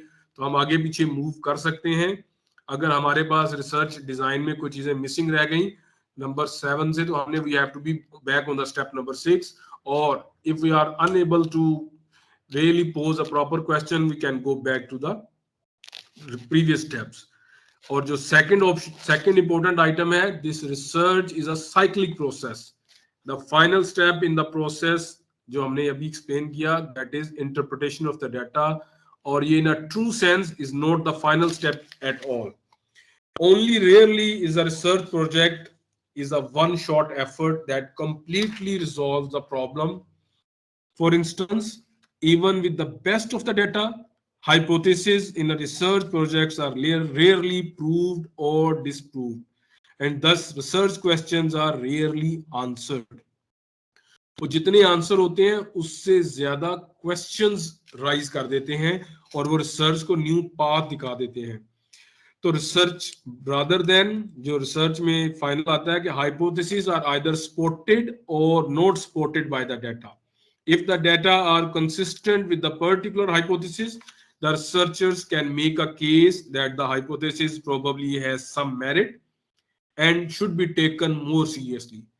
अगर ऐसा ना हो सके, then the data run contrary to the hypothesis, the researcher rejects the hypothesis and turns to other hypotheses as being more likely explanation of the phenomena in question. In either cases, one or more additional follow-up studies are called for. Ultimately, most research studies don't bring total closure of a research problem. So research में basically there is no end point. जहाँ पे हम खत्म करेंगे research उससे आगे फिर शुरू होगी. अगर हमने कोई नई चीज बना ली है तो next step is उसकी applications क्या होगी. So there is no obvious end point. No point where the researcher can say I have completely answered the question about which I am concerned. Instead, research typically involves a cycle, और इस cycle के बजाय भी हम इसको more accurately कह सकते हैं. It's a helix, it's a spiral in which one study spawns additional follow-up studies. इसका मतलब क्या है कि research begets more research. तो ये research cycle के बारे में था कि there are 7 steps and research is a cyclic process और एक study से आगे further studies निकलती आती हैं. Now we will move to the next slide, that is designing a research plan. और basically हम move कर रहे हैं now from question to answer, and I am going to start that part again with a quote from Emma Goldman, that is methods and means cannot be separated from the ultimate aim. So with this one we are moving to the research design. What is a research design? When it comes to the design, it may sound incredibly obvious. Our goal is to come up with a plan that will allow us either to answer a well-articulated research question or to test our skillfully constructed hypothesis. तो research design हमने ऐसे करना होता है कि हम अपना answer जो करना है वो या जो हाइपोथेसिस है उसको टेस्ट करना है. इसका क्लियरली मतलब ये है कि वेल आर्टिकुलेटेड क्वेश्चन जो है बेसिकली ये डिफाइन करेगा हमारी इन्वेस्टिगेशन क्या होगी. ये हेल्प करेगा to set up boundaries. Question help करेगा to provide directions and acts as a frame of reference for assessing our work. So in this way, our question act as a blueprint for decision making related to method. So if you think you are ready to move to research design, but still struggling to articulate the question clearly, then we really need to go back and work on the question itself. If you don't know where you want to go, you simply can't determine a path for getting there. So अगर question clearly आपके mind में नहीं है तो आप research design नहीं कर सकते. And if we are clear about our research problem, then our achievement is worth praising. We have crossed one of the most important and difficult section of our research journey. Having decided what we want to study, we now need to determine how we are going to conduct our study, and there are a number of questions that need to be answered before we can proceed with this journey. What procedure will we adapt to obtain answers to research questions? How will we carry out the tasks needed to complete the different components of the research process? What should we do and what should we not do in the process of undertaking the study? तो ये जो question है कि हमने कौन से procedure adapt करने हैं, हमने कौन सी टास्क कंप्लीट करनी है, what we should do and what we should not do, basically answer to these question constitutes the core of research design. इसकी अगर हम आसान सी एक एग्जांपल लें फ्रॉम एवरीडे लाइफ अगेन तो वो है हाउस कंस्ट्रक्शन की. Before constructing a home, a builder requires or develops a detailed set of plans. और detailed set of plan में क्या होता है? How to frame the walls and roof. That's a one point. The second one is where to put doors and windows of various sizes. The third one can be where to put pipes and electrical wiring. उसके बाद एक और important question होता है कि what kind of materials to use. ये जो plan है basically they enable the builder to erect a strong well designed structure. तो सेम केस में सेम अटेंशन नॉर्मली रिसर्चर को पे करनी चाहिए to in the detailed planning of the research projects. जब हम बात करते हैं about the general strategy for solving a research problem, we are talking about the research design. क्या हमें पता होना चाहिए कि हमने कौन सा मटेरियल यूज करना है, हमारा प्लान क्या है, where to place a window, where to place a door, which material to use, और बेसिकली ये है रिसर्च डिजाइन में। तो इसलिए research design is basically a plan, structure and strategy of investigation so conceived as to obtain answers to the research question or problem. This plan is basically the complete scheme or program of the research, the same way जैसे कि हम construction से या builder से घर बनवाते हैं और प्लान देते हैं, the same way it's the plan. और इस प्लान में क्या इंक्लूड होता है, an outline of what the investigator will do from writing the hypothesis and their operational implication to the final analysis of the data. So basically this, ये जो research design है, basically it's a traditional research design is a blueprint or detailed plan for how a research study is to be completed. Operationalizing variables so they can be measured, selecting a sample of interest to study, collecting data to be used as basis for testing hypothesis, and analyzing the results. So research जो traditional है, जो traditional research design है, is a blueprint, और ये हमें help करता है at every step. So a research design is a procedural plan that is adopted by the researcher to answer questions validly, objectively, accurately and economically. तो ये features हैं एक अच्छे डिजाइन के, कि जो आपका रिसर्च क्वेश्चन है उसको आपने आंसर करना है, आंसर आपके वैलिड हो, ऑब्जेक्टिवली आंसर्ड हो, एक्यूरेट हो, एंड मोस्ट इंपॉर्टेंटली इकोनॉमिकल वे में किए गए हो. A research design is the arrangement of conditions for collection and analysis of our data in a manner that aims to combine relevance to the research purpose with economy in procedure. So with this one, it is very important to keep in mind, in planning a research design, a researcher in quest of new knowledge and understandings cannot be shackled by the discipline specific methodological restraints. इसका मतलब क्या है कि when we are doing research, तो आमतौर पे हमें different या मल्टी डिसिप्लिनरी भी काम करना पड़ सकता है. So if we are ready to learn new things, that is very good and very important. The course of research projects will frequently lead the researcher into new and unfamiliar territories that have historically been associated with other content areas. इसका मतलब क्या, आसान से एक example है कि sometime a sociologist trying to resolve a problem in sociology may come face to face with problems that are psychological or economic in nature. तो इसका मतलब है कि हमें मल्टी डिसिप्लिनरी और नई नई चीजें सीखने के लिए तैयार रहना है. If we really want to do research, हमें सम टाइम अपने कंफर्ट जोन से बाहर आके भी काम करना पड़ सकता है. So with this one, we will move towards the benefits of a research design. So research design के benefit क्या हैं? The first one is through the research design, we decide for ourselves and communicate to others our decisions regarding what study design we propose to use. Second one is how we are going to collect information from our respondents or from our experiments or instruments. तो ये research design में हमने बताना है कि हमें information कैसे collect करनी है. The third one is how we are going to select our respondents. Then the fourth one is how the information we are going to collect is to be analyzed and how to communicate our findings.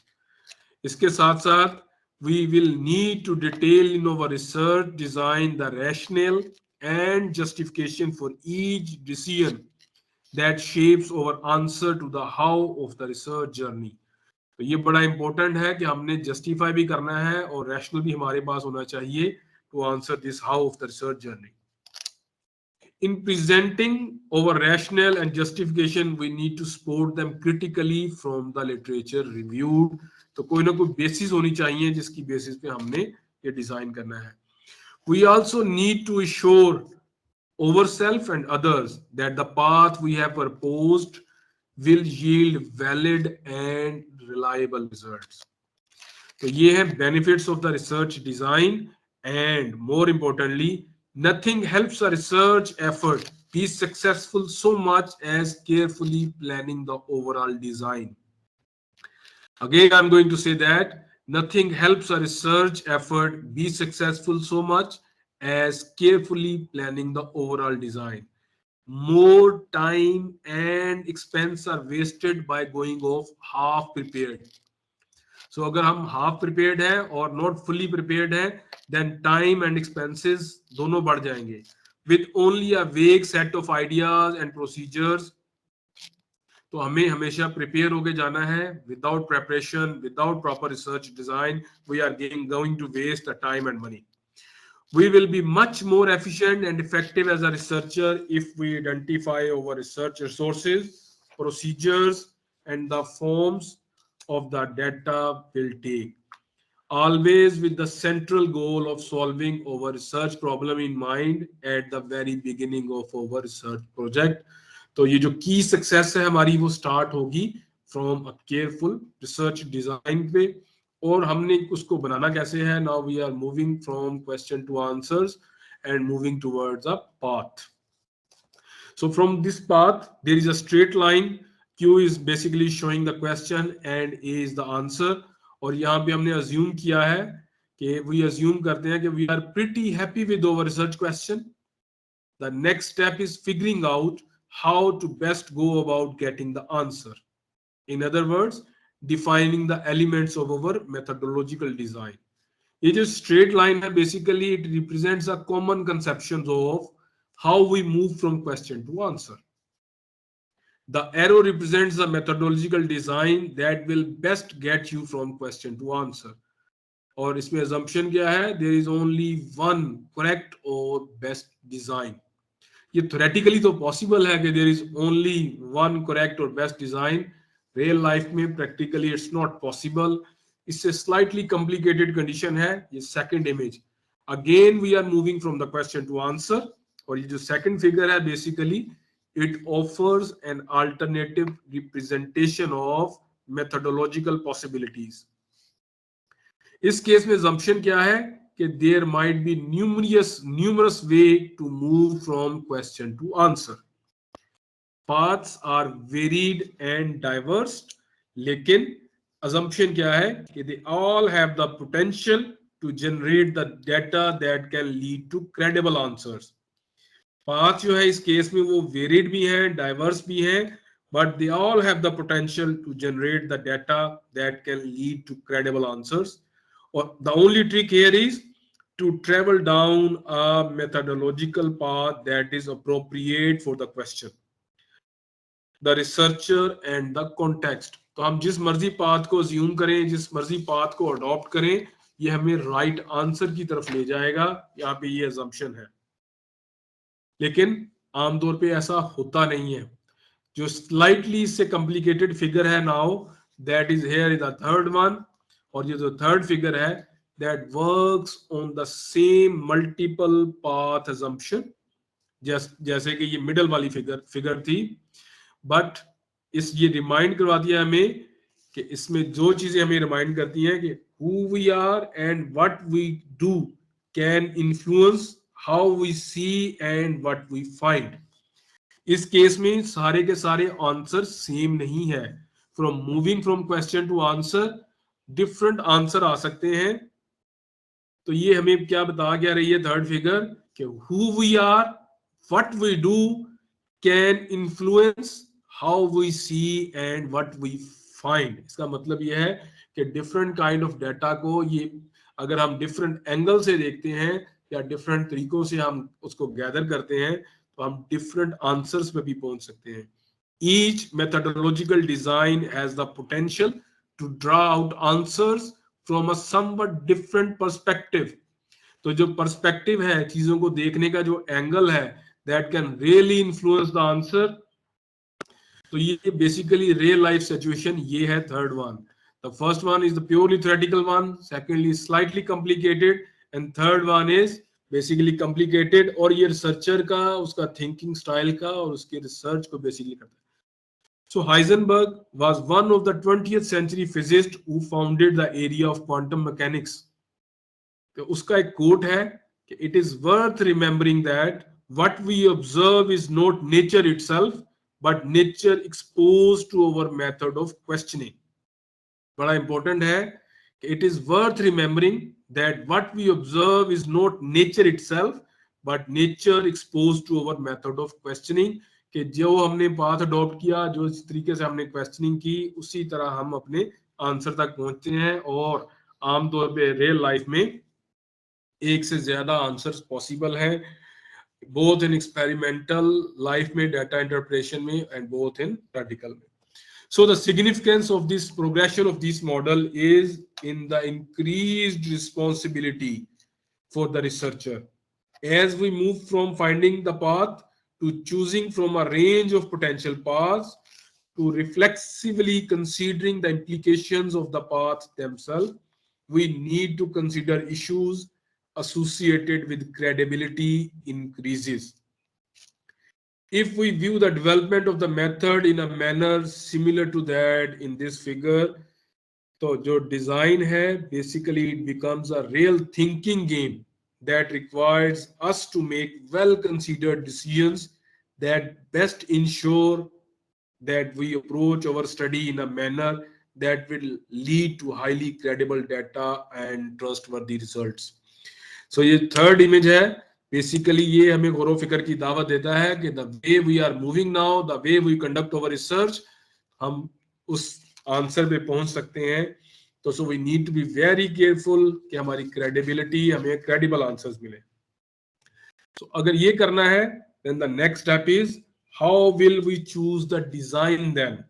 तो ये figure हमें help करेगी कि how we will design, how we will choose the design. तो हमारा जो methodological design है, that need to be 3 important criteria पूरा करने चाहिए. 3 important criteria पूरे करने हैं उसने. The first one is the methodological design addresses our question we have or willing to develop. The first जो criteria है, the outermost circle, the blue outermost circle जहां लिखा है address the question, कि हमारा जो design है that should address our question we have or are willing to develop. जब हमने इसको क्रॉस किया तो हम इनर सर्कल पे आ गए, द ग्रे वन, और ग्रे वन है कि the skills and interests needed to undertake over plan. अगर हमने इसको भी क्रॉस कर लिया तो थर्ड वन है all the elements of our method, our designs are doable. That is most important, specifically in our conditions. So इसके बारे में हम थोड़ी सी डिटेल से डिस्कशन करेंगे कि what does this mean, address the question. इसका मतलब ये है कि sometime the researcher have a tendency, और ये researcher जो है ये चाहे नए हों या पुराने हों, they are quite wedded to a particular methodological approach. They might have it in their minds that they will do a population study or a surveys or a series of interview even before they have really engaged in a critical examination of what their question logically demands. अपने question की demand को समझे बगैर ही sometime we keep on starting, we keep on gathering the data. तो चाहे वो सर्वे की form में हो, सीरीज ऑफ इंटरव्यू की फॉर्म में हो, पॉपुलेशन स्टडी हो, but we always need to keep in mind that the goal in developing the design, goal in developing is to work towards the most appropriate for answering our question. So जो भी design हमने बनाना है, it should be able to answer our research question.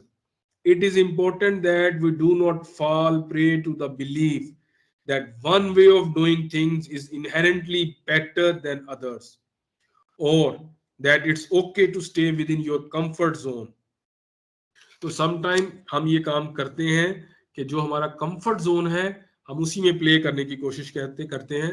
And more importantly, or most important point here is methods need to fall from questions rather than we keep on getting data and try to mold those data. So methods need to fall from questions. This does not mean our question must be set in stone from its first articulation. तो solid या rigid कोई चीज नहीं है. Research is generally और basically an ongoing and iterative process. Research is generally an ongoing and iterative process of development and redevelopment that may see question shift at various stages throughout the research process. और यहाँ पे stress की क्या जरूरत है कि what need to be stressed is there needs to be a goodness of fit between our final question and our design. One, the other, or both may evolve, but in the end, our question and our design will need to have the tightest of the relationship. So comfort zone और अपनी expertise में नहीं रहना. Try to develop the design जो कि best answer कर सके हमारे रिसर्च क्वेश्चन को. तो जब हमने ये चीज कर ली, then the second step was skills and interest. हम सब ह्यूमन हैं एंड वी ऑल नो कि every individual is a different than the other one. हर आदमी की कोई ना कोई खास स्किल है, वो दूसरे से डिफरेंट है. So we need to identify. For example, some of us are called peoples person and some of the others like to sit behind the computer. इसके opposite contrary, हम में से कुछ लोग कंप्यूटर के पीछे बैठ के काम नहीं कर सकते. They like to be in the lab, keep on working with the equipments. Some of us are more comfortable having intimate chats with the strangers, और हर आदमी ये काम नहीं कर सकता. Some of us are better at more distant and formal communications. Some of us like to working with the words, but on the contrary, some of us like to play with the numbers. And some of us can handle level of emotional investment where the others cannot. Some of us can be very objective, and some of us are normally struggle to keep their opinions to themselves. So these are basically the individual characteristics, and we need to identify. We need to identify what skills we have, and more importantly, we can develop new skills. And it is, of course, worthwhile goal, but we really need to keep our timeline in mind. हमें ये पता है कि हम नई चीजें सीख सकते हैं, बट रिसर्च का प्रोसेस अनलिमिटेड नहीं है. कोई भी प्रोजेक्ट हमने स्टार्ट किया है, that always have the boundaries, always time bound होता है.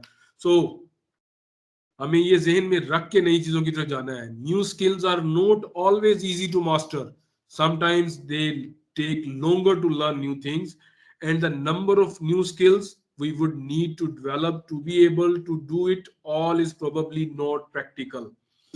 So have good thing about where our skills and interests lie. It would be silly to go down the path of large scale surveys if you know you hate statistics and thought of having to do it make your break out in hives. तो इसलिए अगर आपकी वो skill level में नहीं आता तो आपने ट्राई करनी है टू लर्न इट, लेकिन उसकी वजह से खुद को खराब नहीं करना. On the other hand, even if you see the value of in-depth interviewing without the right communication skill, it might be a torturous route that ends up not doing justice to your research process. Not only do you need to consider your own comfort zone, you also need to think about how your skills or lack thereof might affect the quality of the data you collect. और most importantly यहाँ पे एक comment है कि competence is not a luxury nowadays, it's a requirement. तो आपने अपनी skills में और इंटरेस्ट में काम करेंगे तो things will be slightly easier, will be slightly better for you, and some of us can learn new skill quickly, for others it's not that easy. तो हमें अपनी स्किल को, अपने लेवल को सामने रखते हुए चीजों को करना है। And the third and the most important inner part of this circle is be practical and doable. That is called pragmatics, making it doable. अब हम यहाँ पे एक assumption करते हैं कि over intended design addresses over research question. We are quite comfortable with the approach and believe that we can develop the skills and adopt the roles necessary to carry off our project. तो उसके बाद हमने सिर्फ एक ही question पूछना है खुद से. We have already cleared the two outer circles. Now we have to ask only one question to ourselves, and that question is it doable? अगर वो doable है तो बहुत अच्छी बात है. Regardless of how appropriate our methodological design might be for us and for our question, if we do not have ethics approval or resources or time or assess necessary to accomplish the task, we will need to rethink our approach. अगर हमारे पास ना उतना design का है, ना time है, ना approval है, then we have to, whatever the design is, we need to rethink. The best design is simply worthless if we are going to come up against impermeable barriers to this implementation. So इसका हल क्या है? Making it doable का हल क्या है? कि ये जो क्वेश्चन अभी हमने पूछे हैं खुद से कि is our method ethical? Is it likely to get required ethics approval? अगर हमें ये चीजें चाहिए तो हमने इनको आंसर करना है. और आंसर करने का मतलब क्या है कि the criterion of any research design is that it is ethical and ethically is likely to be audited by an ethics committee. If a study calls for interaction with people, it will often require formal workplace or university approval. An ethical study takes responsibility for the integrity in the production of knowledge and ensures that the mental, emotional, and physical welfare of the respondent is protected. तो अगर हमने पहला काम कर लिया making it doable में कि our method is ethical, then the next is, do we have the required access to the data? तो ये जो आजकल मेजर चैलेंज है for the researcher is basically gaining access to the data. Whether we plan to explore documents, conduct interviews or surveys, or engage in observation, the best laid plans are worthless if we cannot find a way to assess people, places, or records. कि जो हमने plan किया है अगर हम उस तक assess ही नहीं कर सकते तो it's not doable. So it's all about being realistic. Ask yourself how you will go about gaining access and whether your methods are truly feasible. अगर तो हम assess ले सकते हैं, making it doable कर सकते हैं for that specific purpose, then we need to move to the next question. And the next question is our time frame realistic? Ambitious is very good, but ambitious yet realistic is even much better. If we have not given ourselves enough time to do what our methodological design demands, we are likely to be headed down a very frustrating and stressful path that might include missing deadlines, compromising our study by changing our methods midstream, doing a shoddy job with original method, compromising time that should be dedicated to other aspects of our life, or not completing our project at all. अगर हमारा time frame realistic नहीं था तो हमें number of problems आ सकते हैं. Number of problem में हमारी पर्सनल लाइफ भी खराब होगी. We can miss the deadline.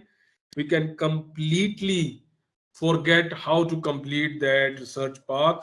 तो इसलिए अगर हमारी टाइम फ्रेम रियलिस्टिक है और हमने ये क्वेश्चन आंसर कर दिए कि we are able to meet the deadlines, our method is specific, and within that time period we can learn new skills, we can do our job, then we need to ask the next path of the design, that is, do we have access to adequate resources?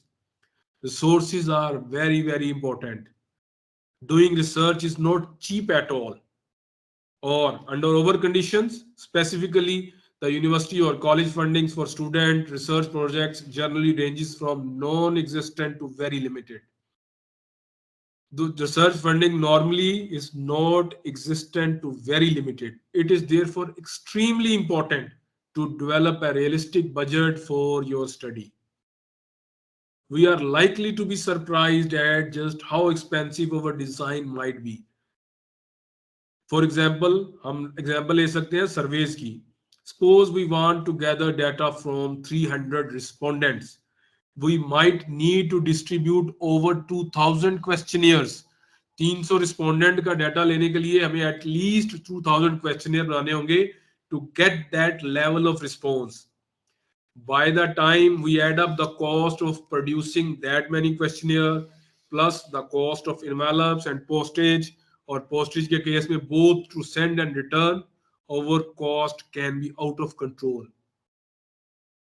और इसका जो second case है, on the other hand, a smaller number of in-depth interviews can also be expensive. A transcript for 1 hour interview can be over 50 pages long. If we plan on paying someone to type a few of those, costs will add up really quickly.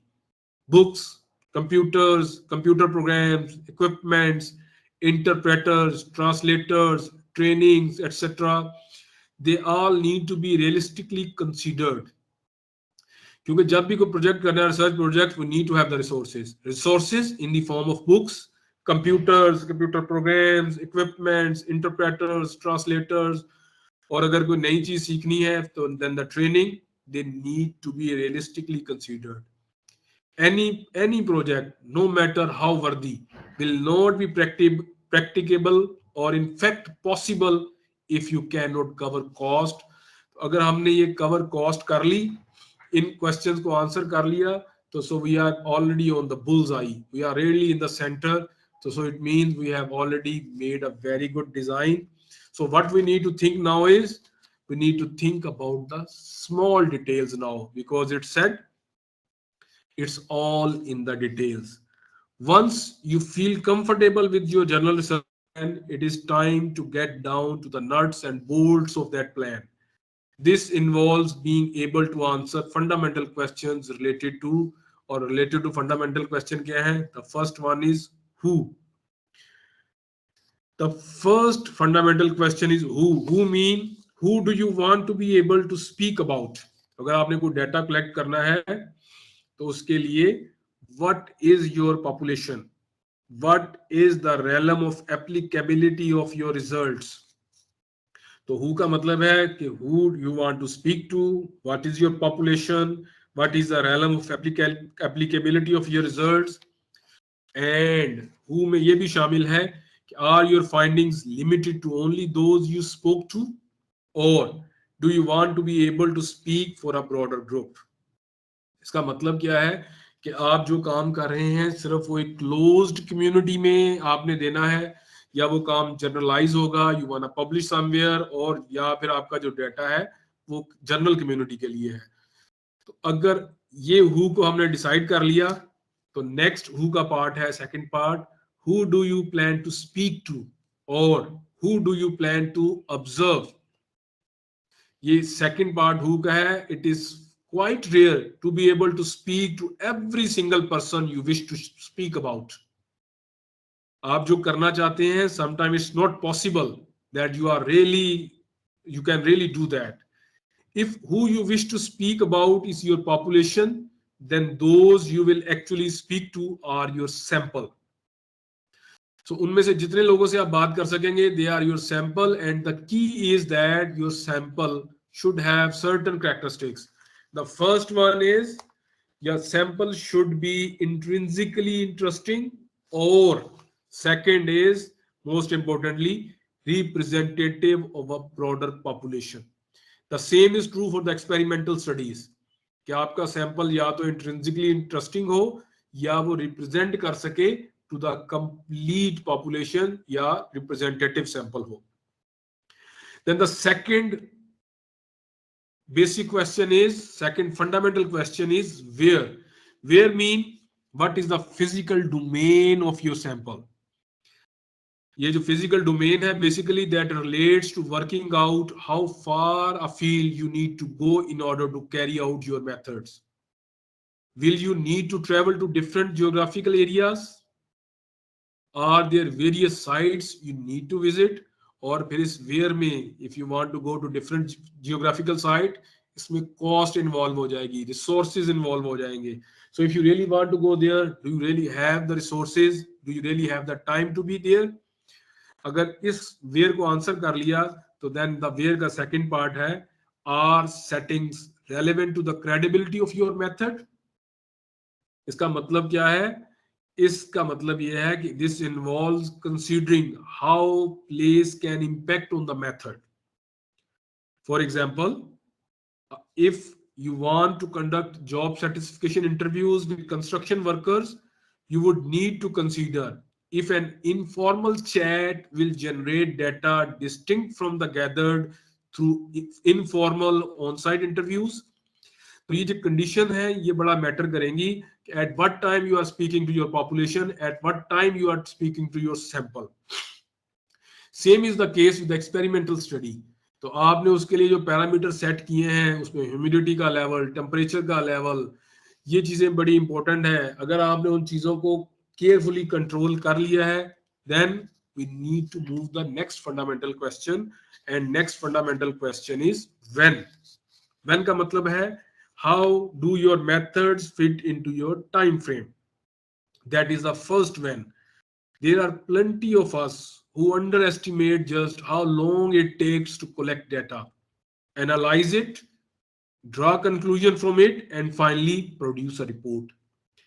The question of when needs to be framed in relation to your overall timeline. तो अगर हमने इसको answer कर लिया and everything is coming within our timeline, so that is a good one. Then we move to the second part of this one. Is timing relevant to the credibility of your method? If you were to conduct a survey or interview when it is most convenient for you without considering how when can affect your data, you could put your study's credibility at risk. For example, a face-to-face community survey conducted between 9 a.m. to 5 p.m. is likely to lead to a large underrepresentation of workers. And if you conduct university subject evaluation on the same day as results are released, it is sure to affect your data. तो ये चीजें आपने consider करनी है when working time में आपको सर्वे करेंगे तो जो लोग जॉब में या ऑफिसेज में हैं, घरों में नहीं है, you can't have their say. और अगर आप ऑफिसेज में सर्वे करेंगे तो you can have the data for the people who are doing the house jobs or who stay at the home. So when को आंसर करने के बाद next fundamental question is how. How में पहला क्वेश्चन है how will I collect my data. ये जो how will I collect my data है, it involves deciding on the methods and tools we will use to collect, gather or generate data. So इसमें क्या शामिल है? Methods and tools that will use to collect, gather or generate data. Fundamental methods such as observations, interviews, surveys, and document analysis, including experiments are there. That how will I collect my data? ये कुछ fundamental method है, हमने इनमें से choose करना है कि ये हमारे लिए कौन से हैं और हमारे timeline में fit कौन से हो सकते हैं और हमारे resources में कौन से. Then we move to the second part of how will I implement my methods. Once you decide on your methods, thinking about how you will implement those methods is an even deeper level of nitty-gritty. For example, we will need to consider whether we will record our interviews or take notes, or whether our observations will involve living in a community for a year or making a defined number of visits. तो ये चीजें बड़ी important है कि हमने अपने method को implement कैसे करना है. Same is the case for the experimental studies. If I want to do a test, is it available in my lab? Is it available in my university? Is it available in my country? Or do I need to send samples to some other countries? तो ये सारे अगर भेजना है तो हमें सबसे पहले फाइंड करना है कि वो अवेलेबिलिटी उनकी कहाँ पे है. फिर उनकी रिसोर्स प्लानिंग आएगी, वो जाएंगे और फिर उसमें टाइम फ्रेम भी इंपॉर्टेंट हो जाएगा. Then comes the final fundamental question is what? What will you look for? What will you ask? Depending on our method, we might involve in developing questionnaires, observations, checklists, experimental designs, frameworks for document analysis. Depending on our methods, we might involve in developing questionnaires, observations, checklists, experimental methods, and frameworks for document analysis. Or suggestion यही है कि do not do this alone. Make sure you get advice and support, and specifically if you are getting advice and support from some experienced persons. These tools are difficult things to get right, and it may take a few trials or pilots to really develop them to a point where you are comfortable with the data. So अगर आपको कोई experienced advice मिल जाए जहाँ पे आपको अंदाजा हो जाए कि आपने ये चीजें डिजाइन कैसे करनी है, चाहे वो एक्सपेरिमेंटल सेटअप है, एक्सपेरिमेंटल कंडीशंस हैं या क्वेश्चनर हैं, ऑब्जर्वेशंस हैं, तो वो आपके लिए बड़ी हेल्पफुल रहती हैं. And whatever question you are suppose to answer, उसके लिए रेलेवेंट डाटा और रेलेवेंट इंफॉर्मेशन गैदर करना आसान हो जाती है. अगर हमने इन सारे फंडामेंटल क्वेश्चन को आंसर कर दिया, including who, where, when, how and what, और उससे पहले जो हमारा पार्ट था मेथोडोलॉजिकल डिजाइन का, कि डिजाइन में हमारे डिजाइन ने अगर हमारी रिसर्च क्वेश्चन को एड्रेस कर दिया, वो हमारी कैपेसिटी में और इंटरेस्ट में है, एंड मोर इम्पोर्टेंटली और most important specifically in over conditions कि वो प्रैक्टिकल और डूएबल है. अगर हमने इन सारी चीजों को आंसर कर दिया, then the next step is, if we have answer, we can answer these questions, we are well on our way to articulate a clearly defined research design. तो इसका मतलब ये है कि हमारा रिसर्च डिजाइन कंप्लीट हो गया, और हमने इसका मतलब है कि हम अपने रिसर्च क्वेश्चन को आंसर कर सकते हैं with in over given timeline, with in the resources available, within our expertise and within our knowledge. So if we are able to do that, so we have articulated a clearly defined research design, and this is all from my side for today. Thank you very much for your time and attention. If you have any question, you are more than welcome. Assalamu alaikum. Wa alaikum assalam. Assalamu alaikum. Assalamu alaikum, sir. Wa alaikum assalam. Sir, mashallah, बहुत ही very effective and very informative lecture about research methodology. But I have concluded that the research methodology, three things are very, very important. First is thinking, then reasoning, and then reality. आवाज में distortion है. Can you repeat? The first is thinking, कि हम किस चीज के बारे में सोचते हैं. Very good. और सेकंड थिंग वो है रीजनिंग, जो है ना वो तलाश की जाती है कि उसके पीछे क्या फैक्टर्स हैं, और आखिरकार हमने जो है ना वो रियलिटी तक जो है ना वो पहुंचना होता है. Thinking, reasoning and reality, these three tools are the importance for the research methodology. कि अगर हम इन चीजों को अगर फॉलो करके रिसर्च करें तो इंशाल्लाह ताला हम जरूर कामयाब हो पाते हैं. जो भी हाइपोथेसिस हमने बनाई है, जो भी हमने ऑब्जर्वेशंस की है, जो भी डेटा हमने कलेक्ट किया है, जो भी रिजल्ट्स हमें फाइंड आउट किए हैं, अगर इन चीजों को बुनियाद बनाया जाए ना, थिंकिंग, रीजनिंग एंड रियलिटी, तो ये रिसर्च मेथोडोलॉजी को जो है ना वो कामयाब कर सकती है किसी किसी तरीके से. बाकी ये हर एक की अपनी अपनी वो सोच है कि वो इस बात पे इत्तेफाक करता है या नहीं करता. Thank you so nice, sir. Thank you so nice. Thank you very much. Thank you so nice. Thank you. Any other question?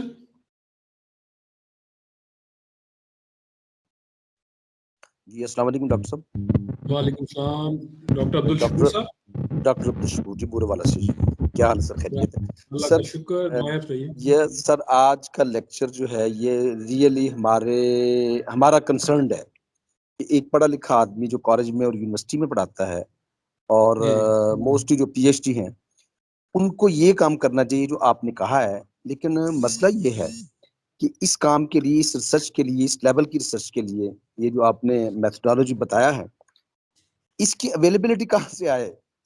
ہمارے کالجز میں خاص طور پر جو ہے یہ سپورٹنگ مٹیریل ہے نہیں ہے، سورسز نہیں ہے، لیبس نہیں ہیں، ایون ٹیچرز نہیں ہیں، ایون جو ہے جو درجہ چہارم کے لوگ ہیں یا کلریکل سٹاف ہے وہ نہیں ہے، جبکہ ہمارے کالجز میں بی ایس پروگرام ہے، بی کام وغیرہ ہے، آئی سی ایس ہے، آئی کام ہے. تو اس کام کو پایا تکمیل تک پہنچانے کے لیے جن وسائل کی ضرورت ہے وہ کہاں سے لے کر آئیں اس کا ہمیں کچھ نہ کچھ جو ہے نا وہ راستہ دکھائیں. بہت دل کرتا ہے، ہمارا اصل کام ہی ہے جو آپ نے بتایا. بہت مزہ آیا آپ کے لیکچر کا. Thank you very much. Thank you very مچ. اچھا، اس کی میں ایک ایگزامپل دے سکتا ہوں. ریسرچ جو ہے نا بیسیکلی اس کے لیے ورڈ یوز کرتا ہوں، بیسیکلی اٹس این ایڈکشن. اگر آپ ایڈکٹ نہیں ہوں گے تو آپ ریسرچ نہیں کریں گے. کرنے کی ریزن، ہر آدمی نہ کوئی کام کرتا ہے because some time you are forced to do that. جب آپ فورسڈ ہوں گے نا تو آپ اس وقت تک کریں گے جب تک آپ انڈر پریشر ہیں. ٹھیک ہے. اگر آپ ایڈکٹڈ ہیں تو آپ اپنی مرضی سے کریں گے. ٹھیک ہے. ٹھیک ہے. اس میں جو السلام علیکم سر.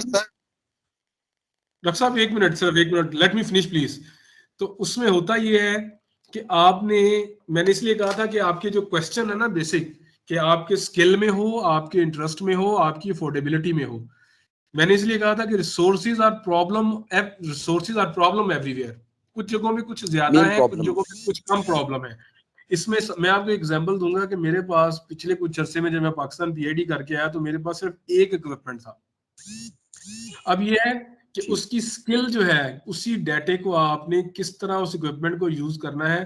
اس ایک اکوپمنٹ کے ساتھ پچھلے کچھ 3-4 سال میں، پچھلے 4 سال پہلے تک اس ایک اکوپمنٹ کے صرف ڈیٹے کے ساتھ میری کو 20 کے قریب انٹرنیشنل پبلیکیشن ہے جن کا امپیکٹ فیکٹر 100 سے اوپر ہے. ماشاءاللہ ماشاءاللہ، ویری گڈ. تو اب کیا ہے کہ آپ نے اپنی اسکل اور انٹرسٹ کو اگر آپ کے میچ کر گیا، اس ڈیٹے کے ساتھ آپ نے اس کو لیا، اس کے کس فارم میں دیکھ سکتے ہیں اور وہ آپ کے کس کوسچن کو آنسر کر سکتا ہے، یہ بڑا امپورٹنٹ ہے. شاید آپ کا بیسک ایریا کو. السلام علیکم سر. وعلیکم السلام. السلام علیکم سر. سر ڈاکٹر ریاض بات کر رہا ہوں، گورنمنٹ کالج جڑا والا، ایسوسیٹ پروفیسر. جناب یہ سر آپ کے لیکچر کے حوالے سے بہت زبردست بات یہ کہ اگر ہم ریسرچ کرنا چاہیں یا ہمارے لوگ کریں تو ہمارے پاس بے شمار ڈیٹا کالجز میں پڑا ہوا ہے، جس میں سٹاف کے متعلقہ بہت چیزیں ہیں، اس کے علاوہ اسٹوڈنٹ کا ڈیٹا پڑا ہوا ہے، ان کے فارم پڑے ہوئے ہیں، ان کے رزلٹ پہ ہم کام کر سکتے ہیں. بے شمار کام ہے وہاں کرنے والے. لیکن وہی بات جو آپ نے بڑی خوبصورت کی ہے کہ جب تک آپ ایڈکٹڈ نہیں ہوں گے کچھ نہیں کر پائیں گے. This is the main matter sir. Thank you very much sir. بہت اچھا تھا آپ کا لیکچر، بہت اچھا السلام علیکم سر. السلام علیکم sir. Emerson university Multan, associate pathology. Sir یہ بات ان کی بالکل ٹھیک ہے، لیکن دیکھیں ٹھیک ہے ریسرچ بندہ، تو میں تو یہ سمجھتا ہوں کہ ریسرچ جو ہے نا ایک ڈائنامک پروسیس، اور ڈائنامک سسٹم میں ہمیشہ آئیڈیاز امپورٹنٹ ہوتی ہیں. ایک سائنسسٹ جو ہے نا وہ آئیڈیاز لے کر جو ہے نا وہ اس پایہ تکمیل تک جو ہے نا وہ جا پہنچتا ہے. کیونکہ اور ڈائنامک سسٹم ہوتا ہے کہ اس میں لائف از امپورٹنٹ، اور لائف جب امپورٹنٹ ہے تو آئیڈیاز جو ہے نا وہ امپورٹنٹ ہے. تو باقی یہ کہ جی we are living in the we first live in the competitive system, not in the monopolistic system. Life of the monopolistic system short ہوتی ہے، اور کمپیٹیٹیو سسٹم میں ہی ریسرچ کرنے کا مزہ آتا ہے. آپ اگر ایک چیز کو جو ہے نا وہ کمپلیٹ کر جاتے ہیں تو اس کا مطلب ہے کہ السلام علیکم سر. السلام علیکم سر. مسز سما Bashir from government college Multan. میرا یہ کوشچن تھا، جیسے ہم ڈیٹا کلیکٹ کرتے ہیں، کچھ ریسرچ میں کوشچن بناتے ہیں، تو جیسے آپ نے بتایا کہ کوشچنز دینے کے لیے اسپیسیفک ٹائم ہونا چاہیے، 9 to 5 نہ دے دیں کہ ان لوگوں کا ڈیٹا رہ جائے گا، یا پھر میتھس میں اگر جائیں تو کچھ یہ، تو اس کی اوتھینٹسٹی ہم کیسے جج کریں گے کوشچنئرز کی فار تھیسس اور ریسرچ؟ Thank you. اچھا، اس کا نا یہ آپ کے بیسیکلی جو ریسرچ گول ہے اس میں آپ نے ڈیفائن کرنا ہے کہ آپ کی پاپولیشن کیا ہے. اگر آپ کا ڈیٹا اس پاپولیشن کا ریپرزینٹیٹیو ہے، آپ کا سیمپل اس کا ریپرزینٹیٹیو ہے، اور یہ میک شیور کرنا ہوتا ہے ریسرچر نے. اسپیشلی جب آپ کے کویسچنر آ رہے ہیں نا، تو کویسچنر کو جو جہاں سے آ رہے ہیں ان کا ڈیٹا، ان کی پرائیویسی، وہ کون لوگ فل کر رہے ہیں وہ ریسرچر کی ذمہ داری ہے, کوئی دوسرا آدمی اس کو آئیڈینٹیفائی نہیں کر سکتا. تو اس لیے اگر آپ کو پتا ہے کہ آپ نے کہاں کہاں ڈیٹا بھیجا تھا, آپ کو کہاں کہاں سے رسپانس آیا تھا, تو یہ ایتھیکلی رسپانسبلٹی ریسرچر کی ہے. ادروائز آپ کو شاید اندازہ ہی ہوگا کہ لوگ ڈیٹا کو جنریٹ بھی کر لیتے ہیں اور اس کی بیس پہ کنکلوژنز بھی کرتے ہیں اور سب کچھ ہوتا ہے, لیکن وہ ایتھیکلی بھی ٹھیک نہیں ہے اور الٹیمیٹلی وہ پروف بھی ہو جاتا ہے کہ یہ ڈیٹا جو ہے نا یہ ریپرزینٹیٹیو نہیں تھا, یہ فورج ڈیٹا تھا. تو اس لیے اگر آپ نے یونیورسٹی یا کالجز اسٹوڈنٹ کا ڈیٹا کرنا ہے, اکٹھا کرنا ہے, تو آپ نے یونیورسٹی اور کالجز میں ہی اپنے کویسچنیئر, فارم, انٹرویو جو کرنے ہیں. اگر آپ نے میل فیمیل کا کام اسٹوڈنٹ کے ساتھ انٹریکشن کرنا ہے, تو یہ میل فیمیل اسٹوڈنٹ جن سے آپ ڈسکس کر رہے ہیں وہ بھی انٹریکشن جو ہے اس کی انشورٹی ریسرچر کی ذمہ. I would request Shahid Imran to kindly take over. It is so nice, very effective lecture and very informative lecture, sir. Very informative. Thank you very much. I really very. Thank you very much professor doctor محمد آصف رفیق صاحب. Sir آپ نے اتنے زبردست انداز میں یہ جو اتنا مشکل اور اتنا یہ کنسیپچول ٹاپک تھا ہمارے جو پارٹیسپینٹس ہیں, آپ نے ان پہ رہنمائی کی ان کی, اور یقیناً آپ نے ہمارے پارٹیسپینٹس کے اندر ایک طرح کی انسپریشن کریٹ کر دی ہے. اور ہوپ فلی چونکہ کل بھی آپ کا سیشن ہے تو یہ اسی کی کنٹینیوٹی میں ہی سر آپ کا وہ بھی سیشن ہوگا, اور ہمارے پارٹیسپینٹس یقیناً آپ کے اس سیشن سے بھی بہت مستفید ہوں گے. بہت اچھا فیڈ بیک ہے سر آپ کا پارٹیسپینٹس کی جانب سے, اور یقیناً ہم بھی چاہیں گے کہ سر اب فیوچر میں آپ کی رہنمائی ہمیں مزید درکار ہو اور آپ کا ہمارا ساتھ مزید ہو, کیونکہ ہمارے پارٹیسپینٹس کے لیے آپ کا یہ جو سیشن ہے یہ کافی مفید ہے. بہت شکریہ سر آپ کا, آپ کی تشریف آوری کا, خصوصیات میں سے وقت نکالا سر. اور dear participants, this was all from today. اور ڈاکٹر صاحب کی سلائڈس میں نے آپ کے ساتھ آلریڈی گروپ کے اندر بھی شیئر کر دی ہیں, اور آپ کی جو ون ڈرائیو کا لنک ہے اس پہ بھی میں نے اپلوڈ کر دیں گے, آپ وہاں سے ڈاؤن لوڈ کر دیں. ہماری حاضری آج کی نہیں ہے, یہ تو کل کی حاضری تھی جو آپ نے پرفارما بھیجا, آج کا تو پرفارما بھیجیے سر. جی آج کا پرفارمنس لیٹ می چیک کہ اگر اس میں کیا کل کا ہے یا کیا سین ہے. Day 3 لکھا ہوا ہے سر اوپر. ڈیٹ اس میں غلط ہے, اس میں جی عمران صاحب ڈیٹ اس کی غلط ہے. لنک سیم ہے, ڈیٹ ہم ٹھیک کر دیتے ہیں, کوئی ایشو نہیں ہے. اس میں لنک سیم ہے. میں دوبارہ بلال صاحب سے کہتا ہوں کہ وہ یس مجھے نظر آ رہا ہے کہ یہ Day 2 کا ہے. میں بلال صاحب سے دوبارہ میں پوسٹ کر دیتا ہوں, آپ اس میں پریشان نہ ہوں. ہاں یہ ابھی پوسٹ کر دی, کائنڈلی ابھی پوسٹ کر دی. جی ابھی میں کر دیتا ہوں. بلال صاحب وہ اٹینڈنس کا لنک جو ہے نا وہ غلط ہے, وہ کل کی اٹینڈنس کا شو ہو رہا ہے Day 2 کا, وہ 3 وہ دیکھ لیں. وہ ذرا جو آپ نے بھیجا اس میں Day 2 آ رہا ہے, week 3 Day 2, اس کو 3 کر کے دوبارہ بھیجیں تاکہ میں ان کو بھیج دوں.